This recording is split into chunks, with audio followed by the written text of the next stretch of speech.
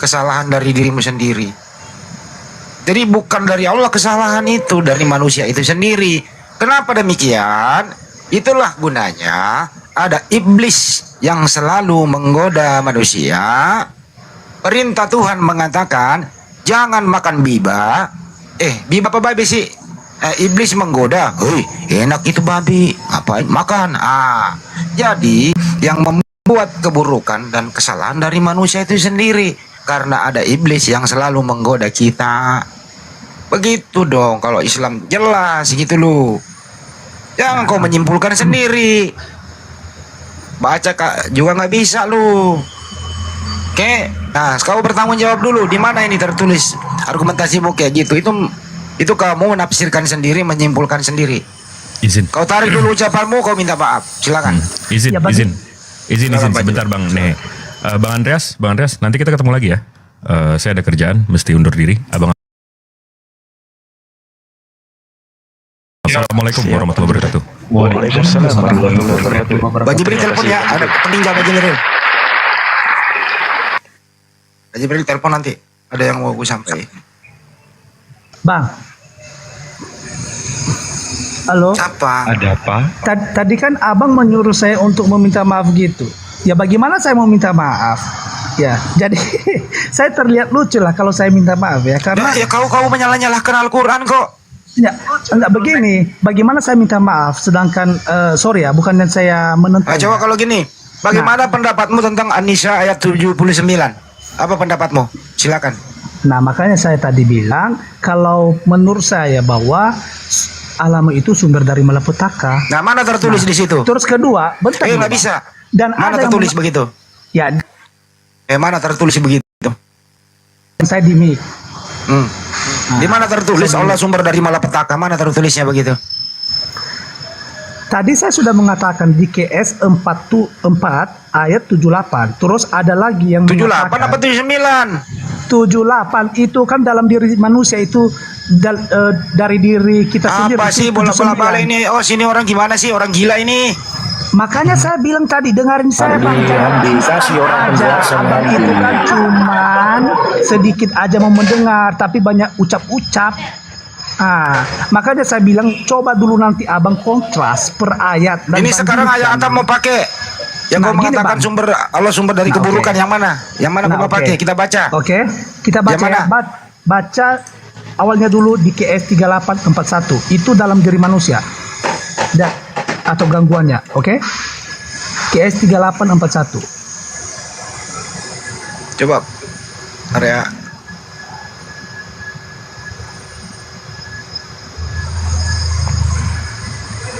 Ingatlah hamba kami Ayub ketika dia menyeru Tuhannya, sesungguhnya aku telah diganggu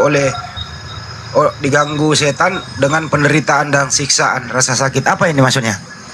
Nah, jadi artinya di situ Bang, di KS 3841 itu yang kami ketahui dan yang kami dengar juga buat saudara-saudara kita muslim mengatakan sumber malapetaka itu setan di dalam diri manusia. Nah, oke. Ya, terus? Nah, jadi saya coba perbandingkan dan hal ini bertentangan dengan sumber malapetaka adalah kita sendiri. Itu terletak di KS 4 ayat 79 Bang. Nah, terus sumber malapetaka dari mana? Dalam diri kita sendiri. Sumber malapetaka dari mana? Iya, yang saya jawab di KS 479. Dasar kucluk Itulah Bang ini. Itu kalau diskusi itu satu-satu. Iya, jadi maksud saya Bang host, maksudnya kita kan berdiskusi secara dalil ini. Jadi ada kontrasnya yang kita Betul, bandingkan. secara dalil, tapi maksudnya dalil kau lompat-lompat. Satu saja belum kelar, habis itu kamu lompat ke ayat lain. Mau diapain ini ayat? Mau diapain? Itu ayat yang kau bawa, maksud kamu apa? Kamu menyimpulkan apa di situ dari ayat itu? Nah, itu kan saya membuat statement yang itu komen di bawah tangkap mereka mau menangkap saya, silakan aja tangkap Tidak. lah. Saya tidak takut penjara lah. Ayo cepat, jangan banyak framing. ditanya. Bukan tangkap. Ini bukan masalah lah. tangkap. Kau ini nggak menista, karena kita di sini diskusi. Enggak, Cuman ini yang orang kita lain di bawah minta, kalau gitu. Tangkap aja. Nehe, yang kita Saya nggak minta takut. di sini, yang kita minta bahwa statement yang kau keluarkan tadi bahwa Allah itu memberikan yang Sumber kau maksud malapetaka. tadi. Malapetaka Sebenarnya itu apa? sebenarnya ini mau cari perbandingan atau seperti apa ya? Nah, Diam makanya dulu, Bang tanyakan Del. si Nehe, Nehe yang bertanya. Perbandingan. Taruh lu Pak antara Anderson. agama Ini si Nehe ini Kristen dengan Islam, gitu. mengatakan, dengerin dulu. Ya. Allah Subhanahu wa taala itu katanya sumber daripada malapetaka, keburukan. Datanya mana? Dia pakai data Quran surah An-Nisa ayat 79. Dia kombinasi dengan Quran surat apa ya tadi? Syat Kes ayat 4, Bang. 41. Bukan. Gitu. Ini Andi, saya dari bukan tadi kes satu, pahamin kes 4. diskusi ini ya. Saya pahamin diskusi ini dari tadi nggak ada ujungnya, ya kan? Jadi yang mau saya tanya di sini, ini Gitu ya. Silakan Pak Nehe. Satu lagi satu. Ada Merubah lagi topik. naik sosok kita dinasehatin sama dia. Kita lagi mau nurusin Lehe. Dia malah mau ngelurusin kita. Gue Itulah masuk Bang surga Ene. lu. Ya setidaknya kan beri juga kesempatan kepada beliau untuk berkata-kata biarpun salah. Kamu Ya, ini bawa setidaknya kan- polemik tapi enggak jelas polemikmu. Itu Bukan aja pole- nih, jelasin Iya. aja, enggak usah jelasin yang lain. Ah, capek aku. Begini, bukannya saya itu tidak serana dengan abang. Maksud saya itu sekali Sekarang tunjukkan di mana tertulis Allah Subhanahu wa taala sumber malapetaka di mana? Di mana? Malah Kalau kita, enggak kau cabut kata-katamu itu baru kau minta maaf. Selesai itu kita lanjut. Itu aja selesai toh itu. Kalau bertanya, bertanya aja Nehe. Jangan langsung menyimpulkan. kesimpulan Contoh kamu nanya nih, Nehe, Bang Andi, saya mau nanya di An-Nisa ayat 79, itu ayatnya bunyinya seperti ini, maksudnya ini seperti jelaskan gitu. kalau begitu bunyi Bertanya. kalimatnya, mungkin bisa juga kami dari awalnya mengatakan Bang Andres, misalnya Bang Andres tuh mengatakan sama saya, Bang Nehe, Nggak usah kau banyak tolong ngomong, dulu, ah. minta tolong Banyak dulu. ngomong, banyak ngomong. Mana ada kayak gitu? Ya udah kalau begitu, ini- kamu langsung ke kebun binatang di sana banyak temanmu bisa diskusi nyambung itu yang ada di pohon. Itu aja. Di sini kayaknya nggak nyambung deh kau. Ya udah ya. Kenapa enggak nyambung? Karena Di kan, atas pohon banyak yang ada bergelantungan juga itu kata- nyambung kayaknya sama lu tuh. Serius. Di sini kayaknya nggak nyambung deh bro. Jauh. Nggak nyambung itu. Ini salahnya kamu Nehe. Dia bertanya, ini ayat An-Nisa ayat 79. Di sini yang saya mau tanyakan bahwa Allah kamu itu masih bermana bertanya atau menyimpulkan? masa aku harus ajarin kau nanya nih. Gini loh Wadah. nanya ini gini. 2 Tesalonika 2 butir 11 bunyinya gini, dan itulah sebabnya Theos mendatangkan kesesatan atas mereka yang menyebabkan mereka percaya akan dusta. Nah, ini maksudnya gimana nih? Kok didatengin namanya kesesatan untuk mereka? Masa Nah, cara Tuhan yang kayak bertanya gitu? seperti cara bertanya Bagaimana? seperti Bang menyalip seperti ini caranya Nehe. Bagaimana? Tidak Bagaimana? menyimpulkan tapi bertanya. Ini loh. Itu caranya. 2 Kalau dari awalnya Tesalonika 2 butir kalau dari awalnya begitu- dengerin dulu. Gini cara nanya nih. 2 Tesalonika 2 butir 11 ngomongnya gini, dan itulah sebabnya Theos mendatangkan kesesatan atas mereka yang menyebabkan mereka percayakan dusta. Ini kenapa Theos itu nyesat-nyesatin orang sampai percaya sama dusta? Nah, bisa dijelasin enggak nih? Nah, gini nilainya ini.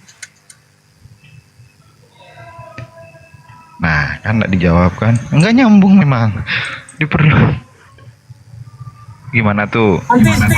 Nanti saya ngomong sama Andreas, jangan dipotong ya. Ayo nih.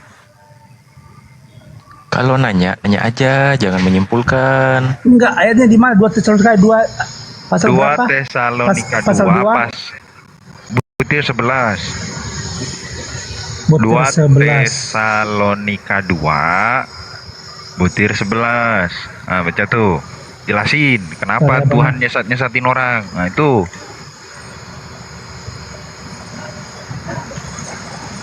Baca Bang.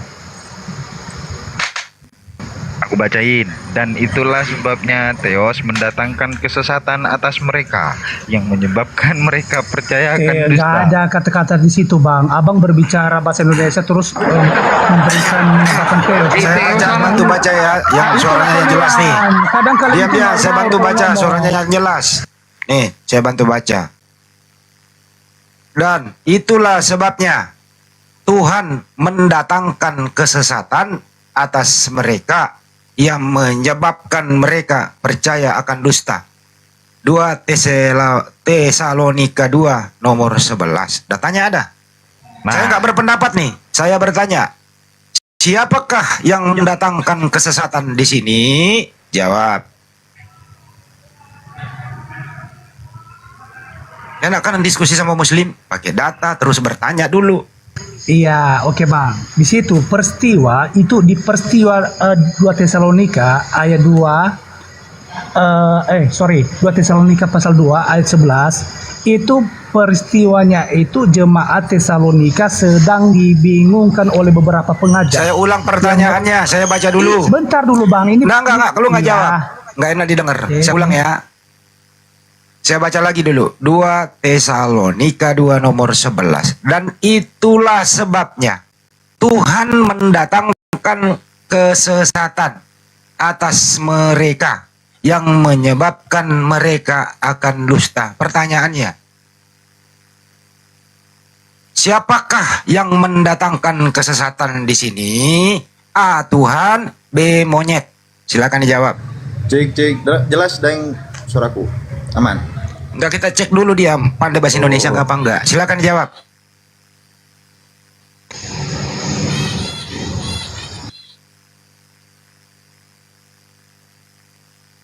Satu, 2, 3, selesai. Diulang lagi. 2 Tesalonika 2 nomor 11. Dan itulah sebabnya Tuhan mendatangkan kesesatan atas mereka yang menyebabkan mereka percaya akan dusta. Siapakah yang mendatangkan kesesatan di 2 Tesalonika 2 nomor 11? A. Tuhan, B. monyet. Silakan dijawab. Bertanya loh saya ini. Berdasarkan data. Itu diskusi namanya. Jadi begini. Ya, Jawabannya begitulah. jangan begini dong. Sekali-kali begitu. Ya udah begitulah. Ah, Itu aja, oke. Ustaz. Terima kasih. Ayo, data lo ini. Membatu deng. Ah, ya dicairkan.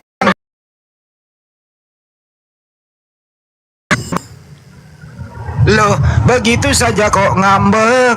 Loh, padahal cuma diskusi.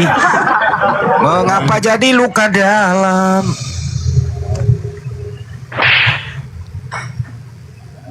Tembak dulu. Tembak. Si mau datang besok. Tembak dulu. Ketabuk data sendiri. Dia membolak-balik Al-Quran dengan pengertiannya sendiri. Dijawab nggak terima. Giliran dikasih data ketabok sendiri, diem. Kaku 1000 bahasa. Membatu.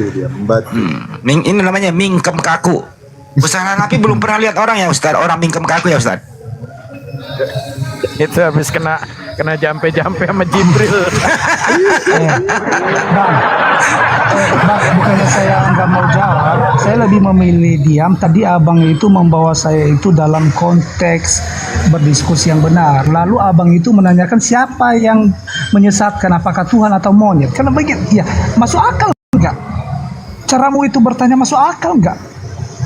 Berdasarkan data saya tanya loh. Apa saya ulang lagi? Tadi kan abang mengungkapkan kata monyet. Jadi kamu seakan-akan Ya jangan kamu itu dipilih munafik. dong, saya kasih pilihan. Iya, tapi jangan seperti kamu kan begitu. punya akal. Nah, terus kalau saya mengatakan nanti goblok, abang bilang aku saya Ya kurang saya sopan. bacain 1 Korintus 4:10. Nah, kan? Nah, makanya Saya bacain lebih datanya memilih gitu loh. aja lah. Gampang itu. Saya baca lagi, saya gantilah pilihannya. 2 Tesalonika 2 nomor 11. Dan itulah sebabnya Tuhan mendatangkan kesesatan atas mereka yang menyebabkan mereka percaya akan dusta. Pertanyaannya adalah, Siapakah yang mendatangkan kesesatan? A. Tuhan. B. Bukan Tuhan. Jawab. Iya, dari awal saya dengar, tapi saya lebih memilih. Kalaupun abang benar-benar benar-benar tahu isi konteks dari ayat itu, mungkin abang nggak nanya lah, karena perikop itu kan kedurhakaan sebelum kedatangan Tuhan. Itulah the man of itu law. kita perlu jawaban. Kita perlu jawaban nih. Jangan Iya, muter-muter jadi- nih. Bukan saya muter Pak Ustadz, tapi saya sebenarnya ulang kembali ingin pertanyaannya. mengungkap. Siapakah yang mendatangkan kesesatan? Saya ulang lagi, siapakah yang mendatangkan kesesatan di 2 Tesalonika 2 nomor 11? A. Tuhan. B. Bukan Tuhan. Jawab. Nah, baca ayat 9 lah. Siapa yang Silakan. Lo kok disuruh membaca? Iya, baca ayat 9. Kucluk. Iya. Jawaban disuruh membaca. Iya. Padahal jawabannya yang sudah dibaca. Itu Oke, jawabannya saya di ayat menyimpulkan. 9. Di ayat 9. Saya menyimpulkan. Di ayat Berdasarkan 9 ada 2 jawabannya. Tesalonika 2 nomor 11 yang mendatangkan kesesatan sesuai data yang tertulis adalah Tuhanmu. Ah, Datanya begini. ada. Datanya Tadi saya begini. sudah menjawab. Dan itulah Saya sudah sebabnya. menjawab bahwa Dan itulah sebabnya Tuhan mendatangkan kesesatan. Tuhanmu mendatangkan kesesatan. Datanya jelas. Jadi sumber daripada kesesatan dari Tuhanmu. Itu loh, datanya ada loh. Gimana itu? tadi saya Masih- sudah Gimana itu? tadi saya sudah mengungkapkan ya, itu yang jawab di situ bukan macam pertanyaan kamu yang bilang. Ya, Loh, begitu jawabannya saja itu, kok belum. Kalau Anda teliti baca ayat 9, baca ayat 9. Loh, begitu saja kok. Kok Karena ngambek, gitu? karena kan pertanyaanmu itu kayak gimana ya? Kayak cari sentimen jadinya. Nih, kalau memang kamu mau jawab, kamu baca sendiri ayatnya, kamu klarifikasinya Bang Handi. Itu namanya diskusi. Jangan kamu jawabannya orang suruh baca. Pak Kamu Ustadz, baca. Pak Ustadz, Gimana sih Nehe? Pak Ustadz, saya di sini diskusi bukan instan aja ya. Harusnya kita ada proses penggalian. Jadi tunggu kalau Orang kita tolong sekali lagi berbicara, jawab. jangan dipotong-potong. Usahakan, biasakan dirimu untuk menghargai orang yang lagi ngomong. Jangan dipotong-potong.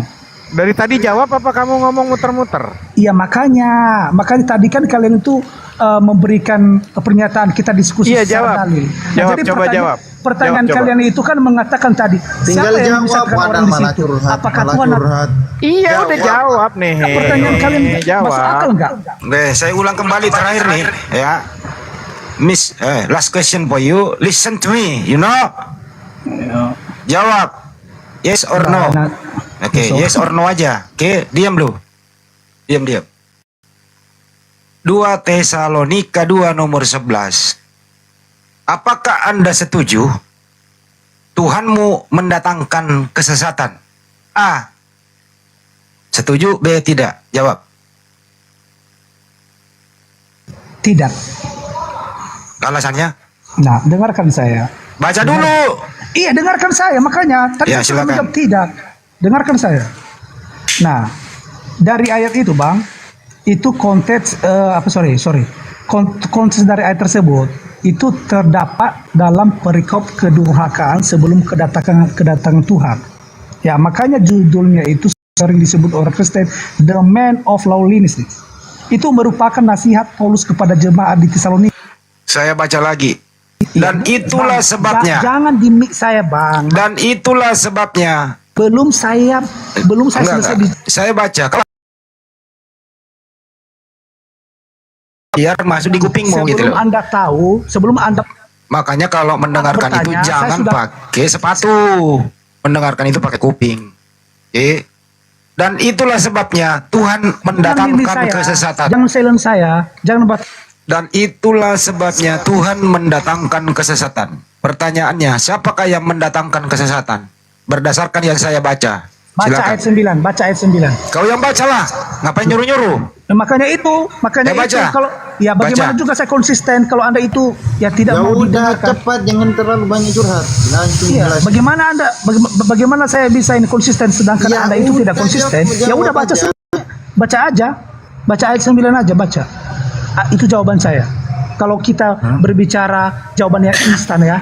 Anda kan maunya Oh, jadi jawabannya kalau instan, kita kan? bertanya, jawabannya disuruh membaca gitu ya? Ya baca aja. Oke, baik. Jadi kalau Nehe ditanya, jawabannya adalah suruh membaca gitu ya? Oke, Karena Anda itu, baik. karena ingin Anda itu jawabannya instan. Tahu nggak? Tidak mau mendengarkan kalau orang itu lagi ngomong. Tapi Anda Meskipun ngomongin membutuhkan bensin waktu. tadi, bensin mah nggak ada masalah di sini. Ngomongin cabai apa gitu. Kalau Iya. jelas tertulis di sini, dan itulah sebabnya Tuhan mendatangkan kesesatan. Tertulis Iya. begitu. Kenapa kok ikari? Iya bang, bangku. Iya memang tertulis itu. Ya terus Tapi- kalau tertulis itu benar nggak tulisan itu? Nah, betul itu memang betul, berarti iya. siapa yang mendatangkan kesesatan? Nah, jadi bukan Hei, diam dulu. Kalau Iya. betul siapa yang mendatangkan kesesatan? tidak, itu bukan Tuhan yang menyesatkan, bukan. Terus siapa yang mendatangkan kesesatan? Siapa? Nah, itu adalah orang-orang yang durhaka pada masa itu. Mana orang-orang di sini nggak ada tertulis? Nah, makanya saya bilang kalau mau jawabannya instan, baca aja ayat 9. Nah itulah sebabnya Tuhan mendatangkan kesesatan. Itu Tuhan loh yang mendatangkan. Tertulis. Aku udah baca deh. Gini Andi. ceritanya deh. Aduh. Gini ceritanya. Ya. Ayat Ini kalau kamu dalam persidangan ini ya, kau dilempar palu hakim bener loh. butir 9 itu ada Jangan iblis. dulu dilempar. Sebentar Kau aja dulu yang nih, aku baca. Enggak, bentar dulu. Tadi abang bilang dia Aku baca palu. dulu. Kau coba aja saya bacain. tembak itu, saya tembak 9 langsung. kedatangan si pendurhaka itu adalah pekerjaan iblis. Nah ini iblis datang bawa si pendurhaka yang akan disertai rupa-rupa perbuatan ajaib, tanda-tanda dan mukjizat palsu. Nah ini ada mukjizat. Iblis nyuruh orang ini bawa mukjizat. Nah, kemudian dengan rupa tipu daya yang jahat terhadap orang-orang yang harus dibinasakan, mereka tidak menerima dan mengasihi kebenaran yang dapat menyelamatkan mereka. Nah, ini gara-gara iblis orang itu percaya karena mereka bawa keajaiban. Nah, karena mereka percaya dengan keajaiban itu, nggak ditolong sama Tuhanmu. Sudah nggak ditolong, disesatin pula. Nah, mana tuh? Gimana? Bukan begitu konteksnya. Loh, Bang kok Meli. itu Enggak gini ya. konteksnya? Aku baca gitu kok. Enggak, dengar dulu saya, Bang. Saya Dengar dulu baca saya. sesuai bacaan teks apa Iya. keluar dari teks. Aku tanya itu dulu. Iya, betul, Bang. Sesuai betul, teks Bang. nggak? Sesuai teks, iya betul. Ya udah. Tapi dengarin tapi saya lagi. juga di ayatnya ketiga, ya. Di ayatnya ketiga itu Nambah ayat kamu lagi. Enggak, bentar, kita dalam konteks itu, Pindah Bang. lagi. Aduh. Saya tidak pindah loh, kita konteks itu loh. Loh, kita dalam perikop itu, saya tidak pindah di 2 Tesalonika pasal 2 ayat 3. Coba kita Kenapa pindah lagi? Tadi 9 ke 3 lagi. Ntar habis Lah, ini itu kan ke 7, ke 6. itu kan Pindah lagi ke kejadian, lari ke wahyu. Kemana-mana larinya gitu loh. Makanya Bang, bentar kita lihat dulu konteksnya, perikopnya apa di situ, Bang. Apa perikopnya? Nah, perikopnya di situ kan ada. Ya, tadi kan saya sudah memberikan ya bahwa itu adalah ada pengajaran-pengajaran yang menyesatkan. Nah, jadi bunyinya di ayat 3 itu, Bang. Coba, Bang ya. Janganlah kamu memberi dirimu disesatkan dengan cara yang bagaimanapun juga, sebab sebelum hari itu haruslah datang dahulu murtad dan haruslah dinyatakan dahulu manusia durhaka yang harus binasa. Aku ikutin Nah, aja, gitu, ada Bang. yang izin ya. Ya silakan. Oke. Ayat 3 itu kan jangan dibiarkan murtad kan gitu. Jangan kau membiarkan dirimu itu disesatkan kan kayak gitu ya. Iya, itu nasihat, Bang. Nasihat dari Ya, Paulus. nasihatnya kayak gitu. Ada pertolongan enggak dari Tuhanmu? Nah, itu kan pertolongan, itu kan perpanjangan tangan Tuhan, itu adalah Rasul Paulus memberikan peringatan Paulus supaya enggak ada sekarang sudah. kan yang berbicara di situ kan Rasul Paulus, Bang. Yang Lah berbicara ini enggak ada pertolongan. aduh, kemudian dia itu mereka konteksnya itu adalah korban penipuan Bang. dari iblis. Bang, Udah yang jadi korban penipuan, disesatin pula sama Tuhanmu. Bang Kan menyalip, gitu keterinya. Bang menyalip. Oh ya. Yang berbicara di situ, Bang, bukan Allah, tapi yang berbicara di situ Rasul Paulus, Bang. Ya, saya. Oh berarti saya cuma- Paulus ini bohong, ngibul gitu. Nggak benar Bukan. kalau Tuhan yang Enggak gini, Bang. Aku pula yang salah gimana sih? Bukan salah, tapi mungkin abang itu salah memahami. Teman-teman di bawah, Kok kapal saya nggak jalan, memahami? kapal Saya lagi tidak sesuai jalan, teks kapal nggak apa jalan, enggak? jalanin dulu kapalnya. Aku baca sesuai teks enggak? Ini udah dikasih tahu sama Paulus. Kalian jangan tertipu kan gitu. Oke. Nah, Cuma gitu doang, saran doang. Ijo ya. Ternyata karena keajaiban mereka malah tertipu. Udah tertipu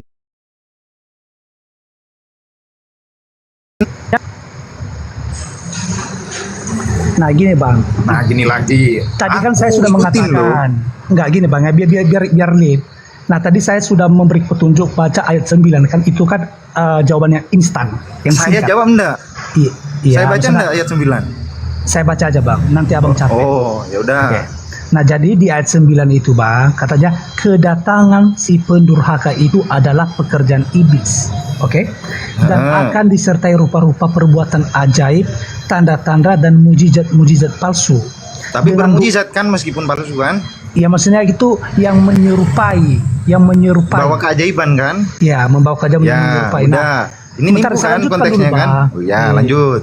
Nah, di ayat 10, dengan rupa-rupa tipu daya jahat terhadap orang-orang yang harus binasa karena mereka tidak menerima dan mengasihi kebenaran yang dapat menyelamatkan mereka.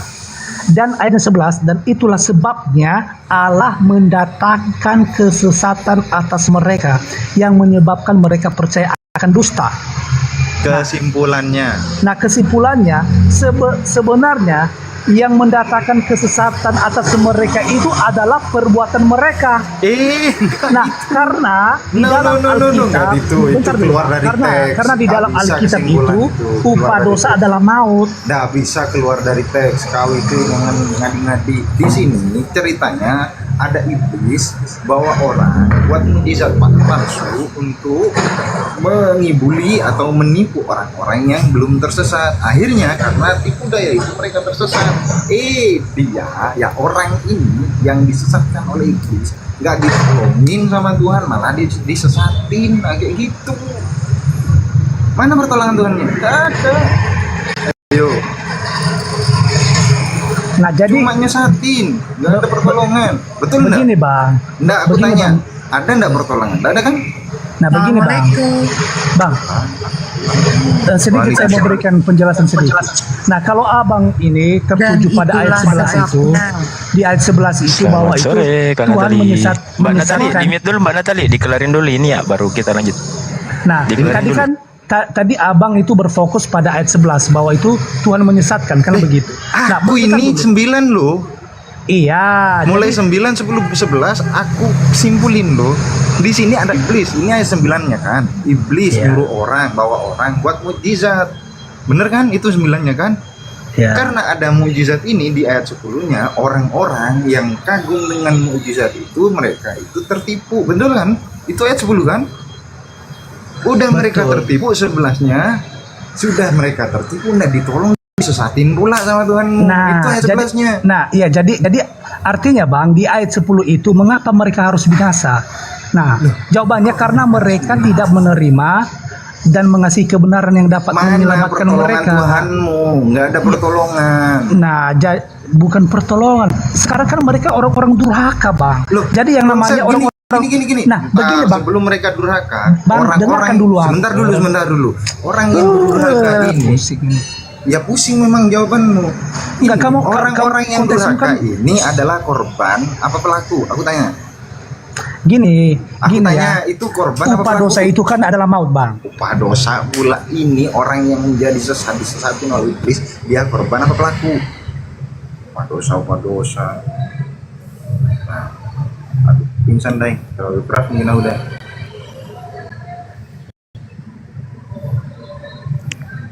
Ya salah sendiri, siapa suruh bawa premis di Al-Quran ya kena lah.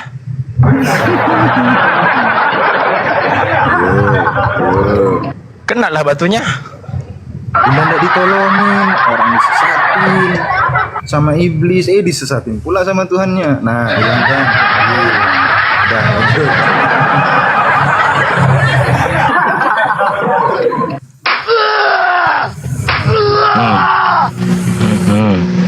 Satu kali lagi.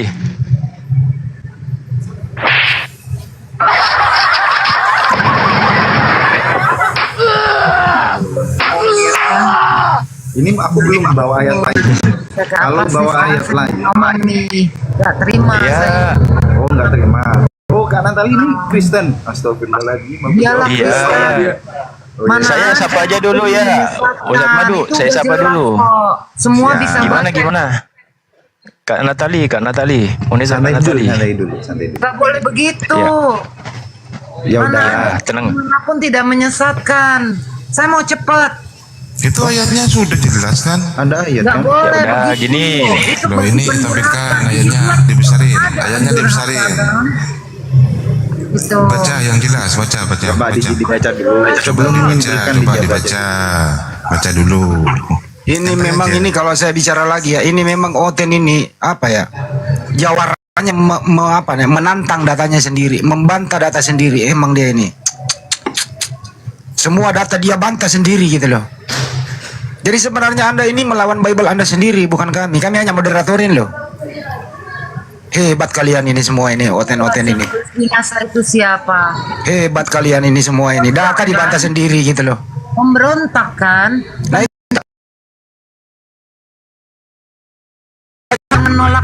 Yang menolak kebenaran kan, yang membenci kebenaran kan, yang pertanyaannya di sana, siapakah yang mendatangkan kesesatan? Dijawab. loh. Memang dikasih kesesatannya bagi pendurhaka karena dia pemberontak. Saya tanya lagi, berdasarkan 2 Tesalonika 2 nomor 11, Tuhan, berdasarkan data yang ada di layar, siapakah yang mendatangkan kesesatan? Jawab. jawab. Tapi saya Tadi- junior. Bang Ya, Andi Tuhan. tadi sudah Ya, dia jawab, Tuhan. katanya Tuhan, Bang Andi. Oh, udah.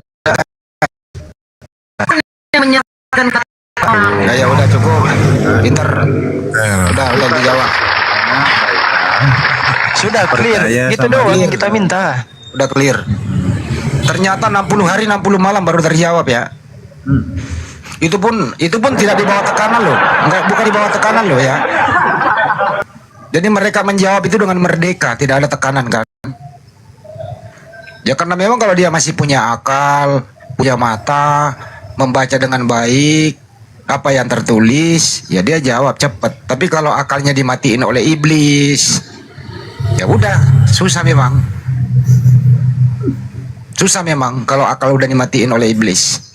Nah, itulah yang dimaksud dengan tadi pertanyaannya surah An-Nisa ayat 79. Kesesatan itu, sumber malapetaka itu dari manusia itu sendiri.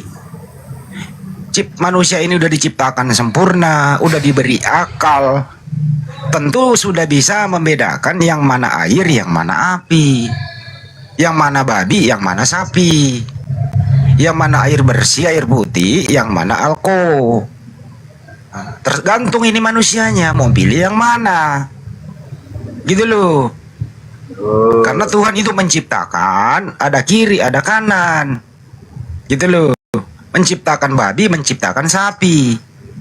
Diberi akal sebagaimana perintah Tuhan itu, babi itu halal apa haram? Ya akal dipakai. Mau ikuti perintah Tuhan atau tidak? Kalau melanggar, Anda sendiri yang menciptakan malapetaka dari diri Anda. Kan clear, mudah sebenarnya itu. Itu kira-kira Bang. Terima kasih. Sama-sama Bang Andi.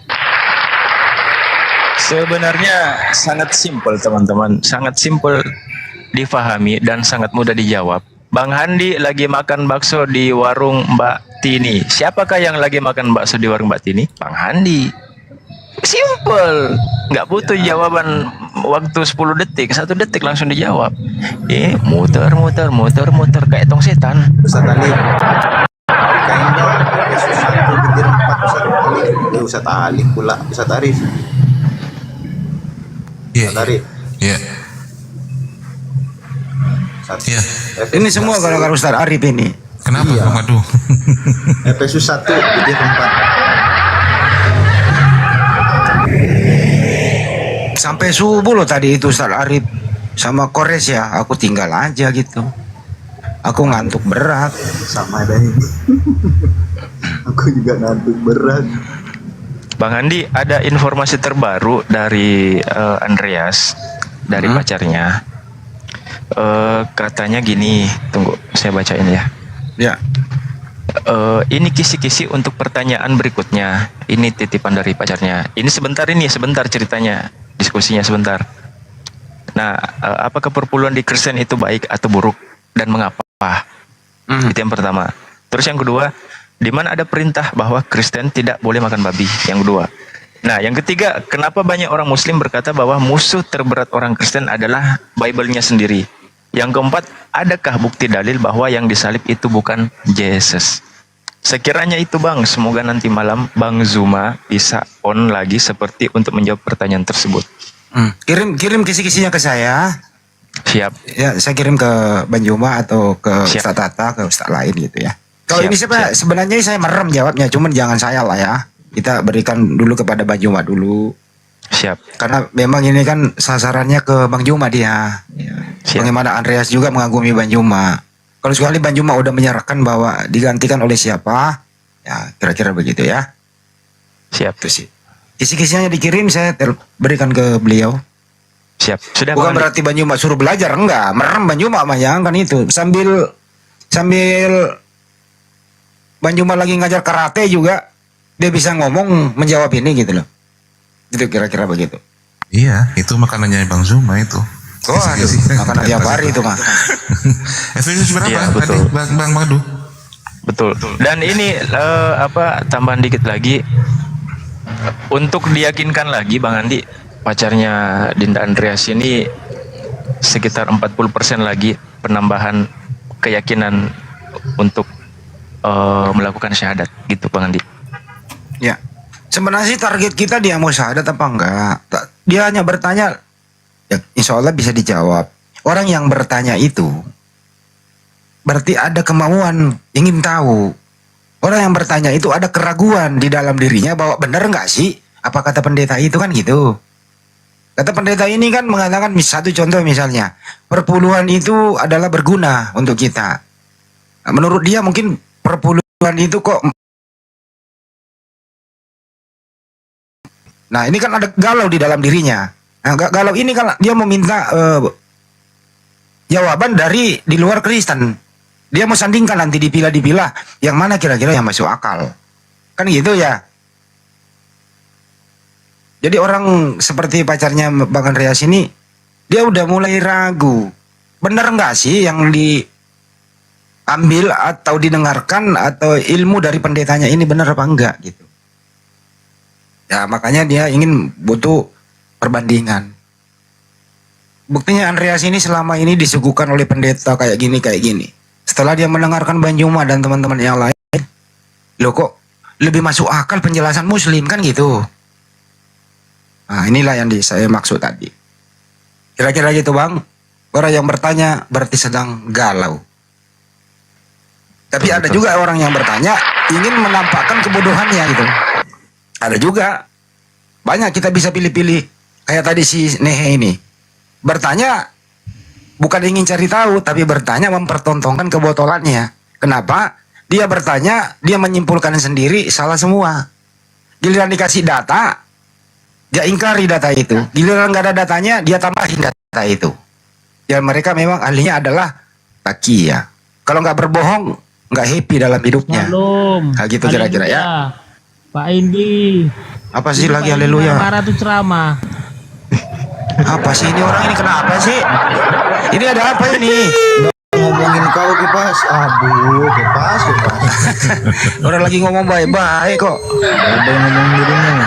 Apa lagi?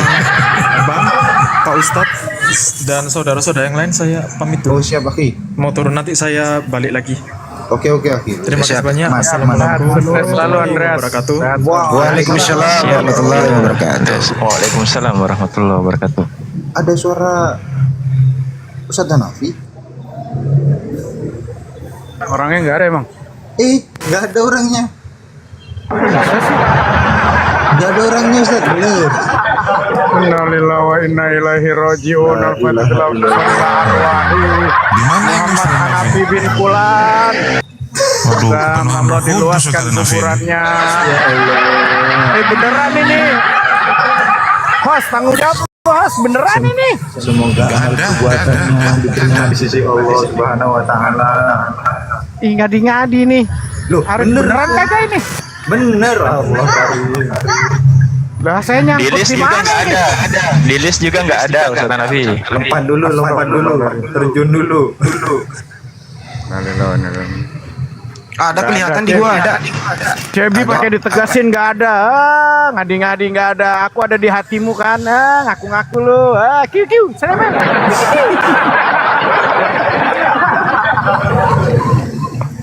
Di list nggak ada, yaudah aku turun dulu. Iya. Ya, Iya.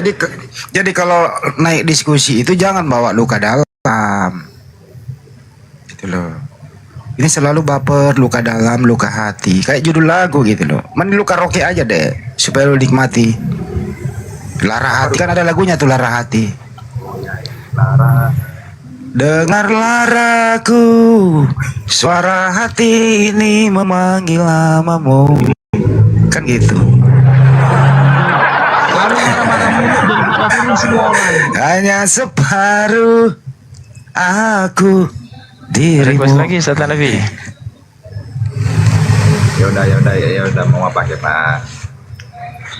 Mau bantu temenmu? Bukan, begini loh. Oh begitu. Gimana? Mulai dari kemarin ini Pak Hendy ini nggak percaya Yesus itu sebagai Tuhan itu aja sih. Dari Handi kita pun nggak percaya. Udah, jangan cuma saya pun nggak percaya. Jangankan Yesus sendiri tidak percaya dirinya Tuhan, apalagi saya. Apa kata Yesus menurut Yesus? Nah, Yesus tidak pernah percaya dirinya adalah Tuhan. Karena Yesus berkata, "Aku tidak dapat berbuat apa-apa dari diriku sendiri, melainkan kehendak Bapa yang mengutus aku." Yesus nggak percaya dirinya Tuhan, dia percaya dirinya utusan Tuhan. Lu siapa lu keplas? Lu siapa? Baca dong Pak Hendy, itu baca Yohanes 13:13. Lu siapa? Yesus itu kan Tuhan, makanya baca Yohanes 13:13. Kalau Yesus itu Tuhan, kenapa dia mimik waktu bayi? Dia kan mau menggenapi firman. Kenapa dia? Firman dari perjanjian lama. Kenapa dia begitu waktu bayi? Kenapa dia nggak langsung aja?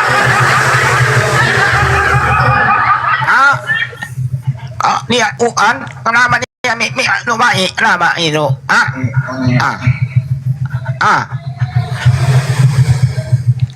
Kenapa dia nggak bisa pergi ke pacar sendiri?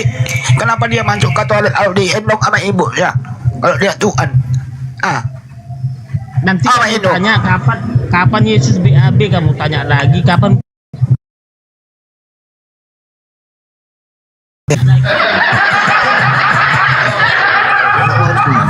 Memang kan Yesus kan. Konsep tidak gini loh, itu sudah pada manusia. Jadi ketika Yesus dikandung Bunda Maria, lahir, dan walaupun dia minum air ASI, itu sudah kodrat manusia gitu loh. Iya, berarti Yesus manusia kan? Berarti dia bukan Tuhan, dia manusia. Dia kan resiko punya Tuhan manusia. Tapi keilahiannya nggak hilang loh, Pak Hendy. Bodoh amat, penting kan dia manusia. Jadi coba buktikan keilahian Yesus waktu dia bayi. Apa yang dia lakukan? Nangis. Iya.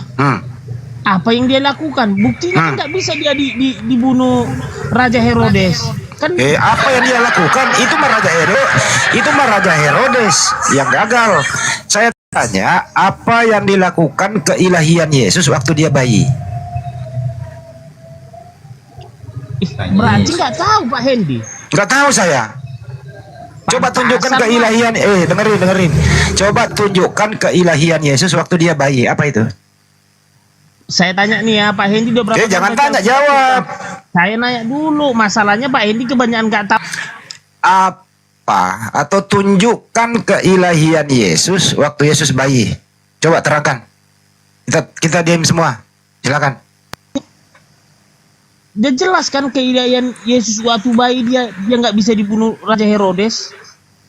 Dia nggak dibunuh. Dan Maria masih bayi nggak bisa dibunuh, udah tua dibunuh gitu. Udah jelas kan? Oke, yang kedua apa lagi selain itu? Nggak apa-apa, ikuti aja. Yang kedua apa? Ya Yesus selamat dia sampai menyatakan firman dia. Oke. Waktu dia bayi, apakah waktu dia bayi dia sudah bisa jalan ke kamar mandi sendiri? Ya nggak bisa lah, kan dia harus seperti Ya nggak kuasa dong. Capek. Waktu dia bayi, apakah dia sudah bisa mencari makan sendiri? Bisa, tidak? Ya nggak bisa lah. Oke, pintar. Waktu dia bayi, apakah dia membutuhkan orang lain? Membutuhkan, tidak? Ya membutuhkan Bunda Maria sama Yusuf, ibunya, orang Oke. tuanya. Apakah Tuhan itu membutuhkan orang lain? Silakan dijawab. Ya membutuhkan lah. Jadi Tuhan membutuhkan orang lain? Ya pada hakikatnya kan ya, Tuhan itu kan menjadi manusia Oke. yang membutuhkan Bunda Maria. Saya kasih sederhana lagi. Tuhan yang merawat manusia atau manusia yang merawat Tuhan? Yang mana yang benar? Pada waktu itu Yusuf dan Maria dipakai Allah. Saya tanya secara umum dengarkan. Jangan. Tuhan yang merawat, dengerin dulu secara umum, dengar dulu. Dengar dulu secara umum. Tuhan yang merawat manusia atau manusia yang merawat Tuhan? Yang mana yang benar? Aku udah tahu pola pikirmu, Hendy. Ya kalau udah tahu lu tinggal jawab. Kalau udah tahu lu tinggal jawab. Udah tahu tapi ngeles gitu loh. Begini loh, kita manusia ini pemikirannya terbatas loh, nggak sesuai dengan. Oke. Saya ambil umumnya lagi. Tuhan itu tempat bergantung segala makhluk atau Tuhan yang digantung oleh makhluk? Yang mana yang benar?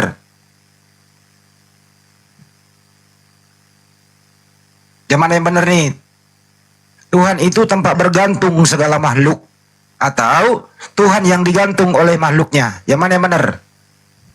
Tuhan itu Alfa dan Omega, jadi semua. Alfa Omega jawabannya. Iya. Aduh. Apalagi? Jawab dulu bro. Ini saya mau. Iya, brother. Kau masih sehat berpikir atau tidak? Janganlah saya omongin, kau omongin yang lain. Saya sederhana loh ini. Tuhan tempat bergantung segala makhluk atau Tuhan yang digantung oleh makhluk? Yang mana yang benar? Inilah kamu kalau waktu di sekolah mungkin tinggal kelas bolak-balik karena Iya nggak apa-apa. Ini lain ditanya lain dijawab loh. Oke, sekolah lagi. Waktu sekolah kan kata sekolah lagi nih nggak apa-apa, gue pindahin ke sekolah. Apakah Yesus pernah sekolah? Apakah Tuhanmu pernah sekolah? Jawab. Ya ngapain Yesus sekolah? Udah. Oke, baik. Di usia 13 sampai 29 dia lagi ngapain? Jawab. Kalau dituliskan dia lagi ngapain, udah nggak muat lagi Alkitab ini. Oke. Menurut penafsiran beberapa pendeta, menurut kamu udah dijawab. Kalau ditulis semua nggak muat kan udah dijawab. Berarti nggak ada tulisannya. Ngapain ditambah lagi gitu lah. Di usia 12 tahun itu dia ke sinagog. Oke. Pertanyaannya, dia ke sinagog lagi ngapain? Silakan. Pada hakikatnya dia tetap memberitakan firman Tuhan. Lain dari itu tidak ada. Baik. Lain dari itu tidak ada. Yesus itu menerima firman atau tidak? Yesus firman. Baik, saya baca data ya. Yesus firman ya, saya pegang nih teman-teman semua. Yesus firman. Yesus berkata begini, Yohanes 17:8, segala firman yang telah aku terima, telah aku sampaikan kepada mereka, mereka menerimanya dan mereka percaya aku adalah utusan Tuhan. Jadi kalau Yesus itu adalah firman, artinya firman menerima firman. Betul apa betul? Berarti kan udah saya bilang Yesus itu kan turun ke bumi kan menjadi manusia. Tadi katanya Yesus firman. Iya memang Yesus firman. Oke. Kalau Yesus firman artinya Bunda Maria menyusui firman, betul? Bisa Bunda dibilang iya. Oke, Bunda Maria menyusui firman. Tepuk tangan.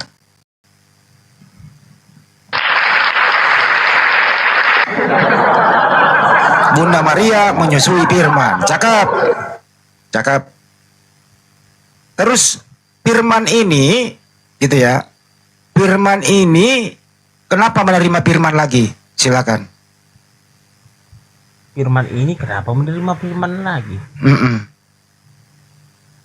Kan sudah saya jelaskan tadi bahwa Yesus itu menjadi manusia, jadi dia harus menerima. Katanya firman. Ya memang dia firman. Iya udah, kenapa firman menerima firman? Ya dia kan menjelma menjadi manusia. Oh manusia bukan firman. Dia kan menjelma menjadi manusia. Oh manusia dia bukan firman. Manusia nggak bisa gini loh, Mak Endi. Manusia nggak bisa jadi Tuhan. Tuhan bisa jadi manusia. Roma 14:9 yang menjadi Tuhan siapa itu? Ya baca aja supaya semua tahu nanti. Saya bacain ya. Saya bacain ya. Katanya manusia nggak bisa menjadi Tuhan. Saya bacain. Tunggu ya. Sebab untuk itulah Kristus telah mati dan hidup kembali supaya ia menjadi Tuhan. Justru mayat hidup menjadi Tuhan, Bang. Itu kan jelas kan? Ya, iya, mayat hidup menjadi Tuhan. Gini loh Pak Hendy. Kenapa lagi dibantah lagi datanya? Bukan, Yesus itu nggak sama dengan seperti kita, dia Tuhan. Saya baca lagi datanya, diam dulu Bang. Roma 14 nomor 9. Sebab untuk itulah Kristus telah mati dan hidup kembali supaya ia menjadi Tuhan. Berarti mantan mayat ini yang 3 hari mayat ini hidup menjadi Tuhan. Jadi Tuhanmu itu mantan mayat hidup lagi jadi Tuhan lagi itu, bro. Jadi kalau kau salah besar, kalau manusia tidak bisa menjadi Tuhan, jangankan manusia, mantan mayat hidup menjadi Tuhan. Data ada kok. Data ini loh. Ya ayo. Masalahnya di mana Pak Hendy? Masalahnya di mana? Coba. Saya nggak bermasalahkan, tapi ada tadi mengatakan manusia tidak bisa menjadi Tuhan. Padahal jangankan manusia, mayat Yesus hidup kembali menjadi Tuhan. Yesus itu kan dia kan di Tuhan, dia turun ke bumi kan jadi manusia. Iya, manusia mati hidup kembali menjadi Tuhan. Saya tambah lagi datanya satu ya. Begini Pak Hendy, Tuhan itu enggak gini. Enggak usah, saya baca lagi data satu. Berapa kali mati? Diam dulu, saya baca lagi satu ya.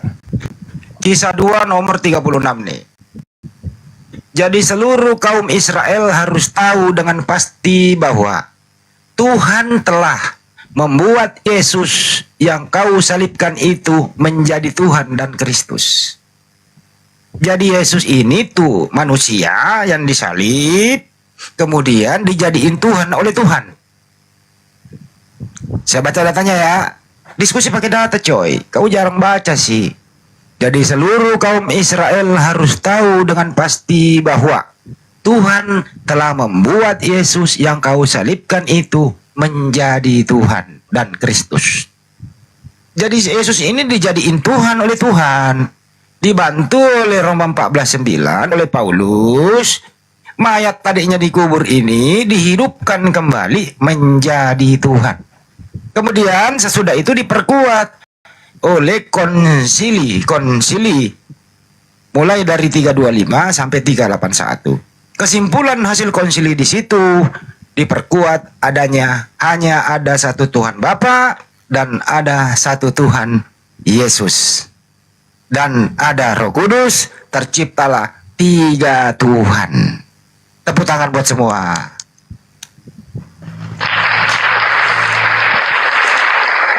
Ini ngomong pakai data loh kita ini. Pakai data loh bro. Jangan nangis. Ini pakai data kita. Kepas, lu hari ini pernah makan ketoprak nggak Kepas? Udah pernah makan ketoprak belum? Udah. Ketoprak enak di Jakarta, Kepas. Udah. Ketoprak di Jakarta di Menteng nih enak tau. Isinya apa kalau udah? Kalau udah isinya ketoprak apa Kepas? Udah sering, maksudnya nggak usah itu pertanyaan Pak Ustadz, maksudnya. Makanan Yang dari tadi lu ngomongin itu nggak nyambung. Udah makanan aja, ngobrol makanan aja nggak nyambung.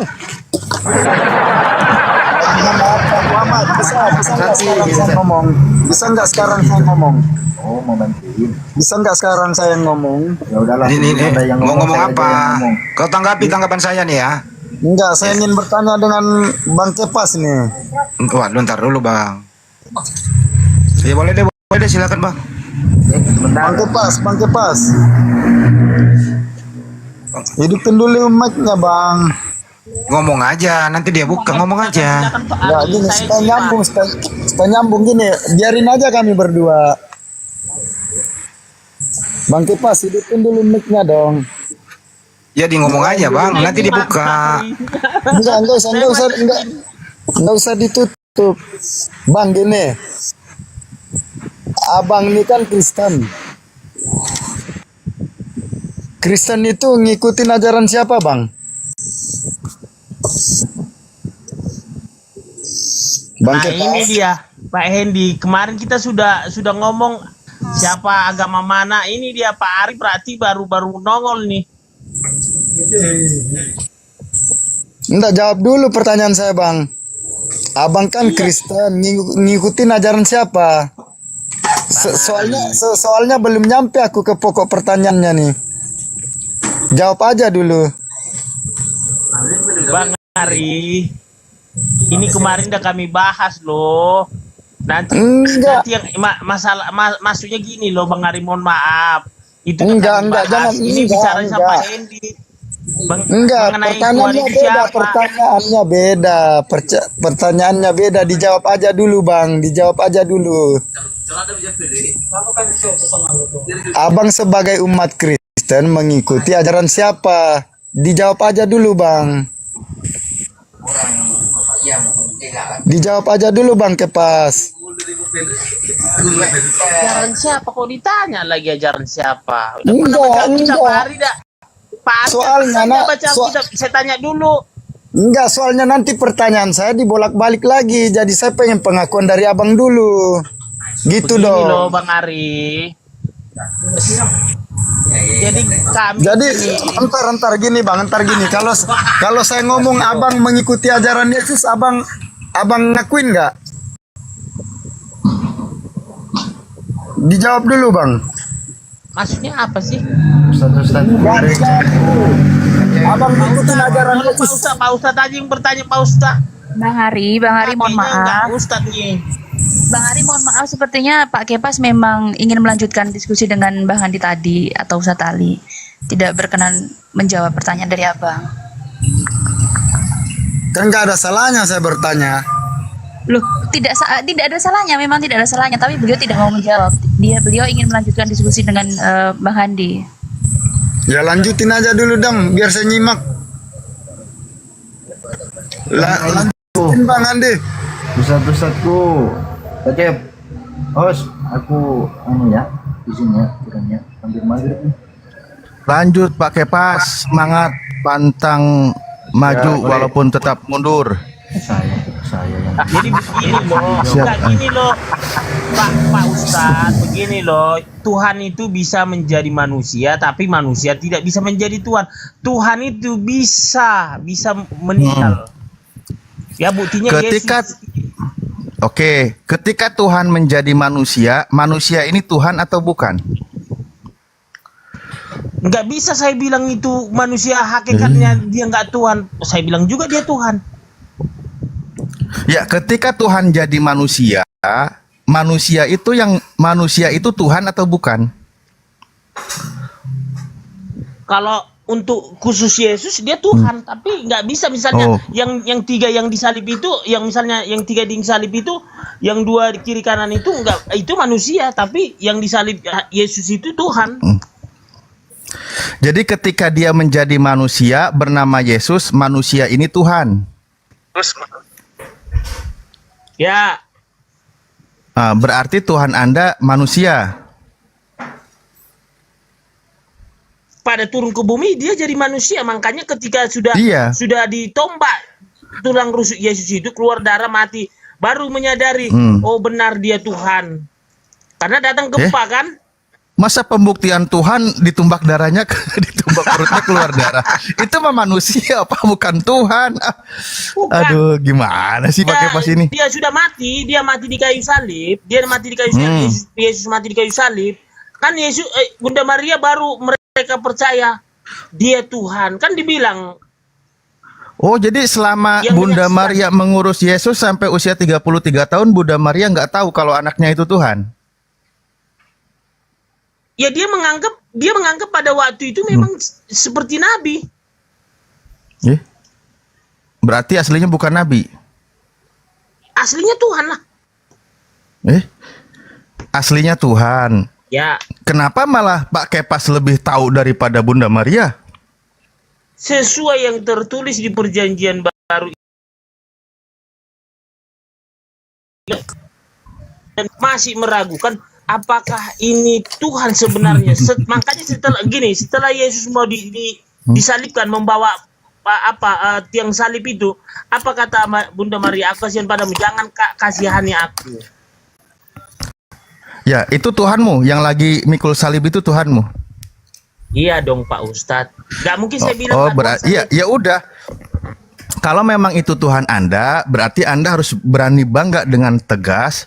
Tuhan Anda itu manusia, pernah menjadi bayi dan dewasa, lalu dia mati disalib di Bukit Golgota, gitu loh Pak. Iya, kalau itu kan saya bilang kan gak saya sangkal. Nanti kalau saya bilang Yesus, kalau tidak disangkal, makanya dengan jelas biar diskusi ini cepat selesai. Tuhannya Pak Kepas adalah seorang anak manusia yang lahir di abad pertama, yang dilahirkan oleh seorang perawan dari bayi sampai dewasa dan meninggal di usia 33 tahun. Begitu ya? Ya. Oke, baik, terima kasih. Ya, Tuhannya Pak Kepas adalah anak manusia atau manusia yang bernama Yesus. Nah, pertanyaan saya Pak Kepas, anak Bunda Maria ini yang bernama Yesus, yang dia itu adalah anak manusia, Tuhannya siapa? anak Bunda Maria, Tuhan, maksudnya Yesus ini Tuhannya siapa gitu? Iya, anak Bunda Maria yang bernama Yesus, di mana Yesus mengaku dirinya anak manusia. Pertanyaan saya, anak manusia yang bernama Yesus ini Tuhannya siapa? Elohim Yahweh kan? Elohim Yahweh Bapa. Keilahiannya kan di surga. Dia nggak terlepas dari keilahiannya, makanya dia berdoa di Gunung Getsemani. Itu kan tadi menurut Pak Kepas, sebentar, tadi sudah selesai loh. Menurut Pak Kepas, Tuhannya Pak Kepas menjadi manusia namanya Yesus, anaknya Bunda Maria. Nah, sekarang saya tanya sama Anda, anak manusia yang bernama Yesus ini Tuhannya siapa? Ternyata Tuhannya Elohim yang di surga, kan gitu? Ya. Berarti Tuhannya Pak Kepas dengan Tuhannya Yesus beda kan? Sama dong. Tadi Tuhannya Yesus di mana? Kan Yesus itu kan Pak Ustadz kan dia menjelma jadi manusia. Ya. Keilahian. Ya itu Tuhan Anda. Iya, itu Tuhan Anda. Iya. Nah, yang manusia ini Tuhannya siapa? Kan Elohim Yahweh. Nah, Elohim yang di surga, betul? Betul. Keilahiannya. Nah, beda nggak Tuhannya Yesus dengan Tuhannya Pak Kepas? Gak ada beda, sama. Kok belum sadar pula? Pak Kepas, Tuhannya itu anak manusia, namanya Yesus. Oke? Pak Ustadz, saya paham apa yang dibilang Pak Ustadz. Artinya gini Pak Ustadz, kan Elohim itu kan dia sudah banyak menurunkan nabi. Manusia ini kan banyak yang jahat. Jadi Tuhan itu sangat sayang kepada umat manusia. Dia mau menyelamatkan umat manusia supaya tidak binasa. Maka turunlah dia ke bumi menjadi Yesus. Ya itulah Tuhannya Pak Kepas turun ke bumi. Iya, Tuhannya Pak Kepas turun ke bumi menjadi bayi, menjadi remaja, menjadi dewasa, dan mati di kayu salib. Itu Tuhannya Pak Kepas, oke? Iya. Nah, pertanyaan saya tadi, Anda pun menjawab. Sementara yang bayi, remaja, dan dewasa ini Tuhannya adalah yang di surga, yang mengutus dia, kan gitu? Nah, kira-kira di sini Tuhannya Pak Kepas dengan Tuhannya Yesus sama atau beda? Sama lah. Tuhannya Pak Kepas anak manusia, namanya Yesus. Tuhannya anak manusia ini yang bernama Yesus adalah Elohim yang mengutus Yesus. Ya beda. Masa Pak Kepas belum sadar juga di sini? Jangan jangankan Pak Ustadz yang apa, orang Yahudi aja bingung, makanya Yesus itu datang membawa perumpamaan, orang Yahudi aja bingung, kamu bilang pula kamu Tuhan, kan katanya. Kok malah jadi ke orang Yahudi? Ya udah, sekarang Pak Kepas percaya juga atau tidak dengan perkataan Yesus dan keluarga Yesus? Yang tentang apa ini Pak Ustadz? Tunggu dulu. Ya tentang Yesus lah. Kalau semua yang tertulis di Alkitab Perjanjian Baru, saya percaya semua. Baik. Ketika keluarganya Yesus menganggap Yesus tidak waras, Pak Kepas percaya atau tidak? Di mana tertulis? Ada Markus 3:21. Tolong dibaca Pak Ustadz, biar didengar kawan-kawan.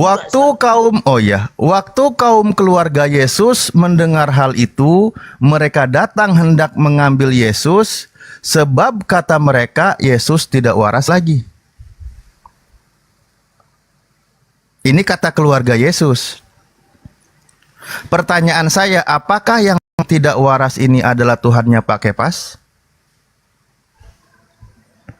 Tunggu dulu Pak Ustadz, tunggu kalimat ini. Ya saya nggak kemana-mana kok.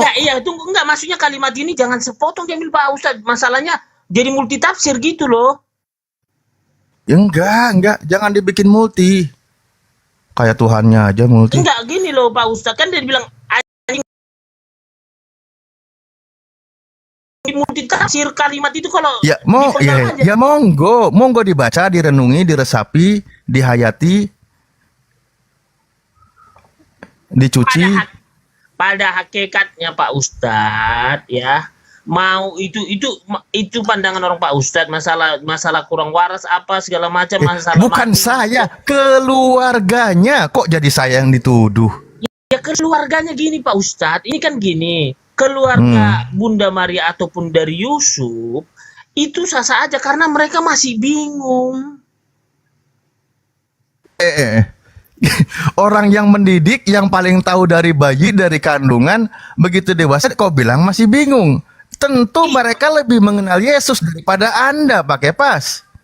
Kan waktu Yesus membawa apa yang salib itu, apa katanya Bunda Maria, kasihan dia dikasihnya. Jangan, apa kata Yesus, jangan kasihani aku.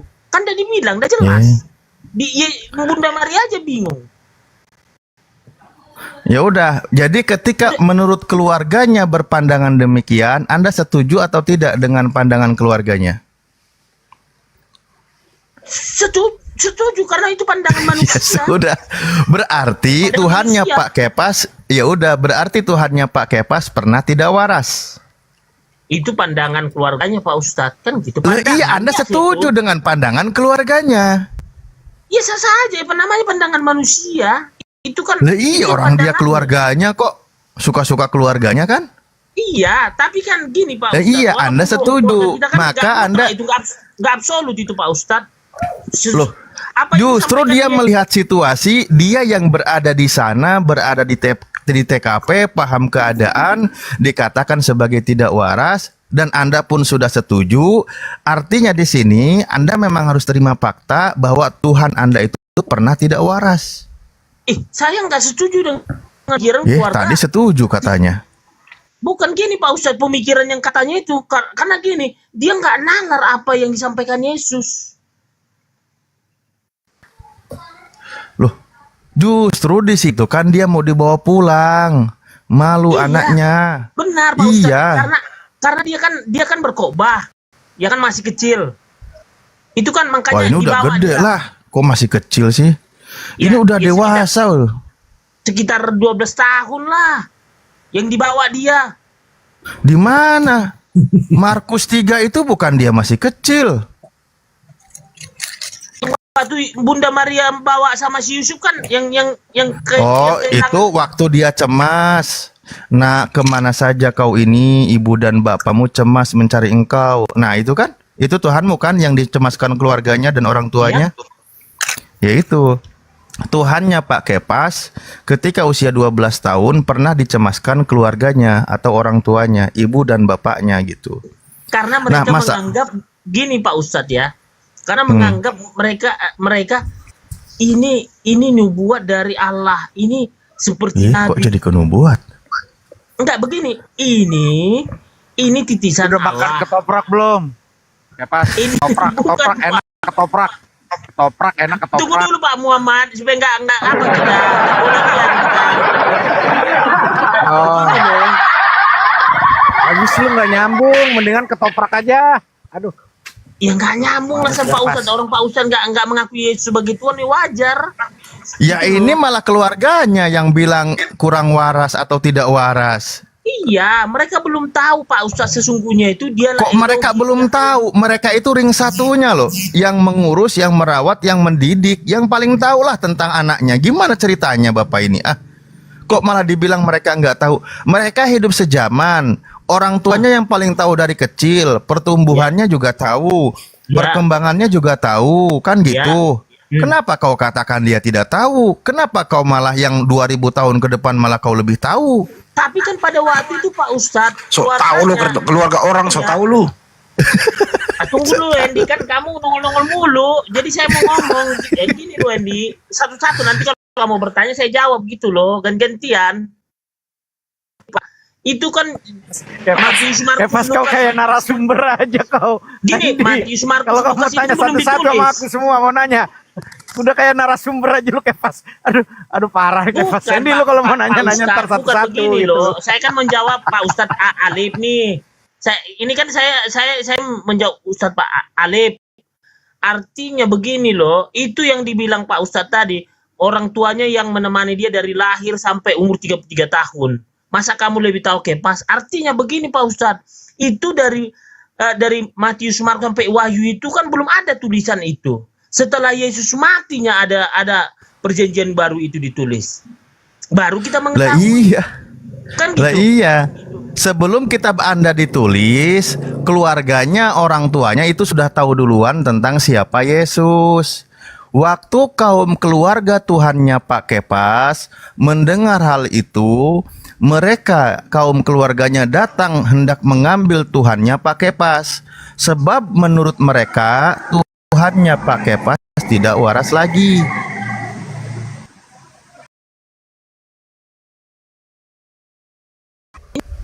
Iya Yesus, itu kan pandangan mereka Pak Ustadz, keluarganya. Nah, iya.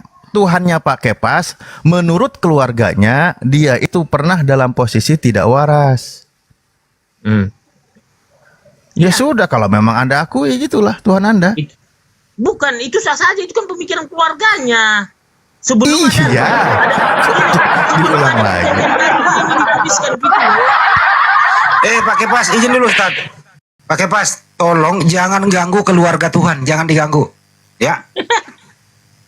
Ya mengganggu. Lanjut Ustaz, ini suka mengganggu keluarga Tuhan ini orang ini. Ya udah, tadi Tuhannya Pak Kepas itu inilah orangnya yang pernah bayi dan mati di kayu salib. Sementara anak ini pernah mengaku dirinya anak manusia, di mana Tuhannya itu bukan manusia dan bukan anak manusia. Ini bedanya ya Pak Kepas ya. Tuhannya Yesus adalah yang mengutus Yesus yang tidak pernah dilihat rupanya. Suaranya pun tidak pernah didengar. Itu Tuhannya Yesus. Tuhannya Pak Kepas adalah Tuhannya yang pernah menjadi bayi dan mati di kayu salib. Rupanya bisa dilihat, bahkan ditumbak, bahkan tadi Anda katakan dia ditumbak perutnya, dan juga pernah mati dan didengar suaranya. Nah, itulah bedanya Tuhannya Pak Kepas dengan Tuhannya Yesus, alias Tuhannya Tuhan Pak Kepas. Beda ya di sini ya. Oh, jadi Tuhannya Pak Kepas, Ustaz punya Tuhan ya? Ya, berdasarkan pernyataan orang yang dituhankan oleh Pak Kepas. Iya kan? Begini Pak Ustadz, mohon maaf. Kok begini? Kita harusnya membaca. Iya dong. Gini loh, ini kan penggenapan firman ini Yesus ini datang. Kan artinya gini, manusia kok jadi Tuhan? Kan tinggal itu aja pertanyaan Pak Ustadz. Kita jangan kemana-mana. Iya, itu sudah menjadi iman Anda. Tuhannya itu menjadi manusia. Itu Tuhannya Pak Kepas. Tapi manusia ini yang Anda tuhankan, dia punya Tuhan. Di mana Tuhannya rupanya tidak pernah dilihat, suaranya pun tidak pernah didengar. Betul? Ya. Ya itu bedanya Tuhan Anda dengan Tuhannya Yesus. Yang jadi permasalahan apa ini sekarang Pak Ustadz? Tunggu dulu. Oh ya sudah. Loh, permasalahan itu sudah sangat jelas. Tuhannya Pak Kepas berbeda dengan Tuhannya Yesus. Sama itu Pak Ustadz. Lah, Tuhannya Yesus rupanya pernah dilihat atau tidak? Begini. Ya, gini lagi. Pak Ustadz, Yesus itu kan menjadi manusia nih. Jadi manusia, tapi keilahiannya nggak hilang Pak Ustadz. Kenapa hari kesana lagi ya? Karena memang itu siklusnya Pak Hendy, memang itu siklusnya. Ini contoh nih, ini contoh Tuhannya Yesus ya. Kita buka ya. Ini Tuhannya Yesus. Nah ini. Bapak Yesus yang bilang ya. Dialah yang bersaksi tentang aku. Kamu tidak pernah mendengar suaranya, rupanya pun tidak pernah kamu lihat. Nah, ini Tuhannya Yesus atau bukan? Itu Yahweh yang dibilangnya itu Yahweh Elohim. Lah iya Tuhannya Yesus atau bukan? Iya, pada waktu Iya. manusia. Nah itu Tuhannya Yesus. Kalau Tuhannya Pak Kepas kan namanya Yesus, yang pernah dilihat, suaranya juga didengar. Beda Jadi kan? begini Pak Ustadz, jangan Oh, begini lagi. jangan lewatkan juga puasa 40 hari 40 malam Yesus waktu di padang gurun. Apalagi kalau puasa. Cobain iblis. Apa katanya? Jika kau anak Allah, jadikan batu ini menjadi roti. Apa kata Yesus? Jangan cobai Tuhan Allah.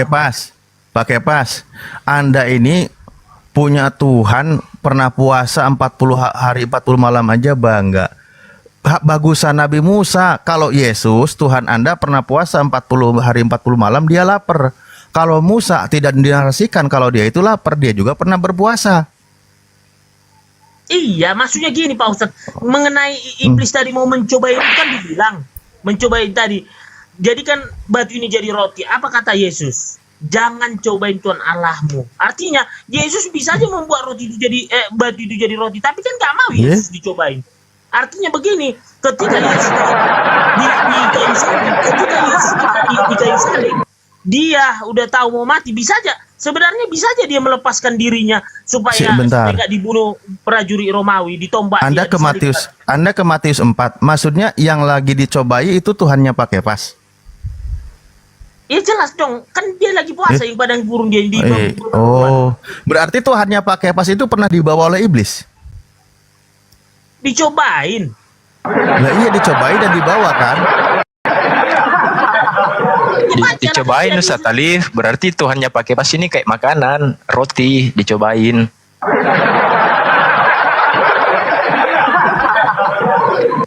Iya, Tuhannya Pak Kepas pernah dibawa oleh iblis. Iya, Tuhan Yesus Lah iya, dia dibawa ke padang gurun. Enggak, Yesus berjalan, bukan iblis, bukan berjalan. iblis padang gurun. Kita buka.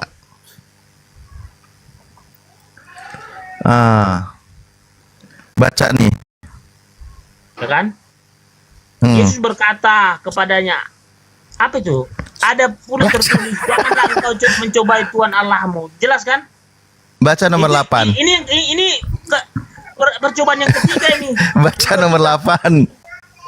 Dan iblis membawanya pula ke atas gunung yang sangat tinggi dan memperlihatkan kepadanya semua kerajaan dunia dengan kemegahannya dan berkata kepadanya, semua itu akan diberikan kepadamu jika engkau tunggu. Naikkan terus Pak Ustaz, naikkan terus. Sujud menyembahku. Iya, Anda sekarang percaya kalau Tuhan Anda pernah dibawa oleh iblis? Iya, karena dia menjadi manusia, makanya dia. Yes, sekarang. Lah iya, ini Tuhanmu kan? Tuhanmu yang jadi manusia pernah dibawa oleh iblis kan? Iya, dia ke atas ke gunung. Iya. Hebatan iblis berarti ya. Iblis bisa bawa-bawa Tuhan. Enggak dong. Lah, ini buktinya Tuhanmu pernah dibawa oleh iblis. Iya, bukan dibawa, bukan berarti dia mengikuti iblis, bukan. Lah terus kalau dibawa kalau nggak diikuti gimana ceritanya? Jadi gini, kalau Yesus nggak dicobain 3 kali, ini kan pencobaan yang ketiga ini. Makanya dibilang iblis, semua itu akan kuberikan kepadamu jika engkau sujud menyembah aku. Menyembah aku artinya menyembah iblis. Maka berkatalah Yesus, ini kan Pak Ustadz, tolong Pak Ustadz supaya dengar orang juga. Naikkan tolong Pak Ustadz. Yang ke-10. Maka berkatalah Yesus kepadanya, nyala iblis, sebab ada tertulis, engkau harus menyembah Tuhan Allahmu dan hanya kepada Dia sajalah engkau berbakti. Jelas. Cakep. Menurut Yesus nyuruh nyembah itu kepada siapa? Yahweh Elohim. Nah, bukan kepada Yesus kan? Pada waktu itu Yesus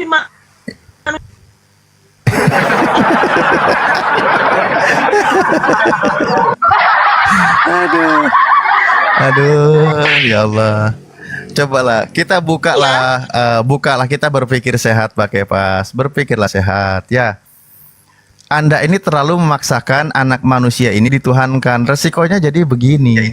Yesus sendiri sama iblis aja bilang suruh menyembah Allah Tuhannya. Hanya kepada Dia sajalah engkau berbakti. Yesus tidak pernah mengajarkan menyembah atau menuhankan Yesus, tidak. Jangankan kepada manusia, iblis saja Dia katakan demikian. Apalagi Anda manusia yang berakal gitu loh. Itu ajaran Yesus. Makanya inilah Tuhannya Yesus yang manusia ini. Sementara Pak Kepas menuhankan Yesus, di mana Yesus ini adalah manusia yang menyembah kepada Tuhan. Itu bedanya. Makanya Kristen itu menuhankan utusan Tuhan. Utusan Tuhan itu memerintahkan agar menyembah Tuhan yang mengutus itu. Tuhan yang mengutus utusan Tuhan itu yang bernama Yesus. Itulah ajaran dari Yesus. Sementara Pak Kepas punya ajaran menuhankan utusan Tuhan. Maka disinilah terjadi pertanyaan, siapa yang mengajarkan demikian Pak Kepas? Karena ini sudah jelas bukan ajaran Yesus.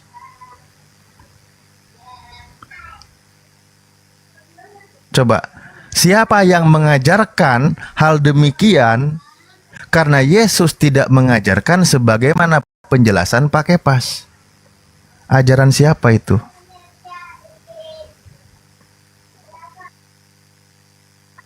Saya tunggu sampai Yesus turun kembali, Pak Kepas menjawab.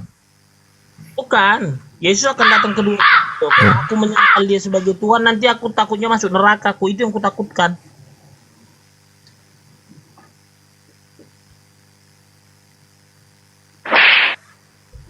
Pak Kepas jawabannya. Pak Kepas ini. Yesus sendiri mengajarkan agar menyembah Tuhan yang mengutus Yesus. Pertanyaannya Pak Kepas, siapa yang mengajarkan menyembah utusan Tuhan ini yang bernama Yesus? Siapa? Kan ketika jelas, Pak Kepas ketika waktu disembah itu kan udah dibilang. Itu kan menyatakan Yahweh Elohim. Kan gitu. Bahwa Yesus itu kan turun ke bumi, Elohim itu menjadi manusia, tapi keilahiannya ada. Dan itu tidak bisa terpisahkan dari Yesus ketika Dia di bumi. Yesus bilang, dan hanya kepada Dia. Dia ini Yesus atau bukan? Yesus. Kok Yesus sendiri yang bilang? Tidak gini, tunggu Pak Ustaz. Ini gimana ceritanya ini? Hanya kepada ketika itu Elohim masih di surga gitu loh. Elohim itu tetap di surga. Iya. Coba gini, pelan Kepas ya. Pakai pas. Enyahlah iblis, sebab ada tertulis engkau harus menyembah Tuhan Allahmu dan hanya kepada Dia sajalah engkau berbakti. Dia di sini siapa? Kan saya bilang tadi Pak Ustadz, Yahweh Elohim. Bukan Yesus kan? Ilahi. Iya, bukan Yesus kan? Yesus. Yesus bilang kepada Dia, bukan kepadaku. Gimana sih? Iya, supaya enggak gini loh Pak Ustadz. Yang menciptakan iblis ini kan Yahweh Elohim, Ilahi. Artinya dia tetap menyembah ilahi Yahweh yang di surga. Artinya kepada Allahmu, hanya kepada dia sajalah engkau berbakti. Nah, Yang kita dinyatakan kembali. dia ini kan Elohim. Tapi Yesus kan ini yang menyatakan ini, Yesus ini, dia pada saat itu menjadi manusia, bahwa dia tahu bahwa siapa yang harus disembah, si iblis tadi, yaitu Elohim Yahweh. Aduh, balik lagi. Ini Yesus berkata itu dia mengutip firman Tuhan. Dia kan waktu kecil kayak tadi pembahasan Bang Handi, dia itu belajar sekolah. Dia mengkaji kitab Perjanjian Lama kan. Makanya ketika di sini dia berbicara, dia mengutip, maka berkatalah Yesus kepada, "Enyahlah iblis, sebab ada tertulis." Tertulisnya di mana? Kitab Anda yang bantu di sini. Kita lihat ya. Ternyata di Ulangan 6 nomor 13, engkau harus takut akan Tuhan Allah. Kepada Dia haruslah engkau beribadah. Nah, kira-kira ini Tuhannya Nabi Musa, benar atau bukan? Karena ini dia mengutip Ulangan. Ya, itu di Perjanjian Lama, benar. Nabi Musa Elohim, ya benar. Ya, Yesus sendiri mengutip Perjanjian Lama loh. Yesus mengutip Perjanjian Lama. Berarti Tuhannya Yesus adalah Tuhan yang disembah oleh Nabi Musa, benar? Benar, benar. Nah, itulah Tuhannya Yesus dengan Tuhannya Nabi Musa sama. Karena Yesus sendiri berkiblat dalilnya kepada kitabnya Nabi Musa. Ulangan 6 nomor 13. Dia memerintahkan untuk menyembah Allah. Kepada Dia seharuslah engkau beribadah. Ini perintah beribadah hanya kepada Dia. Sekarang Tuhannya Pak Kepas yang mana? Nah, coba Pak Kepas, Tuhan Anda yang mana? Pak Ustadz, Tuhan itu di dunia jagat raya ini hanya satu, nggak ada dua, nggak ada tiga. Satu, oke. Berarti Tuhannya Yesus dengan Tuhannya Nabi Musa sama ya? Sama, terima kasih. Di dalam kitabnya Nabi Musa dikatakan Tuhan itu bukan manusia dan bukan anak manusia. Anda setuju? Tunggu dulu, penafsirannya ini beda. Tunggu dulu Pak Ustadz. Ini kalau dia nulir ini pertanyaan ini, nanti orang jadi multitafsir. Orang, oh iya ya, multitafsirnya gimana? Penafsirannya. Takutnya orang Tuhannya Nabi Musa dalam ajarannya dikatakan Elohim itu bukan manusia sehingga ia menyesal dan bukan anak manusia. Anda percaya atau tidak? Saya nggak bisa bertentangan Perjanjian Lama dengan Perjanjian Baru. Ini bukan ini bukan pertentangan Perjanjian Lama dengan Perjanjian Baru. Ini pertentangan kitab Anda dengan keyakinan Anda. Bukan Perjanjian Lama dengan Perjanjian Barunya, tetapi iman Anda dengan kitab Anda di sini. Enggak, saya bertentangan di mana? Nggak ada. Ya sudah, Anda setuju. Bilangan 23 Anda buka. Bilangan 23 nomor 19. Kan udah dibaca Pak Bukan aja Tan, suruh dia baca, bukan Tan. Kita buka ya. Ini Tuhannya Nabi Musa kan? Bilangan 23 19. Oke, kita buka. Kita udah pelan-pelan nih bahasannya nih. Nah, ini. Allah bukanlah manusia. Sehingga ia berdusta bukan anak manusia, sehingga ia menyesal. Masakan ia berfirman dan tidak melakukannya, atau berbicara dan tidak menepatinya? Cakep. Ini Tuhannya Nabi Musa, betul? Ya. Tadi Anda setuju Tuhannya Yesus dengan Tuhannya Nabi Musa itu sama. Tunggu dulu Pak Ustadz. Ini kalau saya tungguin. Ditarik dulu ke atas. Ini bukan menyatakan ini masalahnya. Hai Balak, bangunlah hai Balak dan dengarkanlah. Di sini ya banyak waktu itu bangsa Bani Israel yang menyembah dewa, yang mau menjadikan patung menjadi Tuhannya. Kemana-mana lagi Coba ini bukan perhatikan, menyatakan perhatikan, Yesus, perhatikan, ini Pak. bukan Ya, menyatakan ya gini, Yesus. gini. Ini firman Tuhan yang tertulis di dalam kitab Bilangan 23 nomor 19 bahwa Tuhan itu bukan manusia, bukan anak manusia. Di sini udah jelas loh. Pertanyaan gini lah, kita lihat ya. Atau berbicara dan tidak menepatinya. Mari kita lihat ya. Bukan manusia dan bukan anak manusia. Tidak firman Tuhan ini. Teks dalam ayat ini Pak Ustadz bukan untuk Yesus. Tunggu dulu dong. Ya karena kok malah bukan untuk Yesus. Ini tentang Enggak, prinsip konteks dalam ayat ketuhanan. ini Pak Ustadz enggak. Loh, Anda Begini, paham atau ayat tidak, Pak? ini- Ayat ini Pak Ustadz bukan untuk dinyatakan untuk Tuhan Yesus kedatangannya. Ya. Kalau ada manusia, kira-kira Tuhan atau bukan? Berdasarkan ini. Ini kalau ada manusia yang ini pada saat itu kita bicarakan pada saat itu. Ya semualah. Karena di sini bunyinya begini. Nih lihat ya. Nih kita lihat. Masakan ia berfirman dan tidak melakukannya? Kalau sudah berfirman Tuhan bukan manusia dan bukan anak manusia, dilanggar atau tidak oleh Tuhan? Ini konteksnya Pak Ustadz, anak manusia ini pada waktu itu bukan Yesus. Tunggu dulu. Iya. Berarti Tuhan melanggar firman-Nya di sini. Di mana pelanggarannya Pak? Lah ini dikatakan nih. Ya, ini kita baca ya. Masakan ia berfirman dan tidak melakukannya atau berbicara dan tidak menepatinya? Kalau Tuhan sudah berbicara bukan manusia dan bukan anak manusia, kira-kira ditepati atau tidak oleh Tuhan?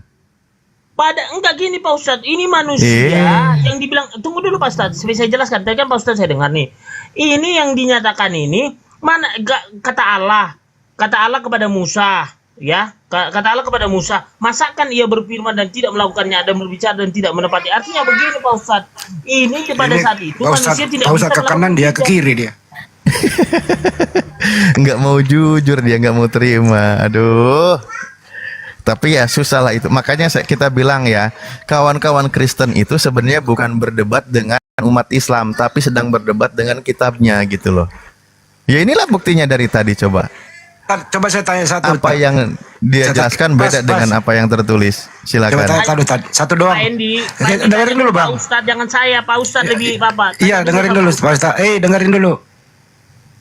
Tuhan itu manusia atau bukan? Menurut data, itu doang sih. Tuhan itu manusia atau bukan? Pada waktu kapan? Tunggu dulu. Ini kalau yang dibaca Pak Ustadz ini pada waktu yang ini Allah bukanlah manusia. Ini pada waktu itu memang belum ada Yesus diturunkan.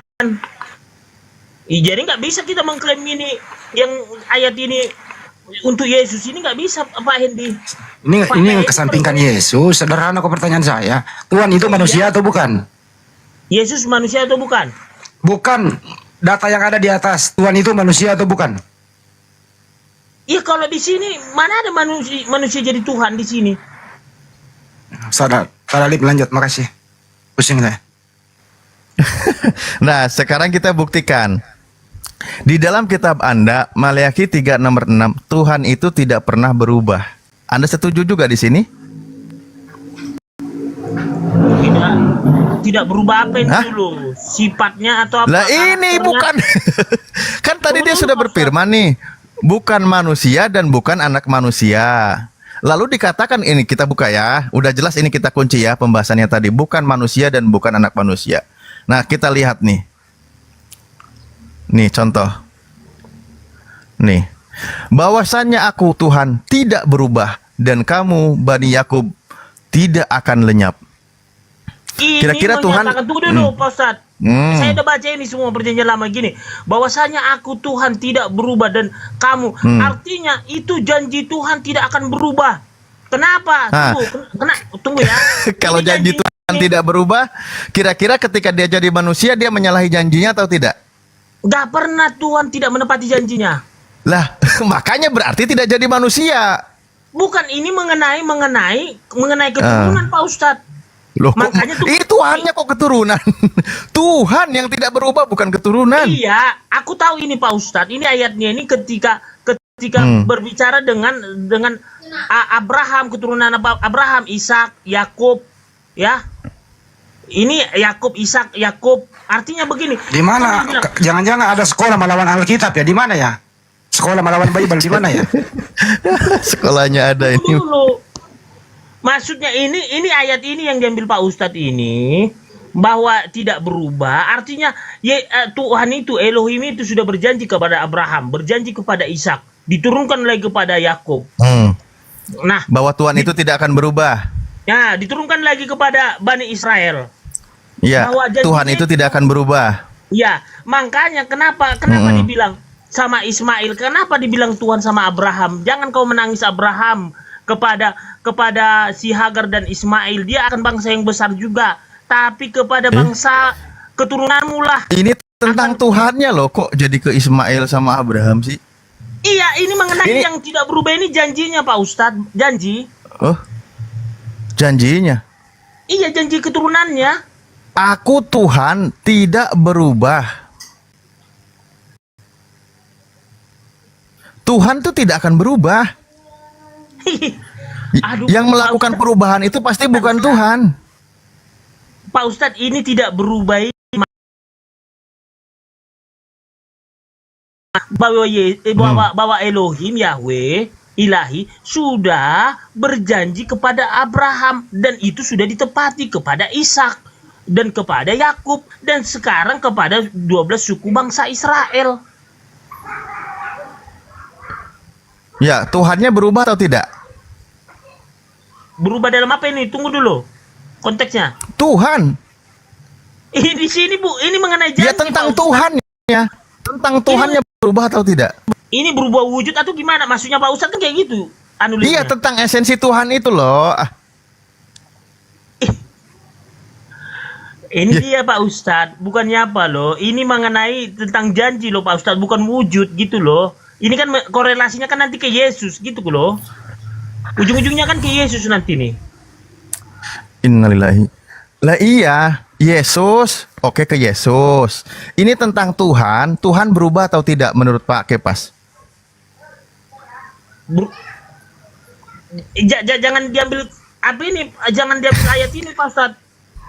Supaya nanti tidak salah paham. Iya dong. Jangan ambil ayat ini. Oke. Ya udah. Tadi jelas. Oke. Baik. Ini dulu satu Tan. Bisa nggak Tuhan itu berubah menjadi bukan Tuhan? Itu pertanyaannya ya. Sadia. Bisa nggak Tuhan berubah tidak menjadi Tuhan? Bisa atau tidak? Oh, nggak bisa, dia tetap bisa jadi Tuhan. Udah dijawab Tad. Tuhan nggak bisa berubah. Lanjut Tad. Ya kalau gitu berarti manusia bukan Tuhan. Jelas kalau memang tidak berubah. Benar dalil tadi. Ya kan? Jadi Pak Ustadz, Yesus itu kan raganya. Jadi seperti kita daging manusia dipakai oleh Ilahi Elohim Yahweh. Waduh. Kok jadi begini sekarang narasinya? Tapi keilahiannya nggak hilang Pak Ustadz ketika Yesus kan mati di kayu salib. Artinya kan kemanusiaannya yang mati. Oke. Sekarang kita pakai dalil lagi. Kitab Anda juga mengatakan begini bunyinya. Yesus tetap sama baik kemarin maupun hari ini dan sampai selama-lamanya. Yesus itu tetap sama. Pertanyaan saya, Yesus yang tetap sama ini manusia atau bukan manusia? Yesus tetap sama, maksudnya apanya? Pertanyaannya. Ya kitab Anda lah. Iya maksudnya. Di dalam kitab. Di dalam kitab Anda tertulis, bukalah Ibrani 13 nomor 8. Yesus tetap sama baik kemarin, hari ini dan sampai selama-lamanya. Yesus yang tetap sama ini, pertanyaan saya adalah dia ini manusia atau bukan manusia? Jelaskan, dia menyatakan itu kan? Dijelaskan? Ini pertanyaan bukan jelas. Iya, Yesus itu tetap sama. Tidak berubah, dia jelaskan. Loh, Yesus tetap sama baik dulu, hari ini dan sampai selama-lamanya. Pertanyaan saya, tetap sama di sini manusia atau bukan manusia? dia tetap sama seperti Tuhan. Sama seperti Tuhan, berarti ada dua Tuhan. Malah bukan Tuhan jadinya, cuman seperti gini loh, dia kan pada imitasinya. waktu bumi kan jadi manusia gitu loh. Tapi Yesus itu tetap sama. Yesus tetap sama, baik dulu ini ya, kita buka ya kalau dikira saya ngarang. Kitab Anda Ibrani 13 nomor 8. Nih. Yesus Kristus tetap sama, baik kemarin maupun hari ini dan sampai selama-lamanya. Pertanyaan saya, Yesus tetap sama ini manusia atau bukan manusia menurut Anda? Yesus Kristus tetap sama, baik kemarin maupun hari ini dan sampai selama-lamanya. Nah, apa yang bingung Pak Ustadz? Saya nggak bingung ini. Saya nanya, tetap sama di sini sebagai manusia atau bukan manusia? Dia kan dua kepribadian Pak Ustadz. Kok malah jadi dua kepribadian? Kayak Tono dan Tini jadinya. Kedayannya kan nggak hilang. Dia kan nanti kalau saya nggak bingung Pak Ustadz. Nah, coba di mana pantesan dia nggak nikah ya punya dua kepribadian. Orang-orang Farisi selalu pertanyaannya menjebak. Selalu gini loh. Pertanyaan ini takutnya menjebak gitu loh. Orang Farisi kok jadi menjebak? Selalu bertanya kepada Yesus. Pertanyaannya selalu menjebak. Seolah-olah Yesus. Ya udah jawab dulu pakai dalil di mana Yesus punya dua kepribadian. Padahal di sini dikatakan Yesus itu tidak sama, tidak baik hari ini dan sampai selama-lamanya. Coba di mana Yesus punya dua kepribadian biar tidak asumsi. Kan udah saya bilang, jelas Yohanes 13 ayat 13. Artinya, guru, kau Tuhan, ya sudah kau menyebutkan aku Tuhan. Nah, ngapain lagi ku perjelas? Kan dari bilang Tuhan. Alamak, ke situ dalilnya. Kok? Ya iyalah Pak Ustadz. Dia bilang dua kepribadian, ke situ dalilnya.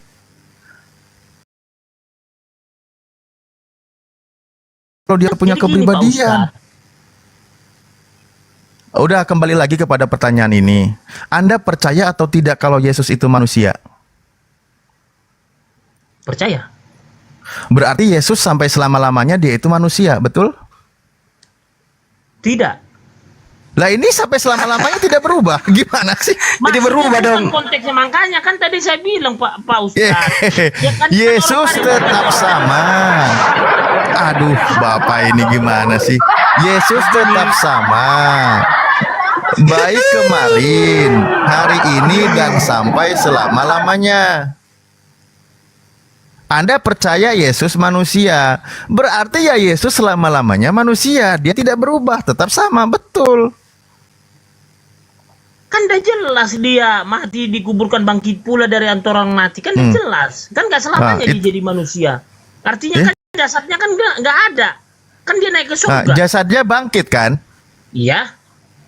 Jasad itu manusia atau bukan? Manusia. Ya sudah, tetap sama selama-lamanya manusia. Nah di sini kebesaran Tuhan nggak tahu Pak Ustadz. Kebesaran Tuhan di hadapan Yesus. Coba Anda pikir tadi, mati, bangkit, lalu terangkat ke surga. Bahkan bangkit bersama dengan jasadnya. Jasadnya manusia atau bukan? Anda jawab manusia. Ya sudahlah, berarti tetap sama. Yesus itu manusia.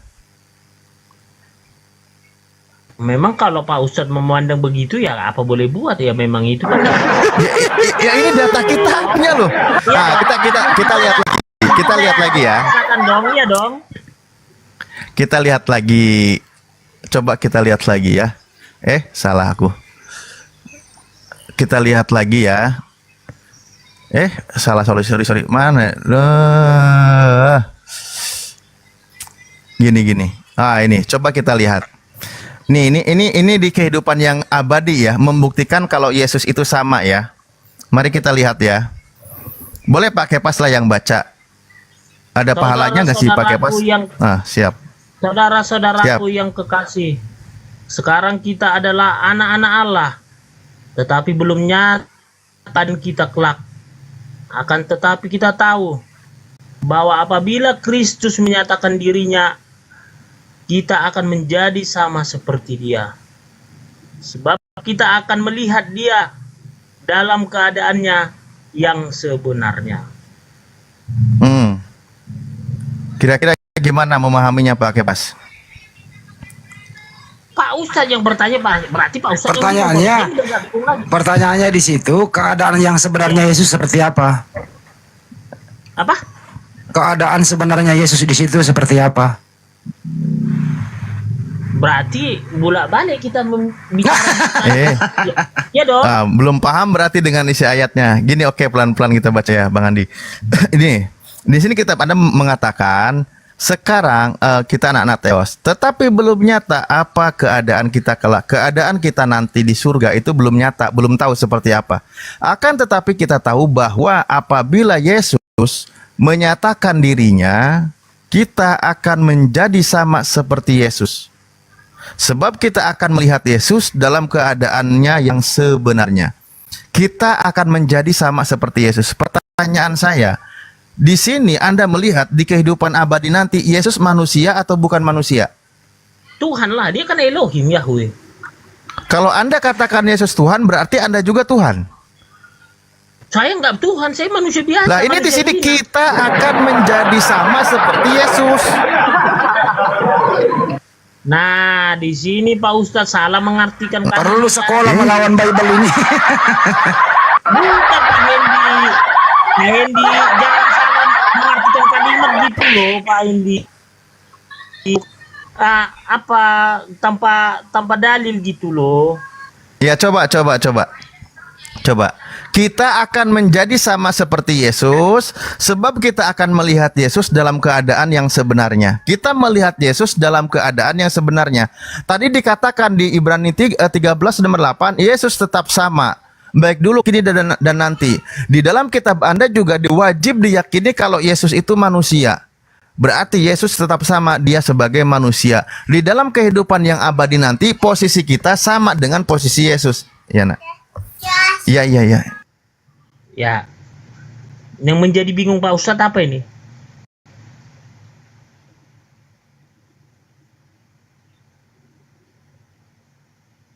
Pak Hendi?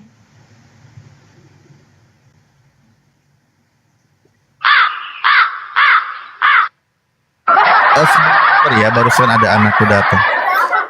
Lah iya, di sini dikatakan keadaan yang sebenarnya posisi murid Yesus itu sama dengan Yesus. Kalau Anda katakan Yesus Tuhan, berarti murid Yesus juga Tuhan. Wah, salah. Ini ada beda lagi pendapat Pak Ustadz kau dari kayak gini. Ya, coba baca. Kita akan menjadi sama seperti Yesus. Coba lihat. Apa? Coba Anda baca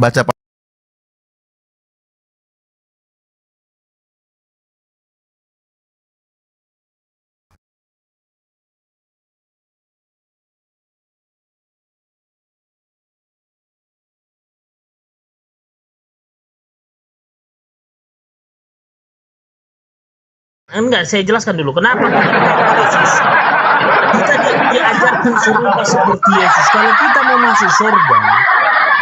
mau masuk surga, kita harus serupa dengan Yesus, karakter.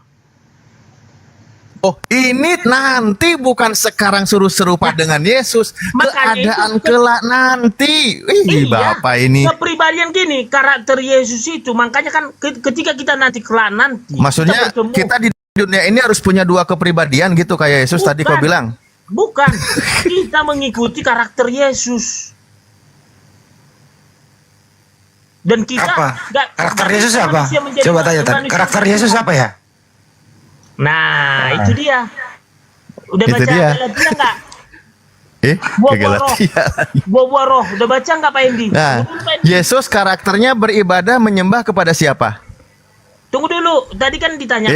Kok tunggu dulu? Katanya harus mengikuti.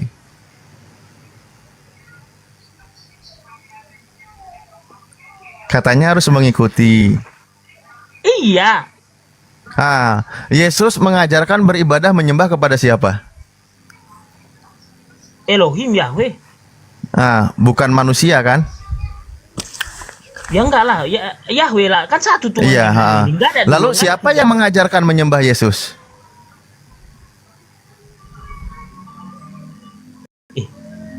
Pertanyaannya kok putar-putar di situ Pak Ustadz? Kok putar-putar, katanya harus mengikuti. Iya. Katanya harus mengikuti karakter dan cara gaya hidup Yesus. Aduh. Bukan. Gini Pak Ustadz, pada waktu yang dibilang Pak Ustadz itu, Yesus menyuruh, artinya Yesus pun berdoa kepada Yahweh Elohim. Artinya, hakikatnya Tuhan itu Esa satu, ya, di surga. Nah, ketika ditanya Pak Ustadz begitu, seolah-olah Yesus itu bukan Tuhan. Kok seolah-olah? Memang faktanya lah. Berarti nggak dibaca Pak Ustadz, akan digenapi firman Tuhan dari perjanjian lama. Disinilah penggenapan firman Yesus datang. Muter lagi kita ke belakang. Aduh, udah jauh gini. Yesus itu wajib dipercaya sebagai manusia atau bukan manusia, Pak Kebas? Di bumi dia, kita percaya dia manusia, percaya dia Tuhan. Diborong. Iya dong, kalau gini Pak Ustadz, kalau saya nggak percaya Yesus itu menjadi manusia, nanti dibilang, terus nanti bagaimana penggenapan firman ini? Nanti kalau dia dibilang nggak manusia, kok Tuhan kok bisa disalib, kok mati, dikuburkan? Nah gitu lagi, jadi banyak lagi pertanyaan. Yesus kembali ke ayat sini kalau gitu, dengerin ya. Yesus di sini kan dia bilang nih, dia katakan, kitab Anda di sini mengatakan murid-murid Yesus itu posisinya nanti sama seperti Yesus. Tadi udah jelas ya, kehidupan di dunia ini Yesus itu manusia.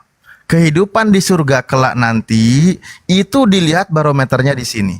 Kehidupan kelak nanti di sini kan dikatakan, tetapi belum nyata apa keadaan kita kelak, keadaan kita nanti itu belum nyata. Akan tetapi kita tahu bahwa apabila Yesus menyatakan dirinya, kita akan menjadi sama seperti dia, sebab kita akan melihat dalam keadaan yang sebenarnya. Jadi kehidupan nanti itu standarnya menilai keberadaan kita itu bagaimana keberadaan Yesus. Keberadaan Yesus seperti itu, itulah keberadaan kita. Semuanya sama. Masa di sini nggak paham sih Pak Kepas? Masa ayat ini nggak paham? Bukan, begini Pak Ustadz. Salah Pak Ustadz menafsirkannya gitu loh. Apa yang salah? Kehidupan kelak ini, kehidupan nanti. Coba dibaca pelan-pelan. Dibaca pelan-pelan. Ya Allah. Gini loh Pak Ustadz. Nanti dibilang Pak Ustadz gini. Nah gini ya, saudara-saudaraku yang kekasih. Ini ya. Sekarang kita adalah anak-anak Allah. Anak-anak Allah. Tetapi belum nyata apa keadaan kita kelak. Akan tetapi kita tahu bahwa apabila Kristus menyatakan dirinya, kita akan menjadi sama seperti dia. Sama, ini kata sama ini dulu. Ini kan ini yang menjadi apa ini problem dalam diskusi kita. Sama ini sama seperti dia. Sebab kita akan melihat dia dalam keadaannya yang sebenarnya. Ini yang dipertanyakan Pak Ustadz tadi, yang kata sama ini, kata sama ini. Sedikit. Bisa Chris, bisa bantuin si Kepas. Silakan. Enggak, izin dulu sama Pak Kepas. Boleh nggak masuk gitu? Silakan Pak. Yesus pernah katakan kalau manusia itu selamat, kita akan hidup seperti malaikat. Ya, kalau kita hidup sebagai malaikat, kita hidup tidak berbuat dosa lagi kalau di surga itu harmonis. Jadi kalau kita dikatakan jadi sama dengan Yesus berarti kita jadi Tuhan, bukan demikian maksudnya. Jadi kalau baca ayat Alkitab, jangan kita langsung simpulkan, oh berarti kita bukan Tuhan, Pak, coba pahami dulu kalimatnya di sini. Justru di sini murid-murid Yesus itu barometernya keberadaan di surga nanti itu, nanti patokannya itu Yesus. Mereka itulah sama dengan Yesus. Kan begitu penjelasannya. Lihat kalimatnya. Iya. Nih. Jadi begini Bang. Kalau kita jadi pengikut Yesus, kita sama-sama akan jadi anak-anak Allah. Ya. Jadi kesamaannya di sini bukan kita harus jadi Tuhan. Di hadapan Bapa di surga kita disebut anak-anak Allah, menjadi sama dengan Yesus kan? Yesus. Iya, sama dengan Yesus kan? bukan berarti kita jadi Tuhan. Kalau Lah menjadi iya, berarti Yesus juga anak-anak bukan Allah, Tuhan kan? ya kalau kita masih di dunia ini, murid-murid Di menyebut surga. Yesus Nanti itu ini di surga, Tuhan. Pak. Ini ya kan nanti kalau masuk surga ya, Yesus pernah katakan kita hidup seperti malaikat ya. Nah, jadi kita disebut anak-anak Allah, itulah samanya, bukan kita jadi Tuhan. Keadaan yang sebenarnya. Keadaan yang sebenarnya murid-murid Yesus sama dengan Yesus. Sekarang saya tanya sama Anda, dalam keadaan yang sebenarnya, kalau masalah anak Allah itu sekarang udah dikatakan, sekarang kita anak-anak Theos. Udah ini nggak perlu dibahas lagi.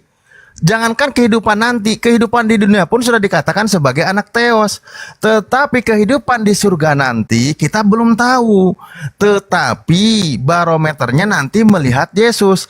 Keadaan Yesus yang sebenarnya seperti apa, itulah keberadaan murid-murid Yesus. Oh iya, dalam saya paham, keadaan yang sebenarnya. Jadi begini ya. Kita gimana akan lagi? melihat dalam keadaannya yang sebenarnya. Jadi kalau di dunia ini kita melihat dia sebagai manusia ya, kalau di surga kita akan melihat posisi Yesus sebagai apa?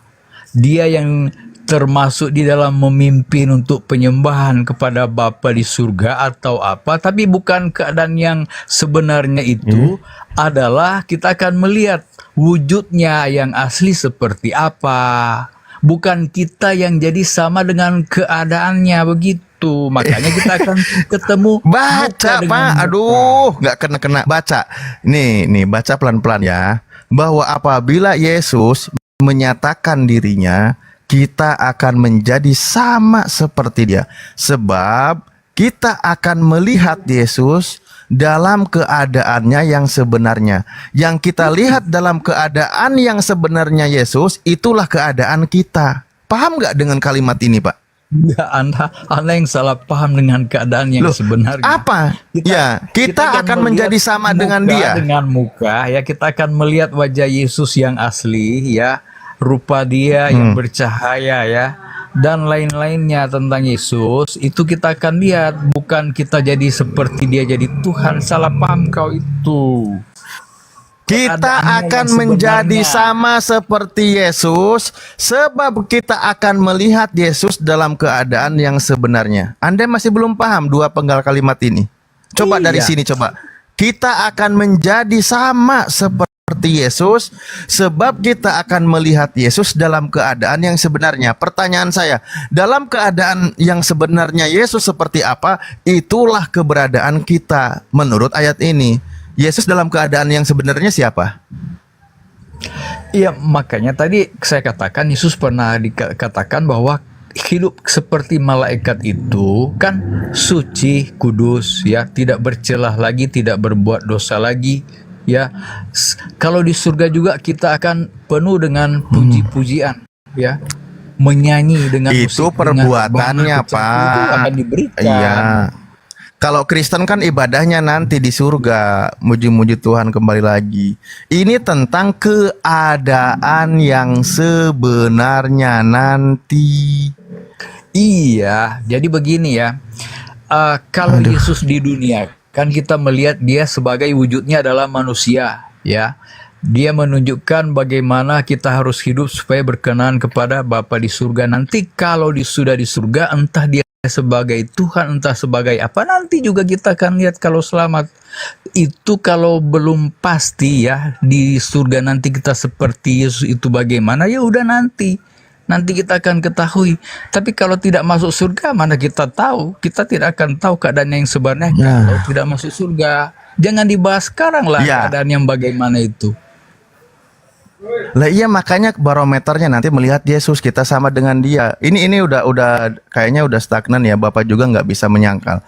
Gini Pak, ketika Yesus terangkat, Yesus katakan, anak manusia duduk di sebelah kanan yang maha kuasa. Yesus di hadapan yang maha kuasa mengaku dirinya sebagai apa di situ, Pak?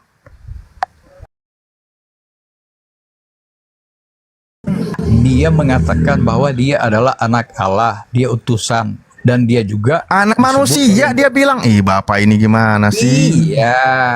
Iya, tapi tidak mungkinlah kita di dunia ini. Dia kan bicara dengan murid-muridnya sebagai manusia, dan kalau masuk surga ya, murid-murid ini yang dijanjikan selamat karena sudah jadi anak-anak Allah, nanti akan melihat rupanya seperti apa ketika dia berada di surga.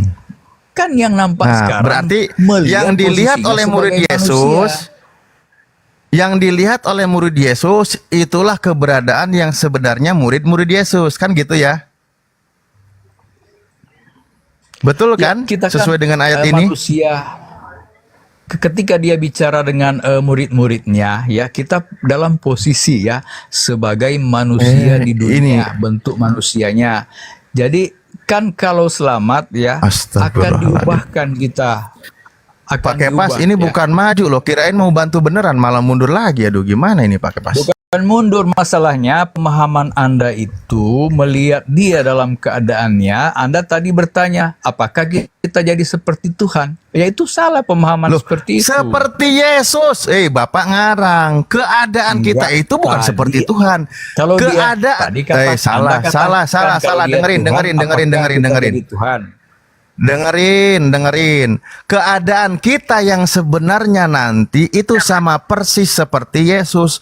Saya bertanya, keadaan Yesus nanti di surga siapa? Dikatakan Tuhan oleh Kristen. Berarti murid-murid Yesus juga jadi Tuhan kalau gitu. Karena keadaan murid Yesus itu sama seperti Yesus nanti. Iya. Itu kesimpulan Anda. Loh kenapa jadi saya yang disalahin? Tapi kan pemahaman Kristen yang salah jawab. Nanti, kalau kita akan melihat dia dalam keadaannya yang sebenarnya, ya nanti kalau wujudnya sebagai Tuhan atau apa nanti di surga, nanti kita akan lihat kan dia di hadapan mereka masih sebagai manusia yang diutus, ya.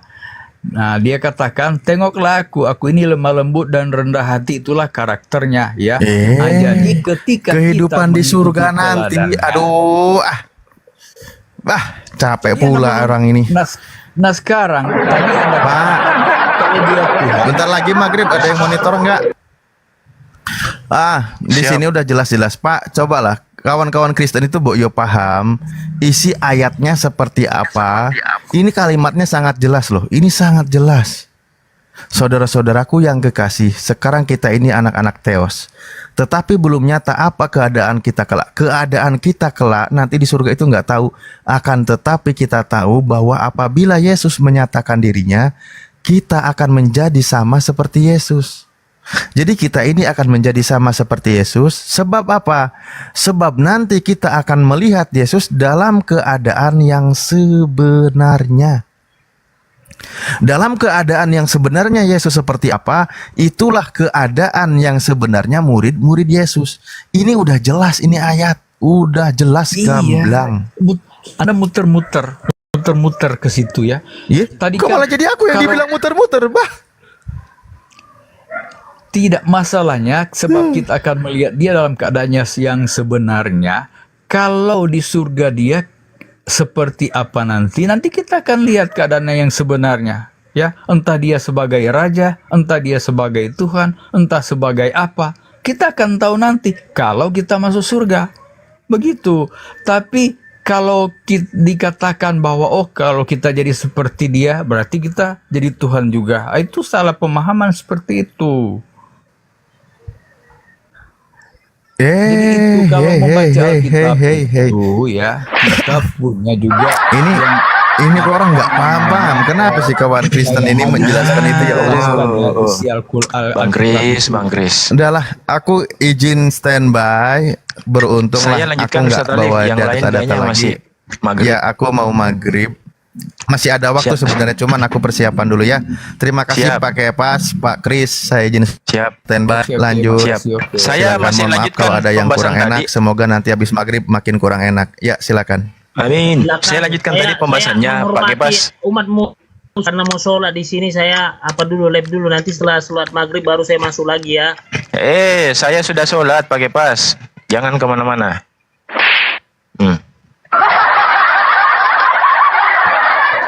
Kita lanjut Pak Kepas. Pak Kepas. Ya lanjut Pak, lanjut. Saya nyimak. Nah, tadi itu ayat berapa Pak Kepas? Ayo. Enggak, tadi yang dibilang Pak Kris Walujan itu udah benar, apalagi nggak ada lagi. Tidak, saya tanya, ayat yang ditampilkan Ustadz Alif itu ayat keberapa? Itu di perjanjian baru itu tentang Rasul Paulus. Iya, perjanjian baru di ayat apa? Matius kah? Lukas kah?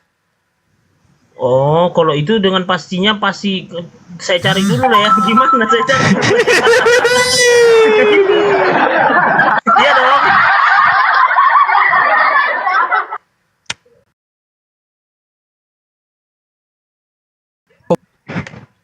Baru mulai prolog sama saya sudah KO. Wah. Agak lain. Ustadz Alif, jangan di-type Ustadz Alif, saya cuma pura-pura. Bicara dulu Pak Kris Walujan, bicara aja dulu, nggak apa-apa. Ini diskusi kita. Saya pura-pura Ustadz Alif tadi, saya pura-pura nggak tahu. Cuma ngetes doang. Pakai pas ini. Pakai pas. Itu ayat keberapa pakai pas? Udah diketip Pak Ustadz tadi di bawah. Apa? Kan gitu. Apa itu? Apa? Kan udah jelas Yohanes tadi itu udah ditulis. Iya, Yohanes berapa? Kan dari ini Pak Ustadz buat Yohanes 3 ayat 2. Nah, berarti enggak nyimak dia. Dari sini saja saya deteksi apa yang dijelaskan sama Ustadz Alif pakai pas ini nggak nyimak.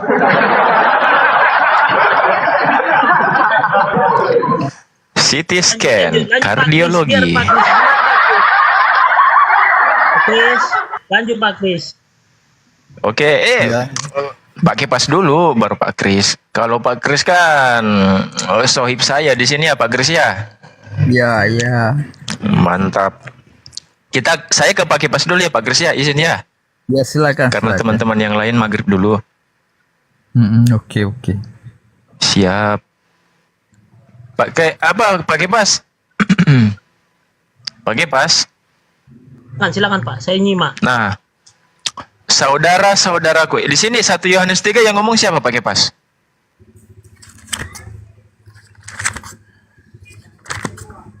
Bisa ayat nggak? Bisa 1 Yohanes 3 butir 2.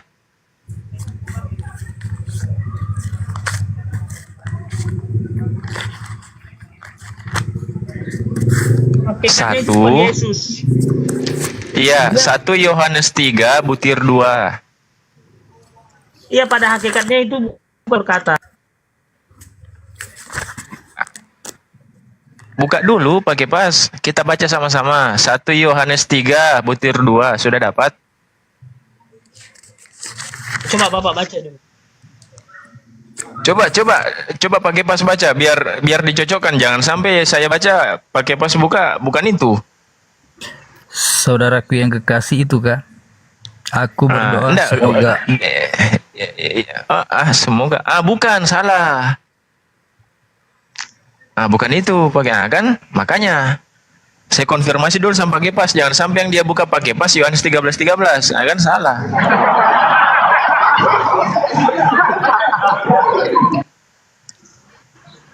Mentang-mentang 1 di depannya, di belakangnya 3, jadi 13. Agak lain. 1 Yohanes 3 ayat 2 ya. 1 Yohanes 3 butir 2. Nah, saudaraku yang kekasih, aku berdoa semoga engkau baik-baik dan sehat-sehat saja dalam segala sesuatu sama seperti jiwamu. Nah, salah kan? Kok itu? Bukan itu. Ngawur, enggak itu. Bukan itu. Bukan itu. Yang mana? Saudaraku, bukan itu, saudaraku. Yohanes bukan apa itu, 1 Yohanes? Surat Yohanes atau Yohanes? Satu Yohanes pasal 3. 1 Yohanes 3. Surat Yohanes yang ketiga ya. Pasal 1 ayat. 1 Yohanes 3 ayat 2. Itu ya bunyinya tuh, saudaraku yang kekasih, aku berdoa itu kah? Salah Pak, Bapak ini baca Alkitab Bukan. Kalian baca saja Yohanes. Ini Satu. akan ada 2 Yohanes, Yohanes ketiga. Gini Pak Kris, Kan ada satu. Yohanes, ada 1 Yohanes, Betul. ada 2 Yohanes. Ini 1 Yohanes 3 ayat kedua.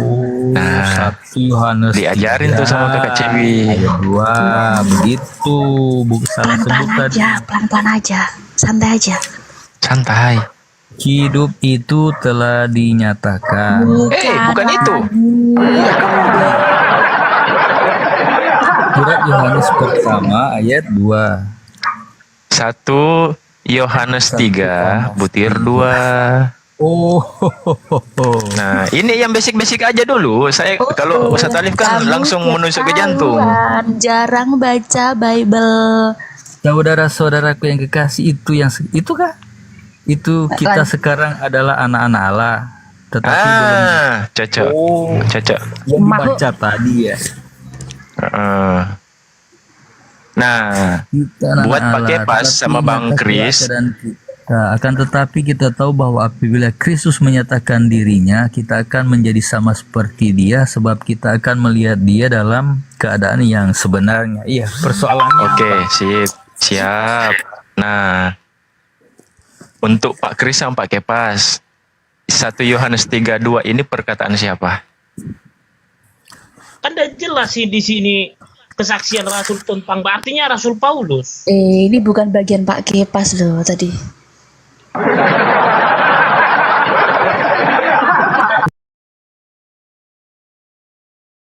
Pas Paulus di sini, Pak Kepas.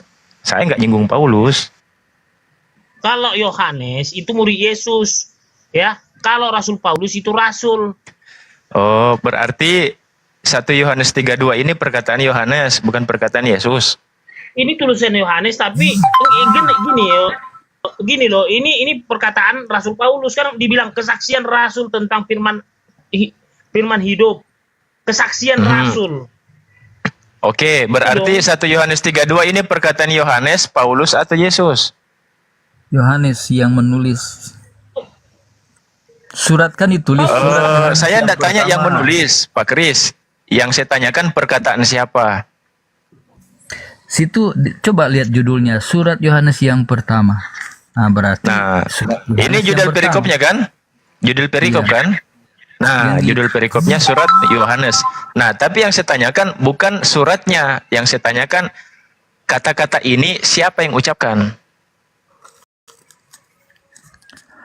Kalau kita baca di ayat 1 pasal 1, apa yang telah ada sejak semula, yang telah kami dengar, yang telah kami lihat dengan mata kami, yang telah kami saksikan dan yang telah kami raba dengan tangan kami tentang firman hidup. Itulah yang kami tuliskan kepada kamu. Ya, itulah dasarnya yang pasal 1 ayat 1 itu. Nah, mereka adalah murid saksi. Kan itu dasarnya. Tunggu. Ada pergeseran makna ini. Ini yang saya tanyakan. Ini 1 Yohanes 3:2 perkataan siapa? Paulus, Yohanes, atau Yesus? Itu Yohanes mengatakan, saudara-saudaraku yang kekasih. Oke, berarti perkataan Yohanes ya, Pak Kris ya. Tapi dasarnya dari tadi di depan, kami adalah saksi, begitu. Makanya harus perhatikan yang pertama itu, supaya kita tahu Yohanes ini menulis tentang Yesus ya, tetapi didahului dengan di pertama tadi kami adalah saksi karena melihat, meraba dan lain-lain. Berarti mana Pak Kris? Yohanes Pakai Yohanes menulis dibawa sama angin. Dibawa sama angin, Pak Kepas, dibawa sama angin, terbawa angin dia.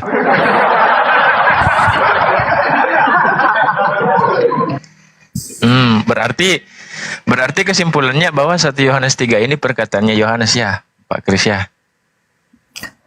Itu perkataannya mengenai apa yang disaksikannya ketika bersama-sama dengan Yesus, begitu. Makanya dia menulis. Oke, berarti kesaksian Yohanes tentang Yesus gitu ya. Iya, kan dia menyaksikan, melihat, meraba dan lain itu berarti memang dia lihat langsung, mendengar langsung, menyaksikan langsung apa yang dikatakan oleh Yesus, sehingga dia menulis surat ini kepada orang-orang lain. Oke, berarti bisa dikatakan Yohanes yang menulis berdasarkan kesaksian Yohanes tentang Yesus. Iya. Gitu kan? Iya, itu sudah jelas. Terus Oke, berarti murni ini tulisan tangan Yohanes, pengakuan Yohanes, dan perkataan Yohanes karena dia sendiri yang menyaksikan, kan gitu. iya, dia menyaksikan apa yang dilihatnya dengan Yesus, didengarnya, difirmankannya. Itu makanya dia menulis ini supaya orang-orang yang membaca tulisan ini bisa percaya siapa itu Yesus. Begitu. Makanya kita Oke, yang sip. baca kita yang baca ini harus memahami ini. Dia memperkenalkan Yesus dari Terus udah Pak masalahnya Kris? apa dengan ayat? Nggak ada masalah, cuman ini tanya. Jadi makanya langsung di ketiga ya. Nggak ada masalah. makanya di ayat Nah, 3 kalau menurut Pak Kris bahwa ini adalah tulisan tangan Yohanes, berarti di dalam Bible-nya Pak Kris, apakah betul-betul murni firman Tuhan yang berasal dari Bapak itu sendiri atau bercampur dengan tulisan tangan orang lain melalui kesaksiannya? Ini jadi begini ya. Nah, silakan orang Pak Kris. Kita kan orang yang hidup di zaman sekarang ini. Kita membaca apa yang ditulis oleh saksi-saksi. Nah, supaya kita percaya dari kesaksian mereka akan berlanjut terus. Nah, ketika saya membaca apa yang ditulis ini, akan juga saya sampaikan kepada orang lain. Supaya orang kenal siapa Yesus. Berarti 1 Yohanes 3:2 ini isinya berdasarkan kesaksian, bukan berdasarkan firman Tuhan. Sebelum lanjut, saya mau balik tanya, bisa? Bisa. Ya, kalau saya sih diselesaikan dulu, Pak Kris. Kalau saya, bagaimana mau selesai? Saya juga kasihan Dayan ya. Kan di Al-Quran juga ditulis tentang Isa Al-Masih. Nah, siapa yang menulis? Siapa yang menulis tentang Isa di Al-Quran? Siapa yang menulis tentang Isa di Al-Quran? Di Al-Quran. Pak Kris. Nah, sekarang pertanyaan saya. Ini yang menulis murid Yesus, sedangkan Al-Quran sahabat-sahabat Rasulullah. Dari mana sahabat-sahabat kalau di Rasulullah Al-Quran itu mendengarkan? semua firman Allah, Bang. Kalau di Al-Quran mah Di Al-Quran jelas siapa perkataan Allah penulisnya. semua. Di kitab ini, kitab itu adalah. Makanya saya tanya, ini ya yang di Alkitab murid Yesus langsung, sedangkan di Al-Quran dari mana mereka mendengar tentang Isa? Sedangkan kita murid langsung yang menulis. Oke, berarti harus compare-nya sama ya Pak Kris ya. Bagaimana caranya Al-Quran tahu? Ya dengar ya. Oke, saya bisa jelasin dikit Pak Kris. Ya. Oke, nah bagaimana caranya sahabat Rasulullah menulis Al-Quran ini dan baginda Rasulullah tahu tentang periwayatan tentang Nabi Isa? Apakah berdasarkan kesaksian? Nah, kalau berdasarkan kesaksian, harusnya Nabi Muhammad sejaman dengan Nabi Isa. Kalau berdasarkan kesaksian. Tapi begini kan, berdasarkan bukti sejarah, yang lebih dulu ada kan Kristen, bukan Islam. Siapa lebih dulu ada, Yesus atau Muhammad? Tapi konteksnya bukan di situ, Pak Kris. Enggak, ada hubungan lah. Kok ke Soalnya situ, begini. Pak? Kok ke situ? Sekarang pertanyaan saya ya, dari mana mereka mendengar tentang Isa Al-Masih kalau bukan dari saksi-saksi yang melihat Yesus ketika Yesus hidup? Dari wahyu malaikat Jibril. Lah, tidak ada. Coba kau baca Al-Quran itu tentang Isa Al-Masih itu siapa? Ada kitab ini, kitab itu, ya surah Maria dan lain-lain. Ada manusia yang menulis itu. Ya memang Al-Quran manusia yang menulis, tetapi bukan masalah siapa yang tulis di sini, tapi sumber firmannya itu dari mana? Nah, Pak sekarang Kris. pertanyaan saya ke kamu. Kalau kita Alkitab yang menulis, yang menyaksikan langsung, saya tanda tanya. Kenapa di Al-Quran dengar dari mana? Baca di mana? Assalamualaikum warahmatullahi wabarakatuh. Waalaikumsalam warahmatullahi wabarakatuh. Waalaikumsalam. Masya Allah, habis maghrib enak banget nih tiba-tiba ngomongin kitab suci nih. Mantap kali. Lanjut Bang Jibril. Jadi begini ya, akan di Al-Quran ada banyak ditulis tentang Isa Al-Masih. Nah itu ya, itu juga bukan langsung dari siapa, itu kan yang menulis juga manusia di misalnya surah Maria, surah-surah lain-lain juga. Nah itu kan manusia juga yang nulis. Terus tahu dari mana? Sedangkan lebih dulu ada kan Kristen. Makanya saya curiga jangan-jangan mereka juga baca Injil kemudian menulis tentang Isa. Sebenarnya konteksnya bukan di situ Bang Jibril ya.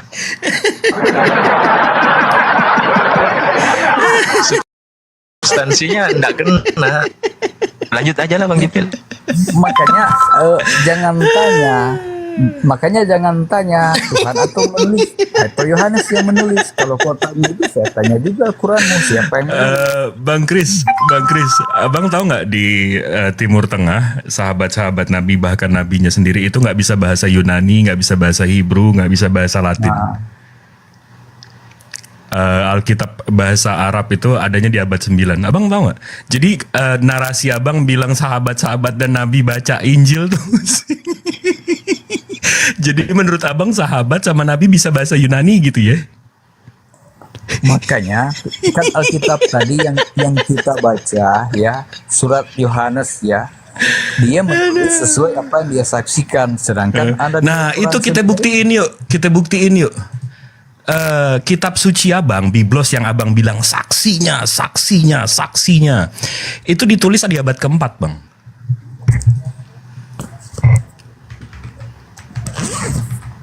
Tahu nggak itu?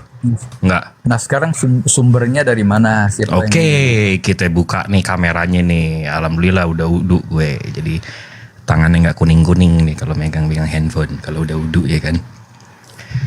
Nih bang.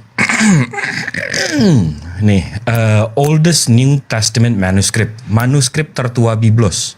Ini tulisannya Sinaiticus, ya. Habis itu kita buka nih Sinaiticus. Codex Sinaiticus. Nih about Codex Sinaiticus nih di codexsinaiticus.org ya. Habis itu kita klik nih about-nya. Ini kalau abang nggak percaya juga nih kita klik home dulu. Ini dari mana nih sumbernya? British Library, National Library of Russia, Saint Catherine Monastery, Leipzig University. Ini Codex Sinaiticus nih, kita lihat nih about Codex Sinaiticus. Ini tadi kita dari Google ya, di sini dibilang yang tertua Sinaiticus. Habis itu kita lihat nih yang tertua nih, yang katanya si paling tua nih. Translate ya. Codex Sinaiticus, sebuah manuskrip Alkitab Kristen yang ditulis pada pertengahan abad ke-4. Berisi salinan lengkap perjanjian baru Kristen yang paling awal. Nah, abad 4 ditulisnya, Bang. Jadi saksinya yang abang bilang siapa itu tadi, siapa itu saksinya? Nah, sekarang begini ya.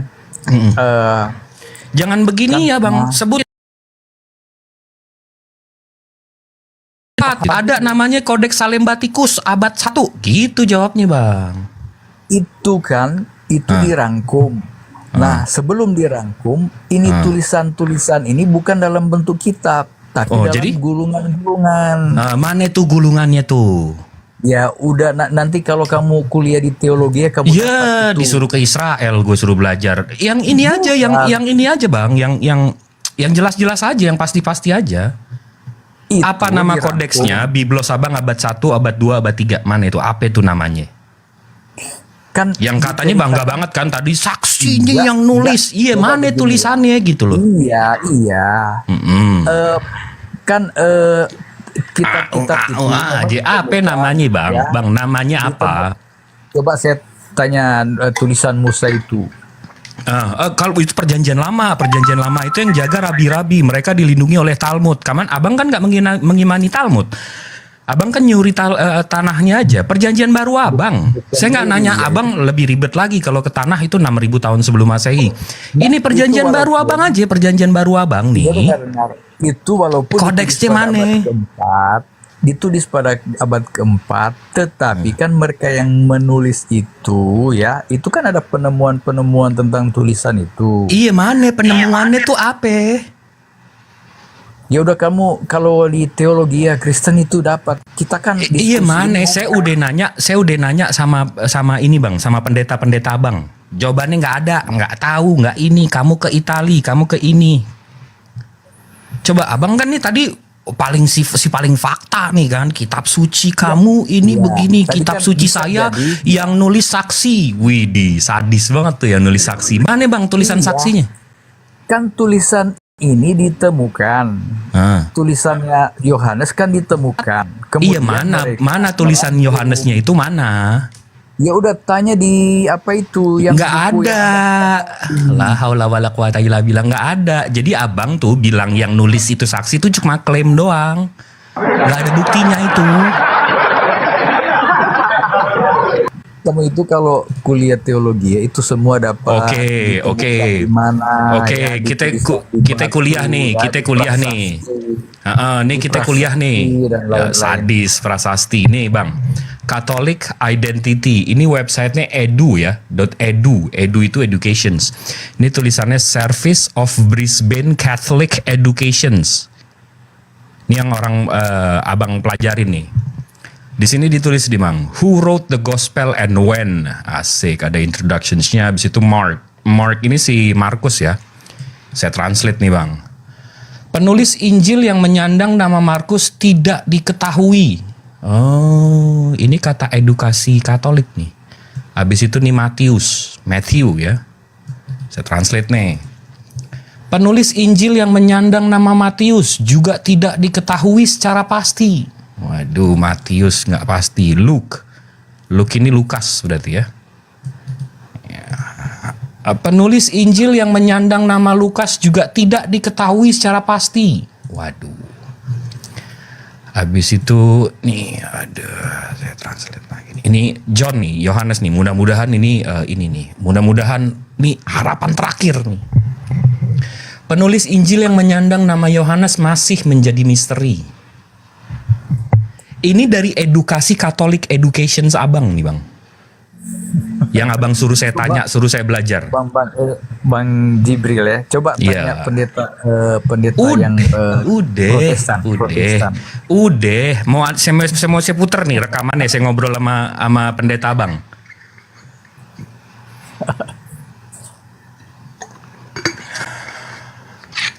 Jadi yang mana ya Bang, yang Abang klaim, wah ini penulisnya nih, itu mana Bang?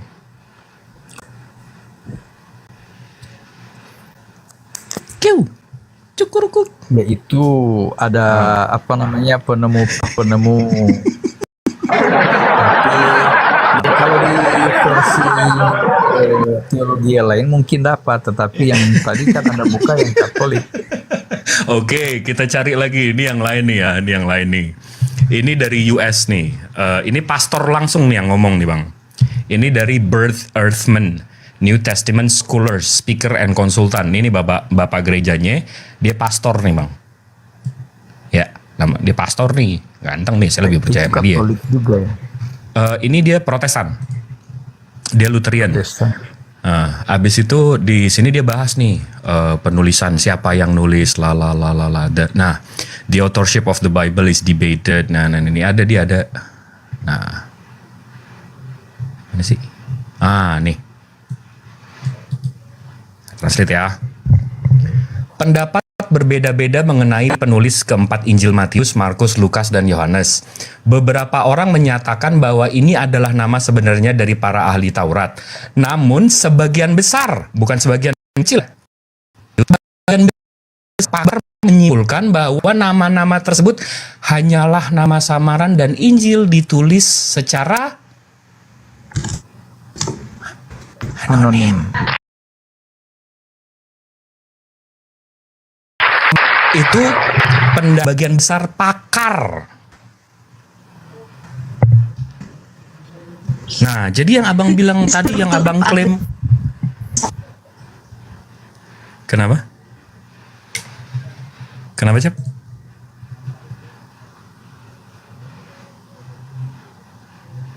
CB sinyalnya. Nggak, jadi yang abang klaim, sinyalnya. yang abang klaim tadi tuh, wah ini saksi langsung nih. Begitu kita cek sanadnya bang, waduh doif bang, nggak sahih. Gimana itu bang? Iya, sebenarnya ada penemuan tulisan-tulisan dan kemudian Apa namanya? Yuk kita buka apa namanya? cuman gini ya, coba Anda ke ini lain ya, ke Apa? teologi lain. Oke, apa Barangkali namanya? ada teologi dari Advent, coba ada nggak di YouTube? Di Oh, Google. New Advent. Oh, New Advent, itu malah jelas, dia malah bahas soal konsili kalau yang itu. Coba abang sebutin deh nama kodeksnya deh. Nama kodeksnya, nama papirusnya, nama AP-nya deh, nama gerejanya deh, biar kita yang cari deh. Karena saya wallah bang, saya pengen tahu. Cari aja di apa? Apa itu? Iya kan Anda tadi cari di Katolik terus Protestan. Anda tulis aja Advent, siapa tahu muncul di situ. Saya udah sampai ke saksi-saksi Yehova bang. Mereka jawabannya P52 sama P90. Itu nggak ada urusannya sama ketuhanan Yesus. Yang ada ketemu paling tua tuh surat Titus di P90. P90 itu di 175 di abad kedua. Masa abang mau ngeklaim mau jatuh-jatuhin nabi saya, tapi abang nggak tahu sanad biblos abang. Aduh. Bukan. Kalau baca bang, tulisan itu yang dari Katolik ke Martin Luther itu sebenarnya ada di buku yang berjudul Kemenangan Akhir. Cuman bisa dapat nggak di Google itu? Buku Kemenangan Akhir, yang internasional dong. Kita belajarnya masa paling jauh sampai Salemba. Itu punya Advent yang tulisan Ellen G. White itu ada buku judulnya Kemenangan Akhir. Di situ dijelaskan kenapa ada Katolik, kenapa ada Protestan. Oh, dikasih tahu nggak nama kodeks abad satunya? Di situ ada literaturnya. Saya lihat di belakang buku itu ada tulisan dari literatur dari Katolik, ada buku-bukunya juga ada di literasinya. Dikasih tahu nggak tuh nama kodeks sama nama papirus abad 1, 2, 3-nya? Enggak lah, kalau di situ memang dijelaskan tentang sejarah ya, sejarah terjadinya penulisan dan sejarah terjadinya gereja ini, gereja itu ya, banyak. Ya itu kan sejarah gerejanya. Yang kita mau kan nih biblos abang yang abang pegang nih, ini mestinya ditulis sama yang abang klaim yang nulis nih. Masalahnya waktu Martin Luther menemukan buku itu di sebuah gudang ya, itu memang dalam bentuk tulisan ya. Karena gini Bang Jibril, di 1 Yohanes 3:2 ini ada beberapa timbul pertanyaan di sini, bukan yang cuma 3, bahkan lebih dari 3. Yang dimakan ya? Di sini. Enggak, tapi gini bang inspirasi kehidupan. Saya kalau mau baca buku nih bang, saya mesti tahu nih, kayak saya baca Harry Potter nih, saya mesti tahu ini yang nulis bener J.K. Rowling. Betul. Saya mau baca soal buku B.J. Habibie nih, saya mesti tahu nih bener tulisan Habibie gitu loh. Kan saya nggak bisa main OVO, Dana, Link, tiba-tiba tap Imani saja ya kan, nggak bisa begitu dong. Contoh abang tiba-tiba bang inspirasi bilang, Bang Jip kita boleh makan babi, ada hadisnya. Saya mesti telusurin dong, bener nggak nih hadisnya, mana sanadnya, bener nggak Nabi Muhammad yang bilang. Nggak bisa main terima-terima aja, imani saja, waduh.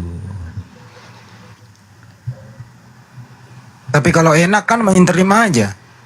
Nggak bisa bang, nggak bisa. Hatta tiba-tiba Bang Jip ini Hammer boleh minum gini. Siapa itu yang bener yang bilang? Siapa? Tapi kan itu bisa menghilangkan kemiskinan kalau minum Hammer. Enggak, di mana tuh sanadnya tuh? Coba siapa dari mana itu sumbernya? Ada di Bible tertulis, berilah minuman keras itu kepada orang yang susah hati. Kan nggak bersanad kitabnya.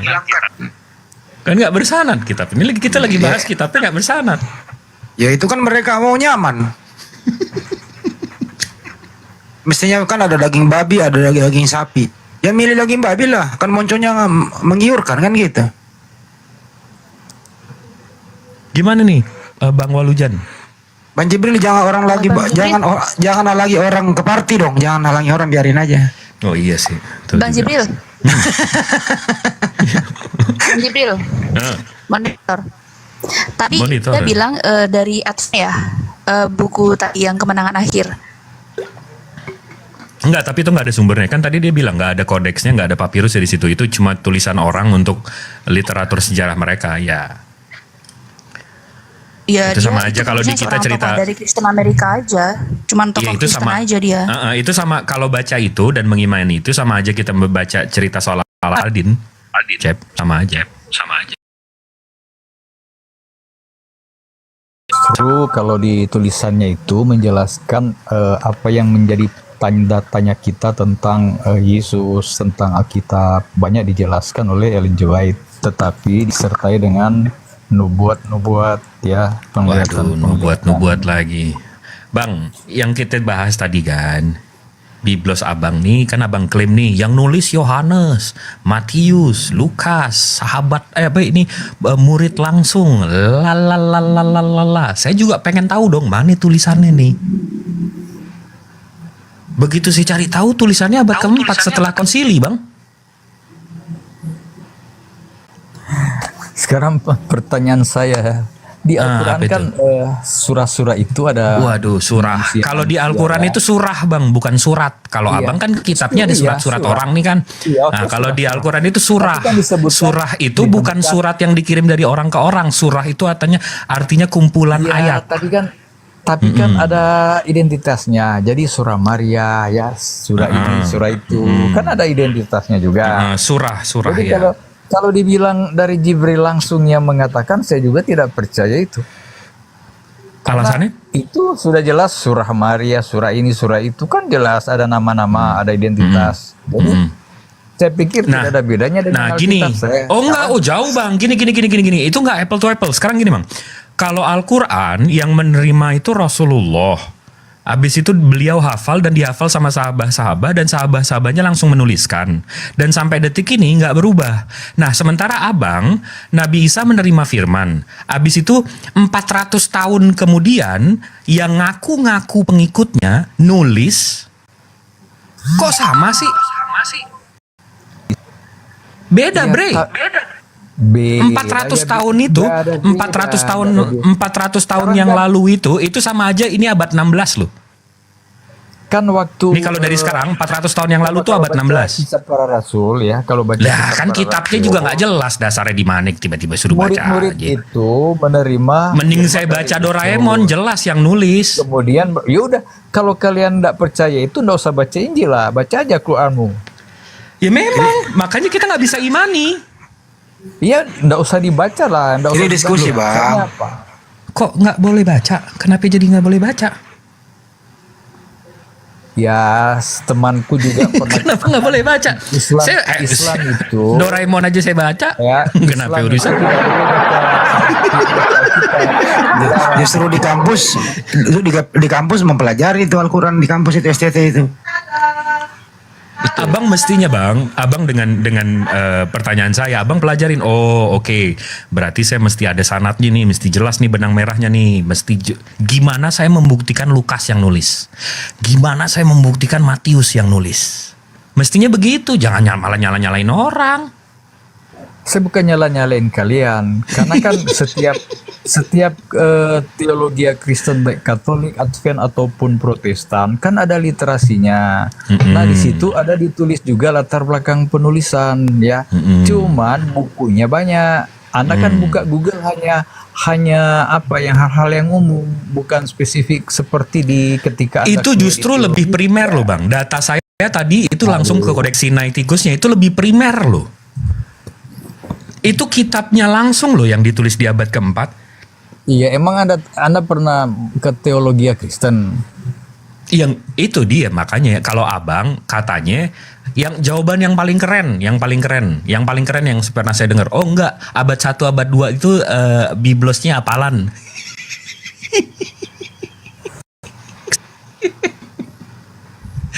Biblosnya jadi hafalan bang. Perjanjian baru itu hafalan di abad 1 kedua. Itu jawaban paling keren bang.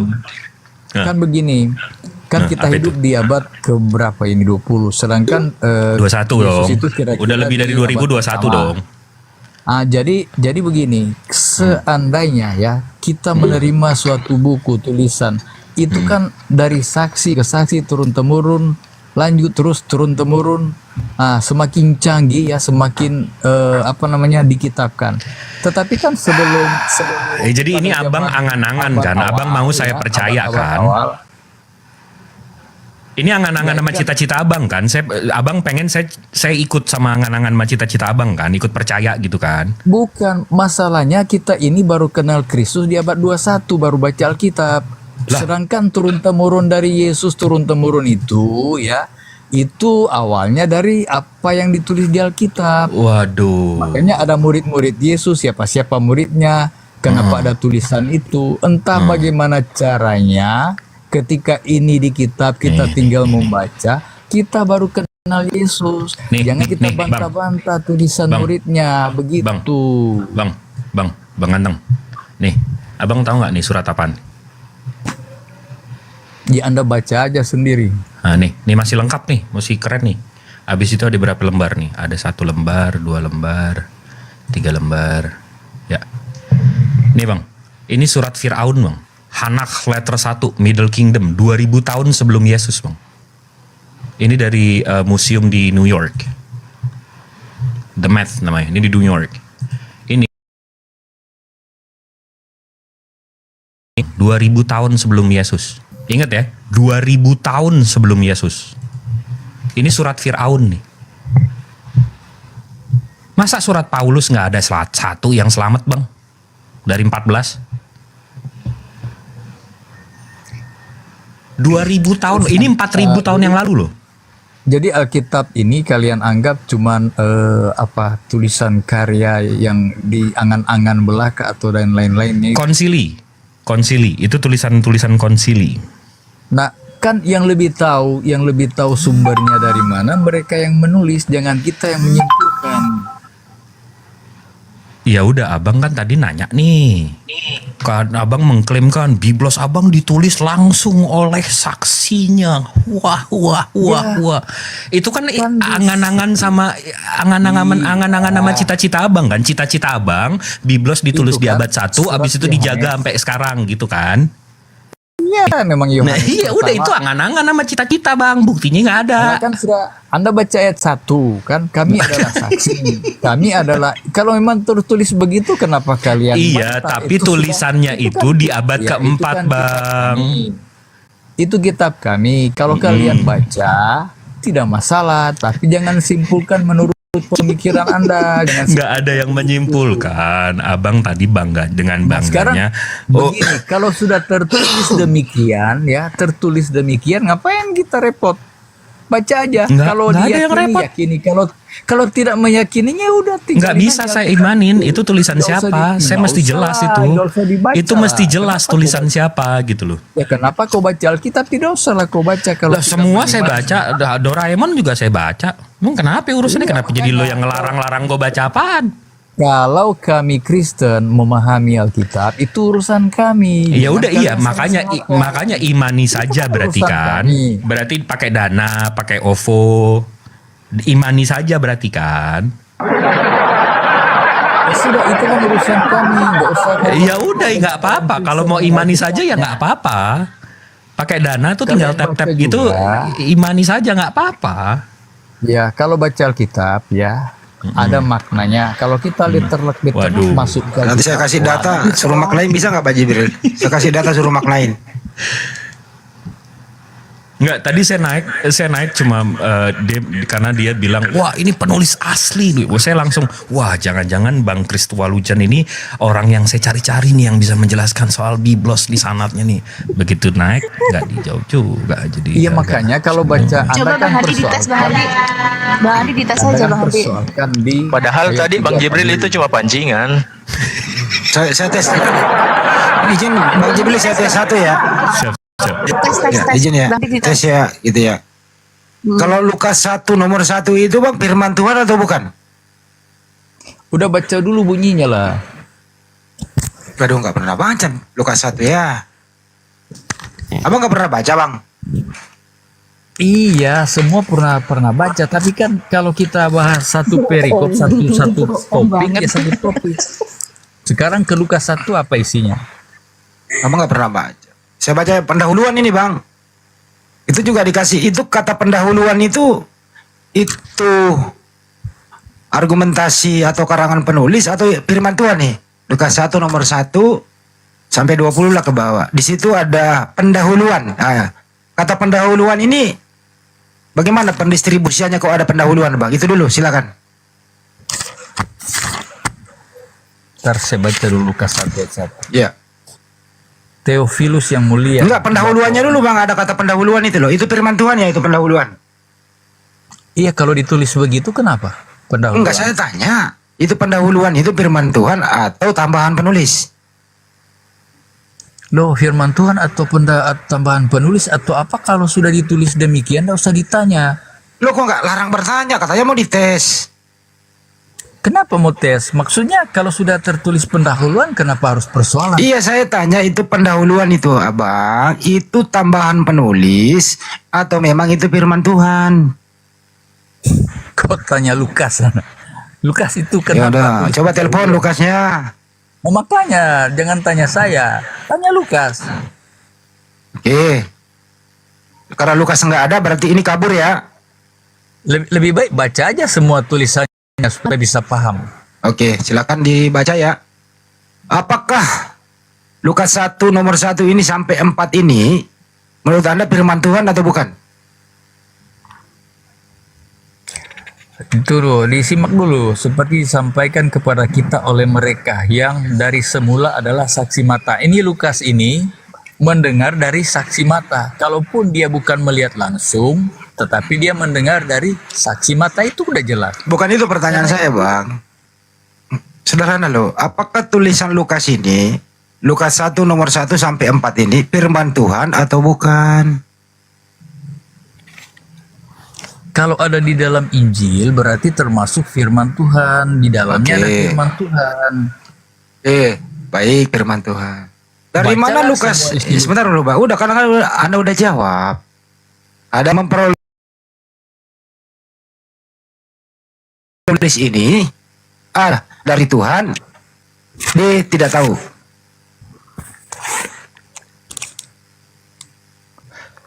Anda pahamlah ayat 2. Seperti yang disampaikan kepada kita oleh mereka.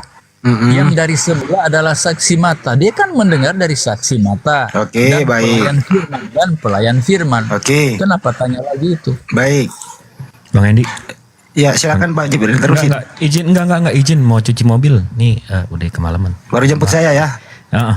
Ayo, Benar Allah dengan segala firman-Nya. Assalamualaikum warahmatullahi wabarakatuh. Waalaikumsalam warahmatullahi wabarakatuh. Waalaikumsalam warahmatullahi wabarakatuh. Sekarang kita lanjut ya. Saksi mata ini siapa Bang? Bang Kris.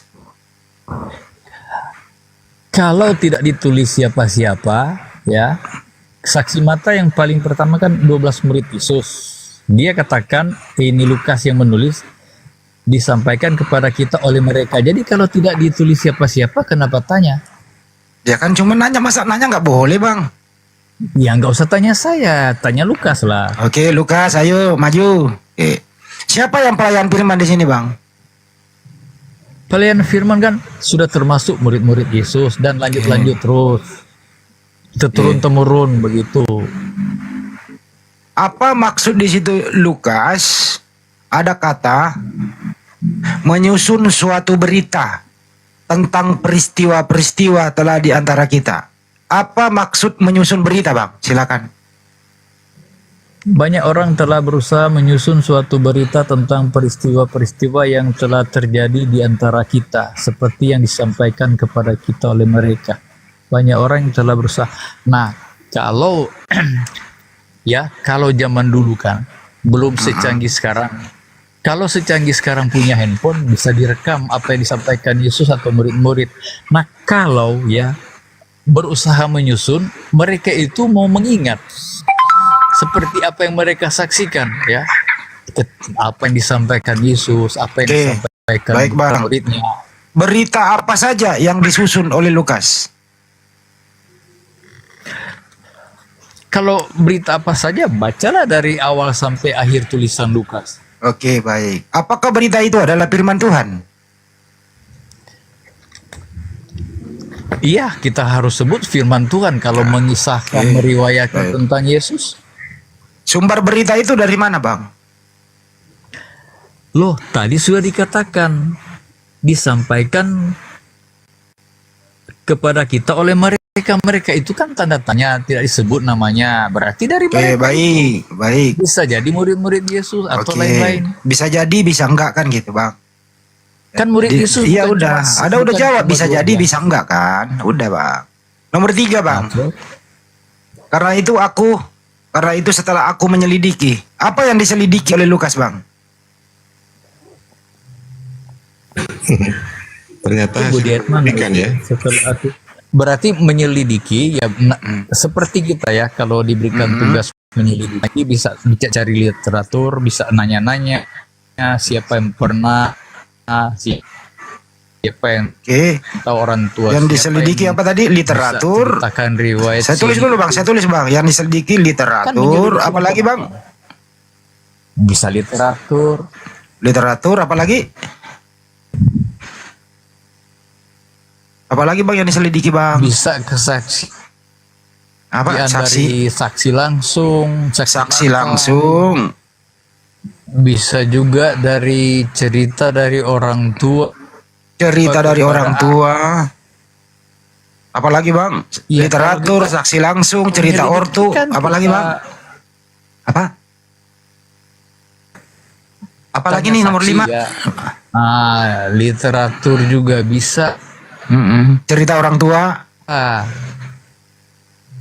Tulisan-tulisan ya. Terus putus ya. Bantuin host, tulisan apa ini, host? Bantuin dong. Aku mau nulis ini. Ya, tulisan apa? Bisa juga tulisan-tulisan ya. Tulisan apa ini? Ya macam-macam lah kita. Tulisan macam-macam.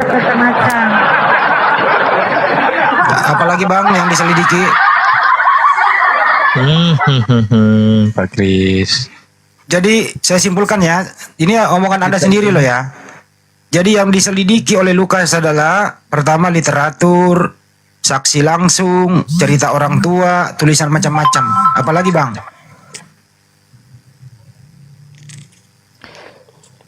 Berita apalagi, Bang? Peristiwa yang telah terjadi. Jadi ya udahlah, tanya siapa gitu. Peristiwa yang diselidiki peristiwa. Oke. Jadi saya ulang ya.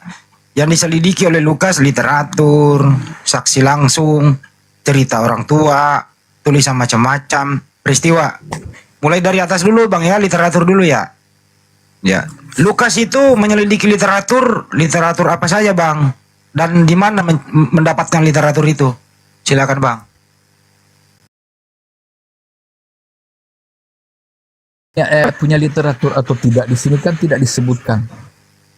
Oke, jadi literaturnya tidak disebutkan. Oke, baik. Saksi langsung yang ditanyain, udah literatur udah, Bang. Saksi langsung yang diselidiki siapa, Bang? Iya, seperti yang disampaikan kepada kita oleh mereka. Yang mereka ini kan tidak disebutkan juga siapa-siapa. Oke, saksi langsung juga tidak disebutkan, baik. Cerita orang tua, Bang, orang tua mana yang diselidiki, Bang? Iya, kalau menyelidikan ya bisa, misalnya ya, ada orang tua. Siapa? Ada orang tua mendengarkan riwayat tentang Nabi ya.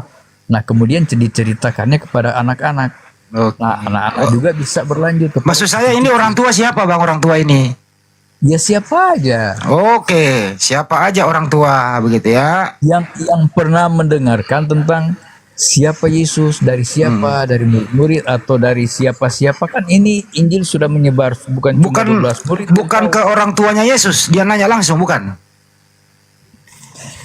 Ya, kok nanya-nanya sampai ke situ kan? Kan ini Anda yang ngomong cerita orang tua. Iya, kan kalau orang tua Kristen kebanyakan dia ceritakan tentang siapa Yesus kepada kan waktu itu, Bang, waktu itu belum ada Kristen loh. Jangan dulu ke Kristen lah. Ini kan Yesus menyelidiki nih, saya ulang ya. Oke lah, tentang Yesus lah, lahir, mati dan bangkit. Bentar dulu Bang, belum ada ditulis di situ. Belum, jangan ke sana dulu. Jadi Lukas ini menyelidiki literatur yang dia masuk tidak jelas juga. Saksi langsung tidak jelas juga. Yang ketiga, orang tua ya siapa yang diselidiki Bang? Silakan Bang. Ya kalau Kristen ya, kalau bukan Kristen, kalau cerita tentang Yesus lahir, mati dan bangkit itu kan dari mulut ke mulut, ya. Enggak, orang tua yang dia temui Lukas ini, yang dia selidiki, siapa orang tua ini gitu loh maksudnya. Ya itu kan contoh dari mana kita tahu tentang siapa Yesus. Ya bisa. Oke, jadi orang tua ini nggak jelas juga ya. Jadi orang tua yang Anda maksud ini, bentar dulu Bang. Jadi orang tua yang Anda maksud ini juga nggak jelas gitu ya. Oke, lanjut. Yang keempat, tulisan macam-macam. Apa yang dimaksud yang diselidiki Lukas itu tulisan macam-macam? Maksudnya apa Bang? Silakan Bang. Ya kan kalau ya murid-murid Yesus punya tulisan, kemudian Lukas membaca tulisan mereka, itu bisa jadi sumbernya dari situ. Oke, jadi membaca tulisan para murid gitu ya. Oke, lanjut. Yang kelima, peristiwa apa Bang? Dia selidiki peristiwa apa Bang? Kalau peristiwa apa, baca saja secara keseluruhan yang ditulis di sini. Ada pemberitahuan tentang kelahiran Yohanes Pembaptis, ada terus judul-judulnya ada di sini. Boleh. Kelahiran Yohanes Pembaptis, Maria dan Elizabeth, kemudian nyanyian pujian Maria, itu aja yang kita Oke, baca. baik. Saya kasih satu peristiwa boleh Bang ya? Apa benar tulisan Lukas? Boleh Bang? Ya, silakan. Oke. Oh, Abang boleh buka Lukas 2 nomor 11 Bang?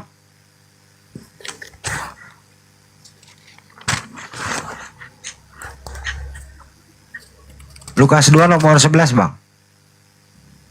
Ini kan Lukas yang nulis nih. Hari ini telah lahir bagimu juru selamat, yaitu Kristus Tuhan di kota Daud. Oke, pertanyaannya Bang. Dari mana Lukas tahu kalau hari itu Bunda Maria melahirkan Tuhan di kota Daud? Lukas memperoleh info dari siapa?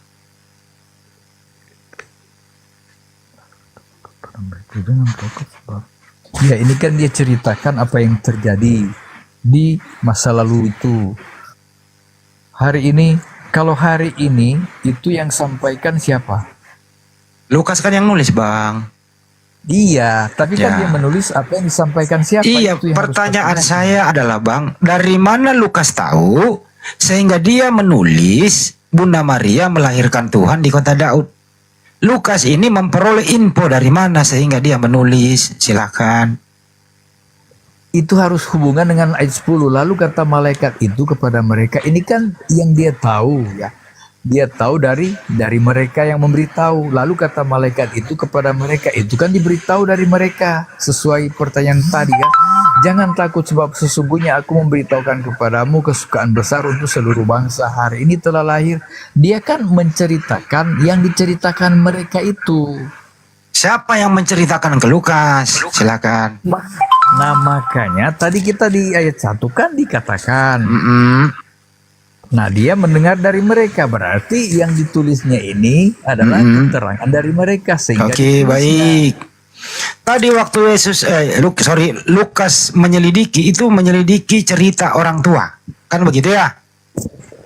Oke, apakah Lukas, dengerin dulu Bang, izin dulu Bang, apakah Lukas menemui Maria sebagai orang tua Yesus bertanya, apakah yang kau lahir? Bunda Maria mengatakan, hai Lukas, tuh melahirkan Tuhan. Apa begitu Bang? Silakan. Tidak begitu dia. Kalau tidak begitu, siapakah yang memberitahu Lukas kalau Bunda Maria melahirkan Tuhan?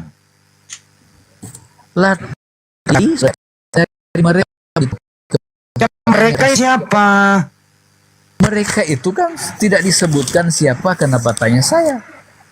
Nah ini Lukas menulis Bunda Maria melahirkan Tuhan. Iya, itu didengarnya dari mereka yang memberikan kesaksian. Iya, ini mereka ini siapa? Harus jelas orangnya. Ya sudah saya katakan, tidak usah tanya saya siapa mereka. Oke, baik, mereka baik. itu bisa mereka yang melihat Yesus langsung begitu. Baik. Tadi Lukas 1 itu menyelidiki, kan begitu ya, dan menanyakan saksi-saksi, kan begitu. Iya. Menurut Pak Christian, waktu Bunda Maria melahirkan, siapakah saksinya? Silakan. Kalau saksi itu, ya, murid-murid Yesus saja tidak melihat Yesus lahir. Oke. Kalau begitu, kalau tidak ada yang melihat kecuali Pak Yusuf dengan Bunda Maria hanya berdua. Waktu Bunda Maria melahirkan di luar penginapan, bayi itu dibungkus lampin taruh di palungan, dia hanya berdua, Pak Yusuf dengan Maria. Pertanyaannya adalah, dari mana Lukas tahu kalau bayi itu yang dilahirkan Maria adalah Tuhan? Dari mana Lukas tahu? Silakan.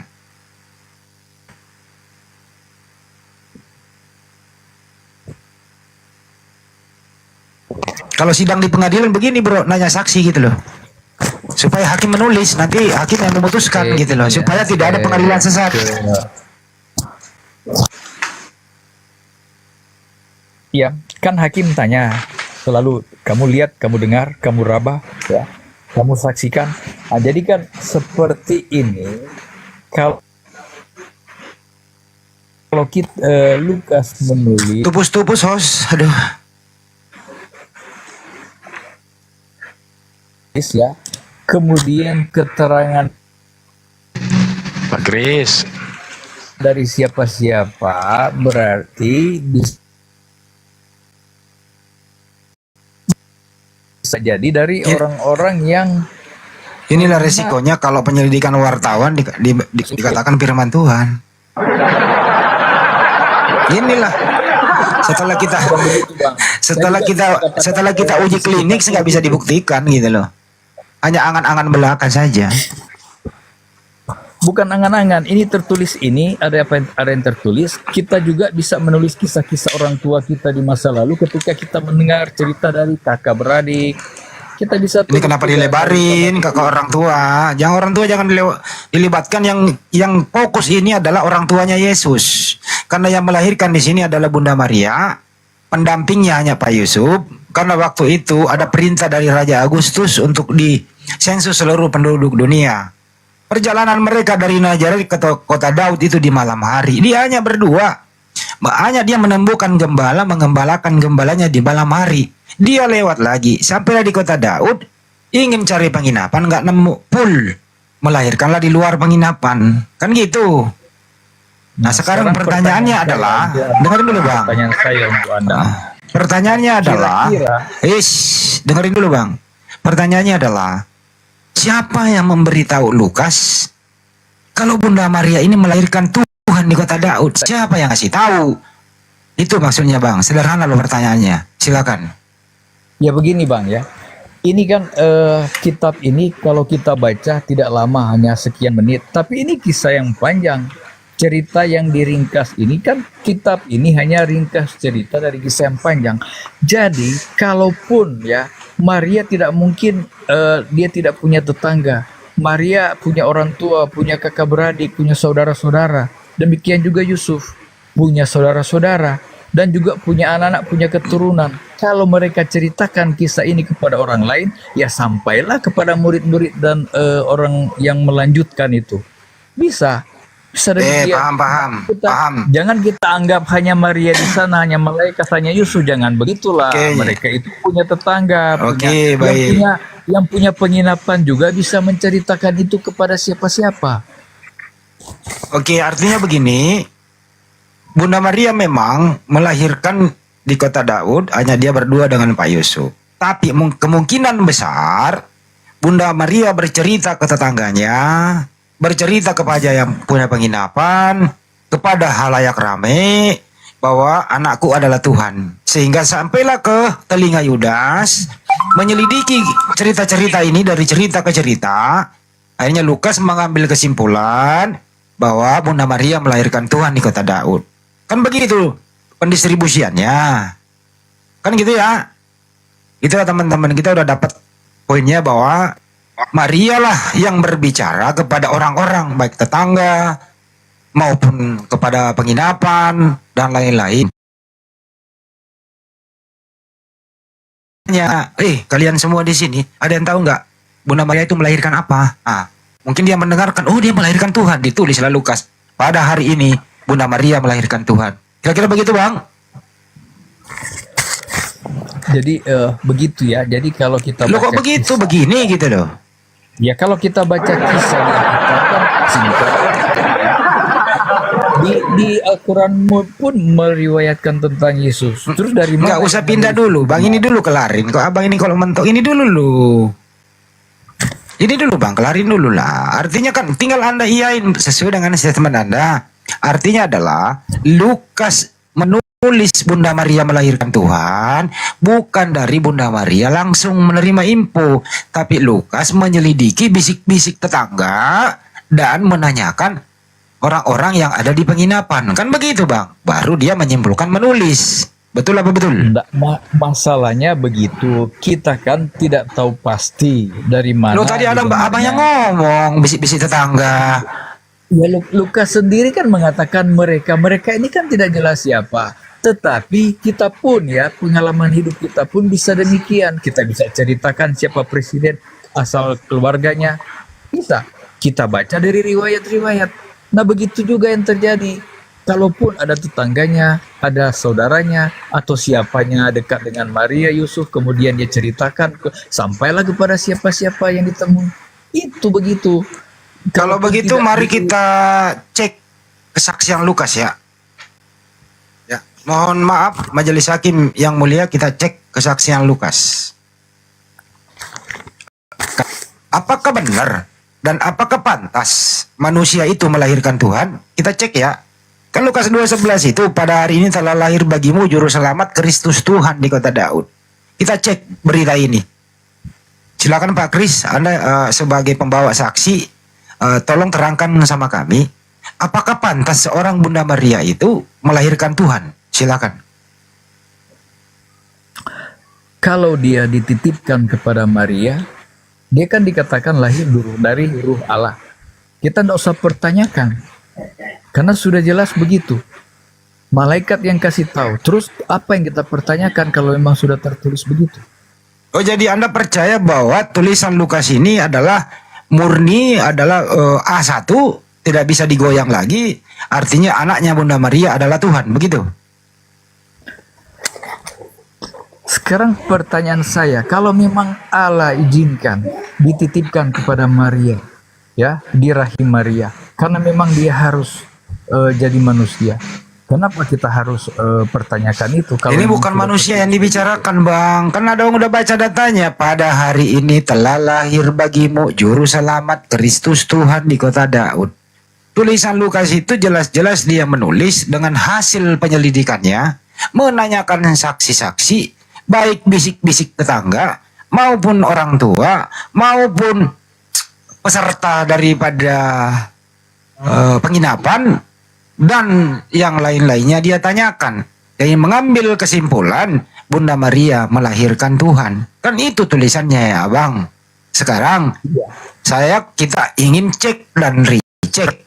Pertanyaannya adalah, apakah pantas seorang manusia melahirkan Tuhan? Itu loh Bang, silakan. Aduh, jangan nangis Bang. Enggak, saya ketawa. Soalnya apa? Kau ketawa kirain nangis. Begini, saya rasa lucu kalau ditanya begitu. Kenapa? Udah kan bukan cuma Lukas yang meriwayatkan akan lahir. Saya fokus ke Lukas dulu Bang. Jangan dulu kemana-mana. Ini ke Lukas dulu. Ini kan ini pendahuluan loh di Belanda ini. Pendahuluan loh ini. Ya, makanya di pendahuluan dengar dari mereka, sebaiknya tetap tanya Lukas, mereka itu siapa? Jadi Anda setuju dengan tulisan Lukas manusia melahirkan Tuhan gitu? Kalau sudah tertulis demikian tidak boleh kita bantah. Oke, setuju. Baik, kita cek ya, apakah benar Maria ini melahirkan Tuhan? Oke ya, kita cek. Menurut abang itu Tuhan itu maha kuasa ya bang? Iya, maha kuasa. Oke, berarti yang dilahirkan Bunda Maria itu Tuhan maha kuasa. Kalau disebutkan di situ Tuhan ya maha kuasa juga. Oke, baik. Abang tahu Tuhan itu maha besar? Iya. Oke, jadi anaknya Bunda Maria itu Tuhan maha besar. Bahas besar, punya kuasa yang besar. Oke, maha besar. Kira-kira berat menurut Anda normalnya lahirnya bayi ini itu maha besar apa maha kecil bang? Nah, ini pertanyaan anak kecil. Loh, ini fakta bang. Kalau bicara iman ya berbeda dengan logika. Oh, iman yang masuk. Tidak Oke, mungkin oke, lah, tidak mungkin lah Tuhan dilahirkan oleh Maria karena logika. Tapi berarti kalau bicara iman, kalau bicara keyakinan memang sudah tertulis demikian kok, dia harus menjelma. Oke, paham bang. Saya nggak mengganggu iman Anda ya, artinya gini. Saya apresiasi ke Pak Kris, artinya secara akal tidak masuk akal, tidak masuk logika kalau manusia itu melahirkan Tuhan. Jadi akal nggak masuk. Dengerin dulu, gantian dulu bang. Izin dulu bang Kris, saya belum kelar. Berarti ulang lagi dong. Habis ini Anda secara akal, secara logika tidak masuk akal kalau manusia melahirkan Tuhan. Tapi secara iman yang masuk di sana manusia melahirkan Tuhan. Artinya antara akal dan iman bentrok. Betul apa betul? Silakan. Betul. Betul, tepuk tangan. Aman, akal dan iman bentrok. Terima kasih. Jujur Anda bro. Saya juga berpikir tidak masuk akal, Tuhanku kok anakku. Daud juga, Tuhanku kok cucuku. Tidak mungkin kan? Nah, jadi secara logika memang tidak masuk akal. Tapi kalau secara iman, kita yakin bahwa kita mendengarkan nubuatan tentang kelahiran Yesus. Setelah dia dilahirkan, kita percaya itu sudah digenapi. Lanjut, dia sampai mati dan bangkit, itu juga sudah dinubuatkan. Kita percaya, oh itu betul, sudah dinubuatkan. Itu bicara iman. Ya. Tahu nggak iman apa? Iya, saya nggak mau mengganggu iman dan kepercayaan lo bang. Silakan aja mengimani itu bang. Kami ini nggak mau menggeser iman Anda gitu loh. Iya, dan kami juga udah tahu bahwa iman Anda gantian bang. Anda udah bicara, saya lagi dong. Iya. Pak Kris, kami nggak mau mengganggu iman Anda, siapapun di sini, imannya iman Anda, kepercayaan Anda. Itu aja sih. Kedua adalah Anda udah akui bahwa itu tidak masuk akal. Jadi antara akal dan iman Anda itu ya tidak sinkron gitu. Iman Anda tidak masuk akal kan begitu kesimpulannya. Betul apa betul? Betul. Masalahnya tuh memang betul. Kalau secara akal tidak masuk akal, tapi kalau bicara keyakinan memang kita yakin memang dia pernah dilahirkan sesuai yang saya jelaskan tadi. Karena memang tidak masuk akal. Kalau tidak masuk akal ngapain dilanjutin? Ya artinya kesimpulannya adalah iman Anda tidak masuk akal kan gitu. Ya makanya arti iman itu baca dulu di tulisan. Gitu Pak Andreas. Pak Andreas silakan, iman dia tidak masuk akal. Iya itu dah Pak. Maksudnya kalau nggak masuk akal ngapain diterusin gitu loh bro. Janganlah maksa-maksain hal yang nggak masuk akal untuk menjadi iman bang. Maksudnya kalau bicara logika, kelihatannya keyakinan orang Kristen itu tidak masuk akal. Tetapi kalau bicara iman, coba baca arti iman, buka di Bible itu. Maksudnya imani saja begitu. Kan ada definisinya iman di Alkitab itu. Ya iman itu kan kepercayaan terhadap sesuatu. Kan gitu bang. Definisinya ada di Alkitab. Coba saya lupa ayatnya, tapi saya ingat isinya begini. Iman adalah dasar dari sesuatu yang kita harapkan dan bukti dari segala sesuatu yang kita tidak lihat. Jadi kita tidak adalah bukti. Jadi artinya iman Kristen itu seperti itu. Jadi kita sebenarnya tidak lihat Yesus. Kita tidak lihat Maria. Kita tidak Oke. Gini bang, cara membuktikan iman Anda itu benar, caranya bagaimana ya bang? Ya kita harus percaya Yesus pernah lahir, pernah mati, pernah bangkit, dan menjanjikan, ya dikatakan, aku pergi kepada Bapa menyediakan tempat bagimu, tapi bagi yang percaya kepadanya. Kalau tidak bagaimana cara mempercayai tulisan itu bang? Dengan cara memandangnya apa, Bang? Akal atau iman saja? Kita kan berbicara kisah ya.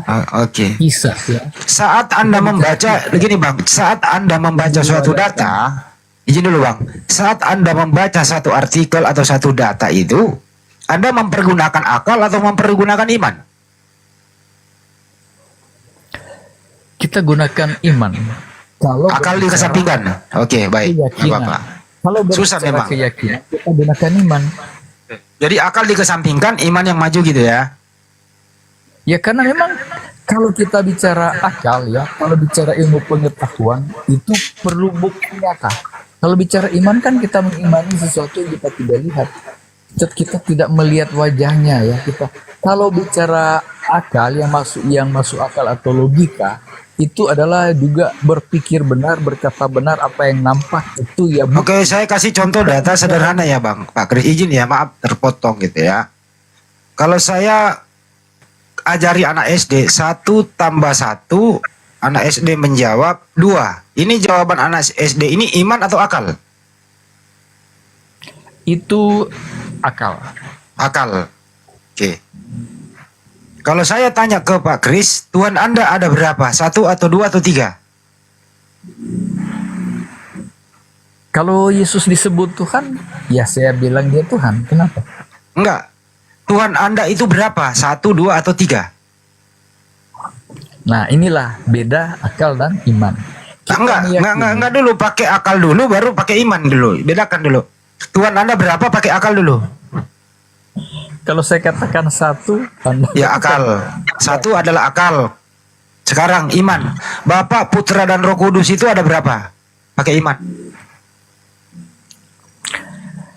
Itu kalau pakai iman, Bapa, Anak dan Roh Kudus. Bapa is Bapa, Anak is Anak, Roh Kudus is Roh Kudus. Itu berapa itu? Coba jawab pakai iman.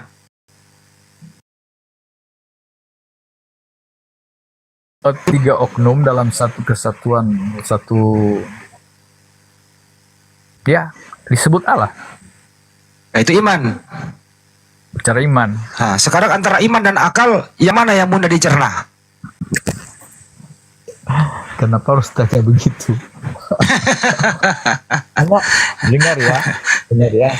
Tadi saya sudah katakan tentang iman itu. Jadi memang berbeda dengan kalau bicara logika ya. Kelihatannya tidak masuk akal kalau Allah itu 1. Ya. Tidak masuk akal kalau Allah itu 3. Nah, jadi kita juga tidak bisa mengatakan Allah ada 3, Tuhan ada 3. Tetapi dari seperti penjelasan para ahli teolog katakan bahwa Allah Bapa, Anak dan Roh Kudus itu adalah 1. Nah, jadi satunya di mana itu yang harus kita selidiki, satunya di mana. Gini Bang Kris. Bapak oknumnya lain, anak lain, Roh Kudus lain. Nah, satunya di mana itu yang kita selidiki. Ya, cukup Bang Kris. Saya kasih lagi analogi ya Bang Kris. Kalau Anda itu membelanjakan uang 100.000, belanjaan Anda 40.000, terus kembaliannya 10.000, Anda protes atau tidak? Protes karena tidak sesuai yang ditulis. Tidak sesuai. Yang berfungsi itu apa Bang? Uang. Yang berfungsi Anda memprotes itu apa? Akal atau iman? Karena kurang. Nah, karena tidak masuk akal, saya tidak bisa bicara iman soal jumlah uang ini. Oke, berarti akal yang berfungsi ya Bang? Akal. Berarti sebenarnya Pak Kris masih ada akalnya kalau begitu. Lah iyalah, kita punya akal, tapi kita bisa memahami posisi. Oke, baik, cukup. Itu yang saya maksud. Artinya Pak Kris masih punya akal, masih bisa membedakan uang kembalian. Salah apa benar uang kembalian itu. Terus pertanyaan selanjutnya Bang, kenapa dalam hal Tuhan Anda tidak mempergunakan akal? Akal Anda kemana? Silakan. Lah, makanya saya katakan kalau bicara Tuhan itu ya, murid-murid Yesus menyebut Tuhan karena mereka tahu dia adalah anak bapaknya Tuhan. Jadi secara logika ya, kita tidak bisa katakan, oh masa kok Tuhan kita Bapa di surga, kenapa kita sebut Yesus Tuhan? Karena mereka tahu dia adalah utusan dari Tuhan sehingga mereka menyebutnya Tuhan. Tapi pertanyaan, apakah dia Tuhan itu sendiri? Nah, itu kan jadi pertanyaan setiap diskusi ya. Masa Tuhan kok tiga? Sebenarnya Bapa adalah disebut Tuhan karena Yesus kan menyebut sembahlah Bapa di surga ya. Tetapi karena murid-murid Yesus ya menyebut dia Tuhan karena mereka tahu dia adalah utusan Tuhan dan anak Tuhan, dan mereka tahu bahwa dia itu dari Roh Allah sehingga mereka menyebutnya Tuhan. Nah, kalaupun ya kalaupun ya Yesus merasa bahwa sudah sesat mereka menyebut saya Tuhan, Yesus bisa katakan jangan kamu menyebut saya Tuhan. Nah, kan setiap mereka menyebut Tuhan tidak dibantah Yesus. Bang, izin ya Bang. Nih saya ambil Tritunggal aja ya langsung ya. Bapa Tuhan, Yesus Tuhan, Roh Kudus Tuhan. Coba Abang, ntar dulu Bang, kan belum kelar saya. Langsung dipotong kan. Abang tadi panjang tuh saya nggak mau berani motong. Saya ulang ya Bang ya. Bapa Tuhan, Yesus Tuhan, Roh Kudus Tuhan. Coba pakai akal Bang, berapa Tuhan? Pakai akal dulu, jangan iman. 3, akal 3. Oke. Kalau gunakan akal. Ya, ntar dulu Bang, cukup Bang. Jadi secara akal Tuhan 3. Sekarang saya ulang pertanyaannya yang kedua. Bapa Tuhan, Yesus Tuhan, Roh Kudus Tuhan. Coba jawab pakai iman, ada berapa Tuhan? Kalau Roh Kudus tidak disebut Tuhan. Oke, saya buang Roh Kudusnya. Bapa Tuhan, Yesus Tuhan, ada berapa Tuhan? Jawab pakai iman. 2 Tuhan. 2 Tuhan. Kalau pakai logika. Kalau pakai logika 2 Tuhan, kalau pakai iman berapa Tuhan? Nah, persoalannya kan kita membaca tulisan murid-murid. Ya langsung jawab aja Bang, kalau pakai iman berapa Tuhan? Tuhan itu kalau tadi kan bilang Abang nih, kalau pakai akal dan logika Tuhan ada 2. Kalau pakai iman ada berapa? Ya Tuhan Yesus. Ada berapa itu? 1.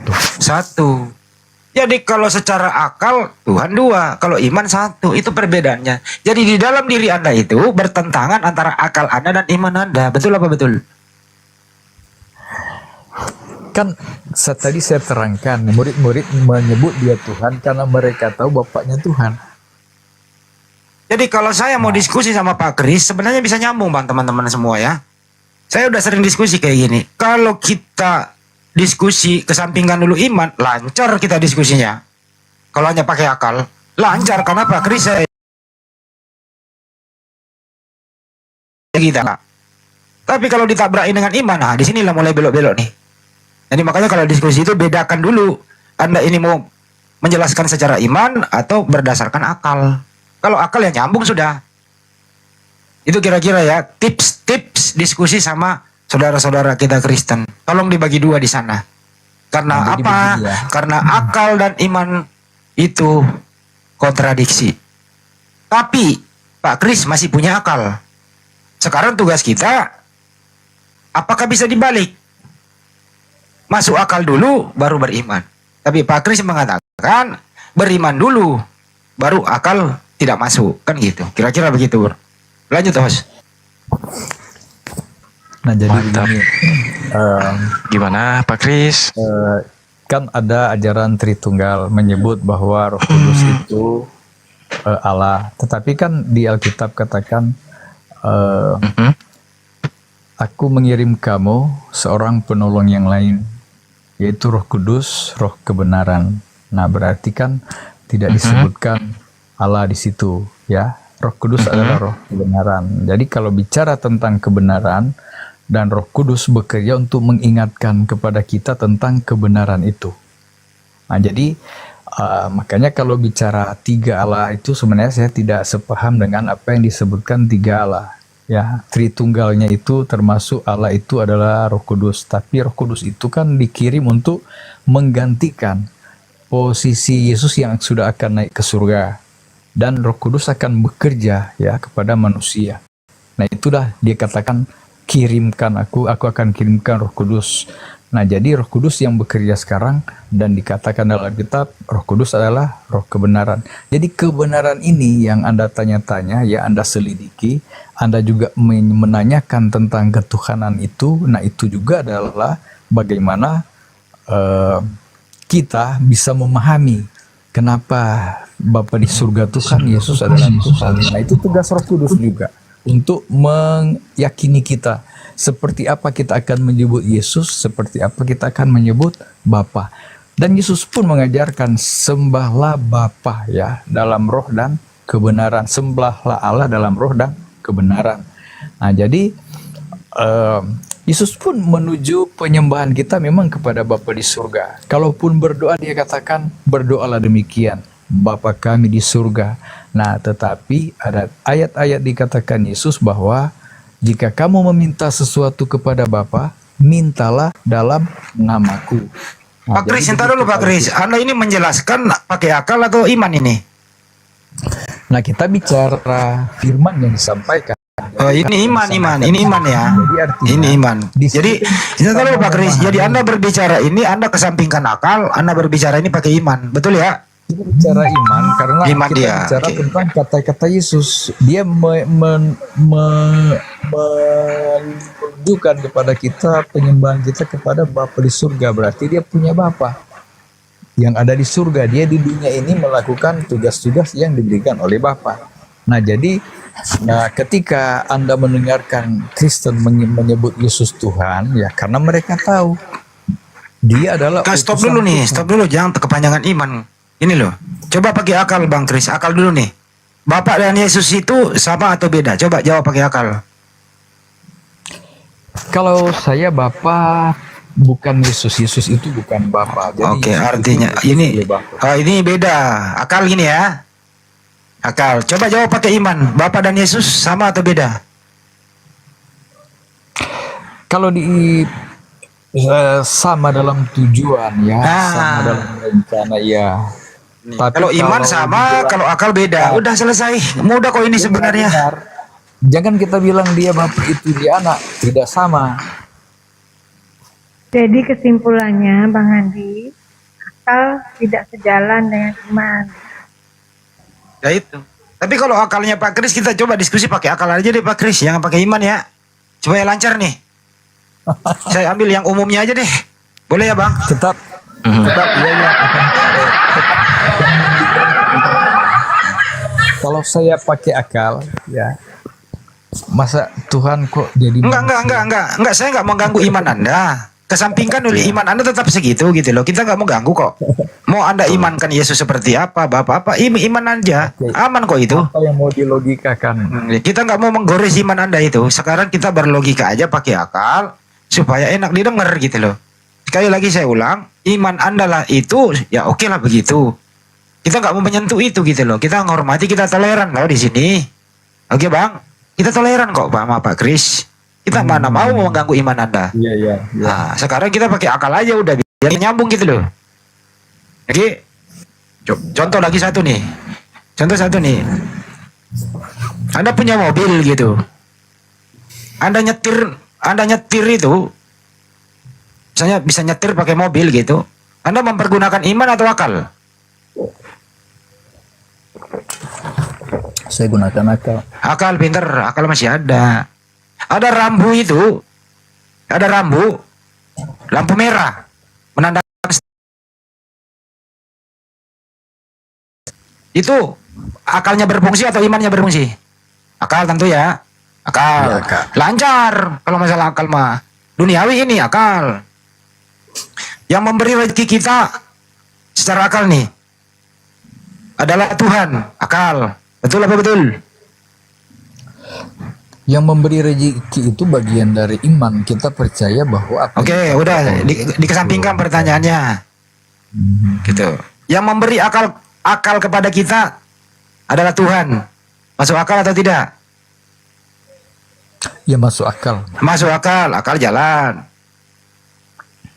Membedakan antara manusia dan Tuhan pakai akal atau pakai iman? Nah, Akal ini dan yang iman. sulit. Akal dan iman. Akal dan iman maju. Oke. Ini yang sulit ini. Saya kesampingkan itu nanti sulit. Membedakan antara daging sapi dengan daging kambing dengan daging babi, akal atau iman? Akal. Akal. Tuhan itu satu, masuk akal atau tidak? Masuk akal. Masuk akal.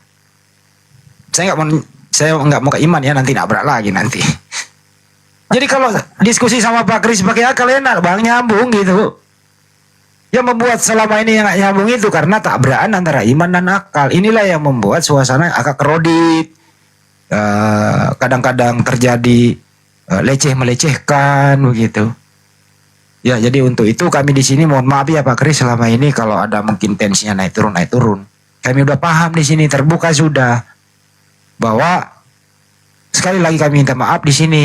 Kami tidak akan pernah mengganggu iman kami, iman saudara kami yang Kristen, gak mau kami mengganggu itu. Itu kira-kira Pak Kris, terima kasih Anda jujur di sini. Top Anda di sini. Thank you brother. Ya, mantap.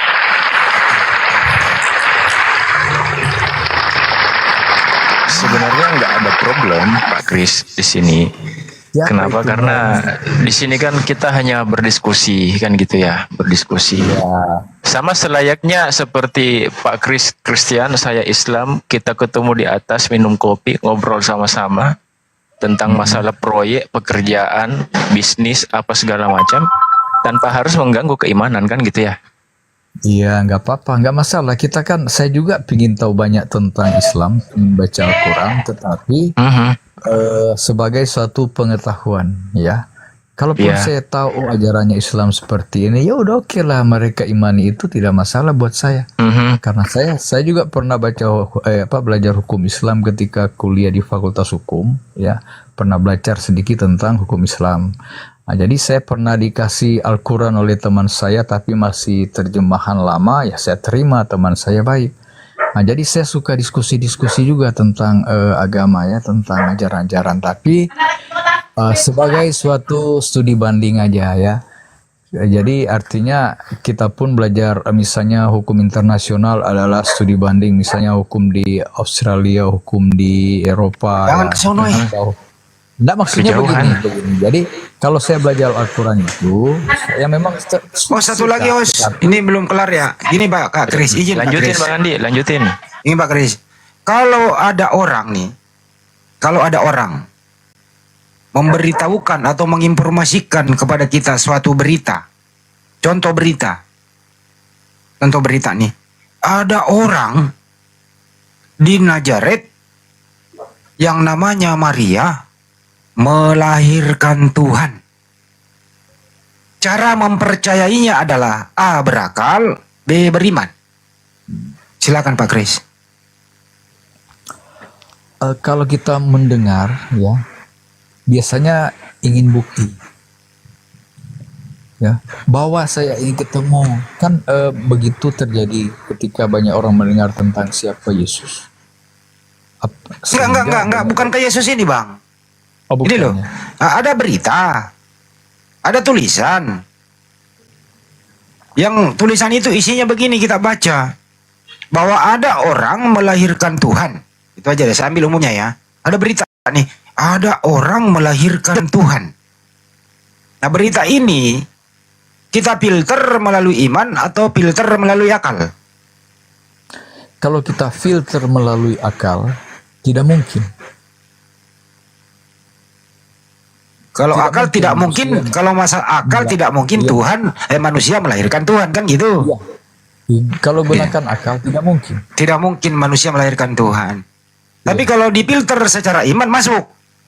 Ya masuklah. Masuk barang itu. Karena kalau bicara iman kan, iman dari mendengar, ya. Itu Pak Arif, jujur Pak Kris, oh demen sama orang ini, jujur dia. Jadi nggak asik gitu loh. Iya, saya kan Iya. Kita kan pakai otak. Jadi juga, diskusinya jelas kita mau kemana kan gitu Bang Andi ya. Tinggal kita yang memilih mau menggunakan akal atau menggunakan iman. Saya ini kan sering nonton sidang. Sidang itu nggak boleh hakim. Ya, kalau Iya. Pak Kris ini udah bisa jadi saksi gitu loh. Udah bisa jadi saksi di persidangan. Kalau sidang itu bukti adalah nyata ya. Bukti kan bisa keterangan saksi, bisa pengakuan, barang bukti. Nah itu bukti. Tapi kalau bicara iman tadi yang saya jelaskan ya berbeda dengan bukti di pengadilan dengan bicara iman. Karena justru kalau bicara iman kita mengimani sesuatu yang kita tidak lihat ya. Jadi bukti sebenarnya harus ada kalau bicara. Ya memang di persidangan itu nggak menguji iman, Pak. Bukti persidangan itu diuji itu bukti-bukti kan gitu di sidang itu. Oke. Iya, jadi begitu untuk memahami ya, untuk memahami kekristenan sebenarnya ya. Kalau kita memang masuk ke Alkitab, kemudian kita letterlek, kebanyakan kita nak memahami Alkitab. Saya kasih contoh, ada yang mengatakan Tuhan kok batu, padahal di situ ditulis tentang batu penjuru. Nah, kalau orang Kristen memahami batu penjuru itu apa? Nah, kalau bicara letterlek, bicara bukti, oh, masa Tuhan batu? Kalau bicara akal, tidak masuk akal. Masa kok Tuhan batu? Padahal tidak memahami maknanya itu. Nah, Tuhan kok gila? Nah, itu juga disebut-sebut di dalam diskusi karena tidak memahami makna daripada perikop itu sehingga mengatakan masa Tuhan ditulis tidak waras. Kalau itu udah masuk ke materi, Bang. Ini Nah, itu kan contoh yang akal dan ini nggak membahas materi, Bang. Ini membahas masih luarnya saja. Ini kan masih sidang pra peradilan ini, Bang. Kita nggak membahas materi. Ini formilnya doang, Bang. Formil. Bedakan formil dengan materi, Bang. Ini praper, Bang. Kalau praper itu formil, Bang, nggak masuk ke materi, oke? Oke, Bang. Abang kan udah pernah belajar hukum dikit. Masa nggak bedain dong antara formil dan materi? Kalau ke materi itu, Bang, ya kita bahas ke dalam. Artinya sudah ada terdakwanya di depan kita. Anda kan bukan terdakwa, Bang. Iya, betul. Oke. Saya menghargai Abang loh. Saya nggak menganggap Abang sebagai terdakwa. Saya JPU-nya yang bertanya. Saya nggak menghargai. Nggak seperti itu gitu loh. Nggak. Kita ini sama gitu loh. Yang membedakan kita itu adalah kecerdasan kita, ketakwaan kita, cara menganalisanya itu yang membedakan kita. Kalau kami itu berakal dulu, masuk akal dulu, baru diimani. Sesuatu yang nggak masuk akal nggak perlu diimani. Kalau Abang kan nggak mau masuk akal, mau nggak, yang penting iman kan gitu. Itu bedanya doang antara Pak Kris dan kami di sini gitu. Iya betul. Tepuk tangan dong perbedaan ini. Betul.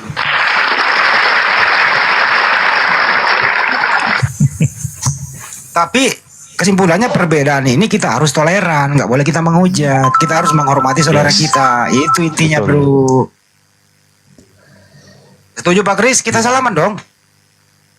Iya. Ya. Jadi kalau ini salaman kok digepuk, gimana sih? Oh, salaman digepuk. Kalau diskusi dengan saya beda dengan yang lain enggak.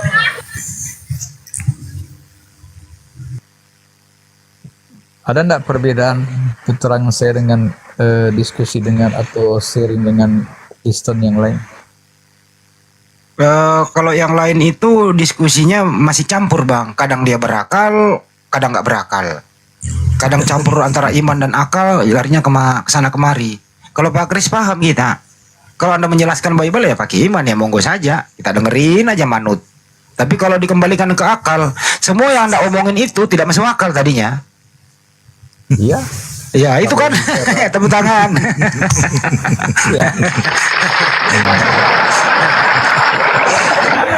Nah, jadi gini ya, kalaupun kita masuk surga, yang sekarang kita bicara iman, kalau kita lihat nyatanya di ketika kita selamat, nah itu baru kita bilang ini iman kita ini masuk di akal juga. Kalau kita selamat, masuk akal ya, kenapa saya di surga? Ini dari iman saya, oh ini semua dijelaskan kenapa saya ke surga. Baru kita katakan ini masuk akal. Kalau kita manusia di dunia masih bertanya-tanya ya. Oke, topik lain apa lagi lah? Banyak sih kalau masalah topik. Tentang akal dulu. Bang Andreas, Dinda Andreas, Bang Andi, dia balik dulu ke rumah pulang dari kerja. Habis sampai di rumah langsung join sama siapa pacarnya. Oh, calon istrinya. Ya, nanti kalau udah sama pacarnya naik di sini aja ya. Nanti di sini nanti Bang Yuma akan menjawab semua pertanyaan. Siap. Pacarnya siapa? si Andreas. Iya, siap. Ini ada beberapa Saya monitor, selalu monitor. Ada beberapa item pertanyaan dari pacarnya Bang Joma. Pertama adalah ini mereka harus Bang Joma yang menjawab karena Andreas ini sangat mengagumi Bang Joma. Betul. Mereka agak sedikit ribut sama pacarnya. Bahkan waktu itu Andreas menurunkan salib. Mereka agak ribut, dinaikkan lagi demi toleransi. Bang Andreas is oke lah. Namanya juga pacar gitu ya. Jadi kisi-kisi pertanyaan pacarnya adalah satu, apakah perpuluhan di Kristen itu baik atau buruk? Itu pertanyaan pertama. Yang kedua,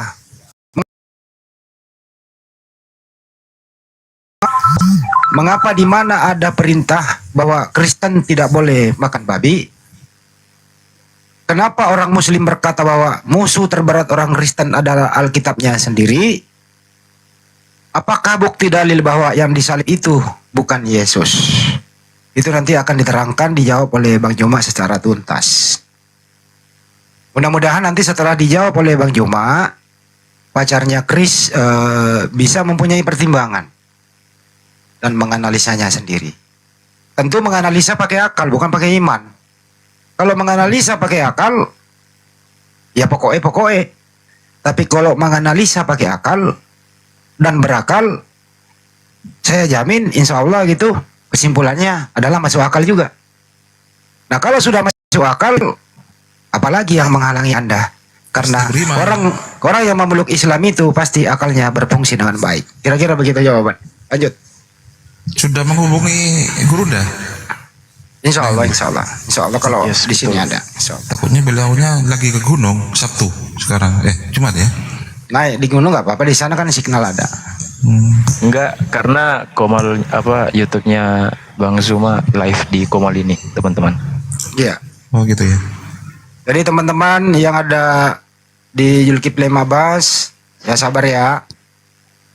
Saya coba kita nanti format ini. Kalau masalah diskusi apapun itu kalau menggunakan akal, sebenarnya Bang Kris, saya punya metode, banyak metode kalau saya pribadi. Sama seperti diskusi saya semalam ketika after dari Kak Evelyn Syahadat, kan turun semua tuh, ya kan, tinggal saya sama Bang, pokoknya 1 lawan 2 lah gitu, narasumber gak ada, tinggal saya sendiri, 2 oten teman Kristen gitu, 2 teman Kristen gitu. Jadi saya diskusi sama mereka itu bukan menggunakan dalil, tapi memang menggunakan akal gitu Pak Kris.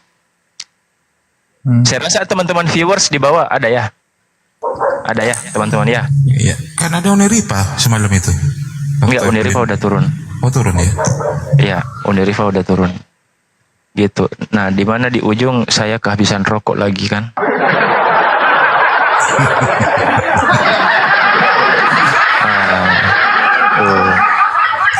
Tuh, itu ini ada kan, gitu. Kehabisan rokok dan gitu ya teman-teman ya. Coba disenggol dulu Ustaz Alif tuh. Ya, Ustaz Alif, monitor Ustaz Alif. Assalamualaikum warahmatullahi wabarakatuh Ustaz Alif.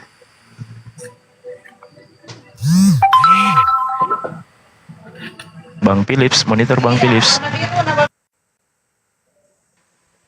Bang Philips, monitor.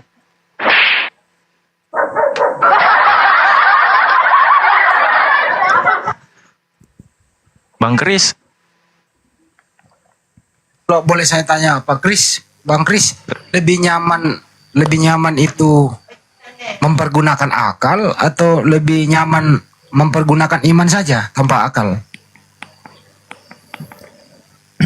Ya kalau saya sih, kalau bicara iman, bicara iman. Kalau bicara keyakinan, bicara firman ya. Ya bicara firman saja. Misalnya topiknya apa, tentang apa, nggak masalah dibahas kok. Contoh saya kasih lagi contoh ya Pak Kris ya. Ada gelas, jelas-jelas isinya air, gitu ya. Secara akal itu air. Tapi datang sekelompok orang, karena doktrinnya dari kecil, ya, di dalam gelas itu bukan air. Saya tanya sama dia, dalam gelas ini air bukan? Ah, bukan. Kenapa? Ya iman saya mengatakan bukan air. Gitu loh. Tapi secara akal air itu, gitu loh. Menurut Anda, iman ini benar? Menurut Anda sesuai dengan akal atau bentrok dengan akal, Bang? Kalau seperti ini analoginya. Ya itu bentrok dengan akal dan iman. Oke. Ada lagi makhluk. Ini saya nggak menyebut ya. Ada makhluk pernah ada di muka bumi ini. Gitu. Dia pernah menjadi bayi, dirawat sama ibunya, sampai sekolah, dewasa. Bahkan ada mengatakan pernah kuliah begitu. Akal mengatakan bahwa ini adalah makhluk manusia ciptaan Tuhan. Tapi ada segerombolan, ada sekelompok orang mengatakan dia itu Tuhan. Adalah Tuhan. Menurut Anda yang benar yang mana? Ketawa. Ya, masalahnya begini, kalau kita kan tahu ya, kalau Yesus datang sebagai Tuhan, Jangan menyebut nama, saya nggak menyebut nama. arahnya kemana, ya, arahnya kemana bisa dipahami. Jadi datang sebagai, Jangan menyebut ya saya. Kalau dia datang sebagai Tuhan, tidak mungkin kita bisa melihat dia karena cahaya kemuliaannya saja manusia tidak sanggup melihatnya. Ya. Aduh. Kedatangannya Ini masuk iman, jangan masuk iman dulu, Bang. Iman. Ya, kita tetap bicara iman. Enggak, ini saya nggak menyebut Yesus loh. Enggak, sudah tahu arahnya kemana. Enggak, jangan dulu ke sono gitu loh, Bang. Saya ini mau pakai akal dulu gitu. Iya. Abang izin, Bang, Pak Kris. Akal saya sehat. Akal saya kan masih sehat. Iya, kalau begitu kita saya nggak menyebut nama, saya ulang ya. Saya nggak menyebut nama. Saya nggak menyebut nama. Jangan diarahin dulu pikiran Anda ke mana-mana gitu loh. Saya nggak menyebut nama. Ada manusia di muka bumi ini, ya. Dia tidak punya suami, tapi dia bisa mengandung. Terus kemudian anaknya ini ya dirawat dari bayi sampai dewasa begitu.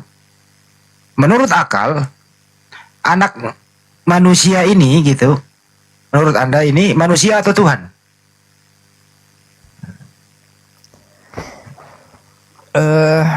Manusia.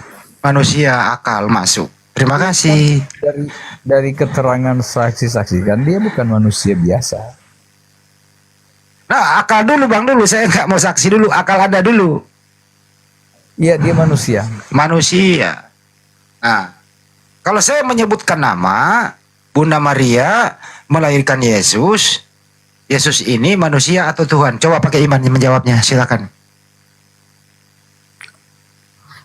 Iya, karena dia itu lahir dari Allah, ya. Jadi bukan manusia biasa. Ya. Kalau dia jadi dilahirkan dari bayi sampai besar dagingnya itu jadinya manusia.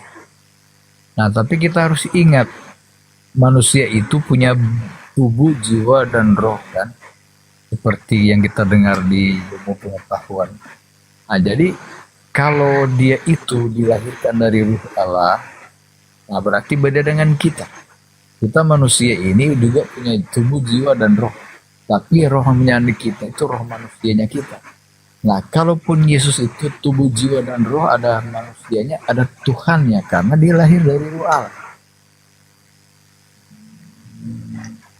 Oke, ya udah dijawab ya. Saya nggak mengganggu iman Anda loh. Saya cuma minta audiens di bawah yang menonton baik di YouTube maupun ada di sini. Menurut kalian semua nih yang mendengarkan ini, yang mana yang logis didengar jawabannya? Pak Kris, A secara akal, B secara iman. Yang mana yang logis, yang mana yang enak didengar jawabannya? A akal, B iman. Silakan teman-teman semua. Audiens juga harus interaktif nih kita nih. Bantu saya berpikir. Ayo semuanya dijawab. Jawaban yang paling cepat akan saya kasih hadiah. Hadiahnya adalah menunaikan ibadah haji bagi orang yang mampu.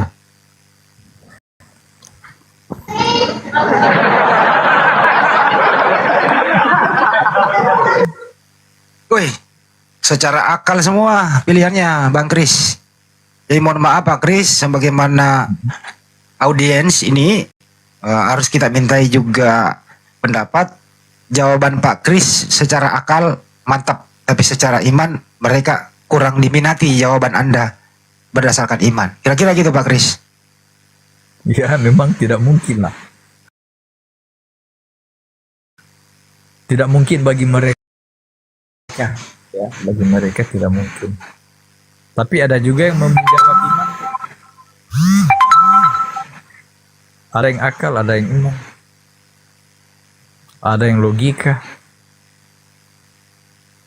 Satu lagi nih ya. Satu lagi nih. Saya masih meminta nanti pendapat para audiens dimanapun Anda berada ya. Ada seseorang atau ada sekelompok kaum itu ada yang baik, ada yang buruk. Gitu ya. Ada seseorang diutus untuk meluruskan yang buruk-buruk ini sebagai pemimpin waktu itu. Dia adalah wakil daripada Tuhan turun ke sana. Saya nggak menyebut nama dulu ya. Untuk meluruskan yang bengkok-bengkok gitu loh. Tapi kaum ini gitu tidak setuju. Bahkan ingin melenyapkan ini. Pertanyaannya adalah, pantas enggak orang ini dieksekusi mati atau tidak? Secara akal dulu Bang. Kalau secara akal tidak bisa dieksekusi mati. Oke, secara akal mantap. Baik, secara iman saya menyebut nama.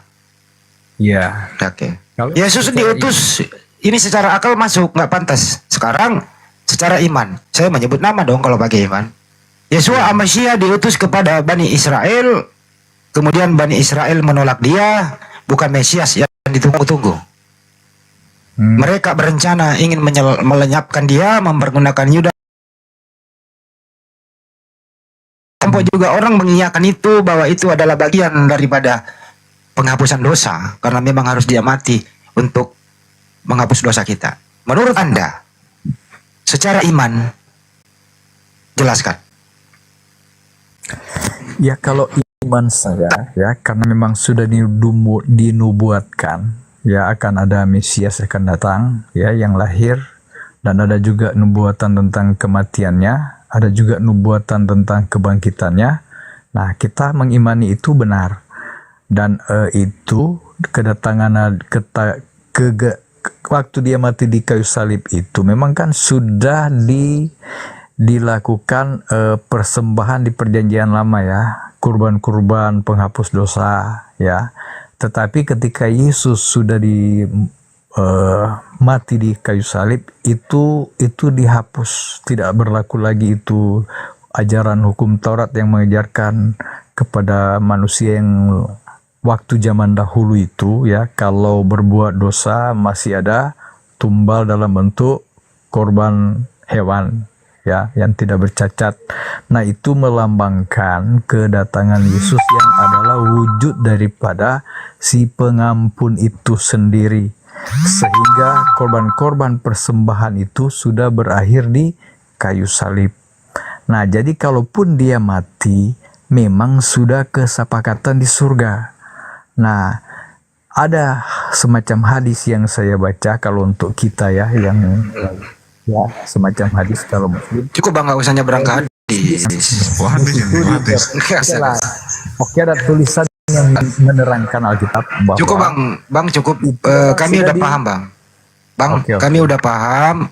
Saya memberikan lagi interaktif kepada netizen. Semuanya yang ada mendengarkan. Penjelasan Pak Kris ini, yang manakah yang mudah dicerna? A. Secara akal, B. Secara iman. Jawab lagi di bawah. Semuanya harus dong, cepetan dong. Ayo cepat. Semuanya di YouTube juga. Oke, semua menjawab akal. Tidak semua. Ya, oke. Ada yang satu dua lah, ada yang iman nggak apa-apa ya. Sekarang yang kedua ini saya nggak menyebut nama ini dulu nih. Menurut Anda, jawab pakai akal dulu. Jawab pakai akal dulu, Pak. Menghapus dosa itu, ya, atau berkorban itu dalam menghapus dosa, A, pakai hewan, B, pakai darah manusia. Secara akal yang mana yang Anda pilih, Pak Kris? Kalau berbicara akal, ini kok untuk penghapus dosa harus korbankan manusia? Ya, secara akal yang mana yang masuk akal? Ya, berkorban itu berkorban hewan atau korban manusia? Secara akal yang mana yang bagus? Yang masuk akal korbannya hewan. Hewan secara akal. Baik, benar. Ya. Sekarang secara iman apa jawaban Anda? Silahkan diterangkan. Monggo. Nah, secara iman kan tadi sudah saya sebutkan.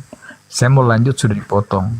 Itu ya ada yang buku saya baca ketika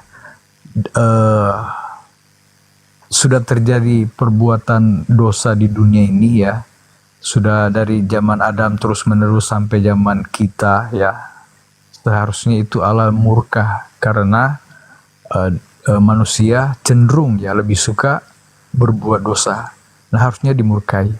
Tetapi karena Allah Bapa di surga masih ya mengasihi manusia sehingga ada yang harus dijadikan kurban. Nah, buku yang saya baca ketika terjadi perundingan siapa yang akan jadi kurban, ada malaikat yang menawarkan diri tetapi tidak bisa. Nah, sehingga dari rencana ini akhirnya diputuskan Yesus ini yang harus jadi turun ya, harus jadi kurban. Tetapi keputusan ini ya karena dianggap hanya Yesus yang sanggup, kalau hanya malaikat biasa tidak bisa. Nah, sehingga diutuslah Yesus itu, tetapi bukan diutus sebagai datang sebagai mana adanya dia di surga,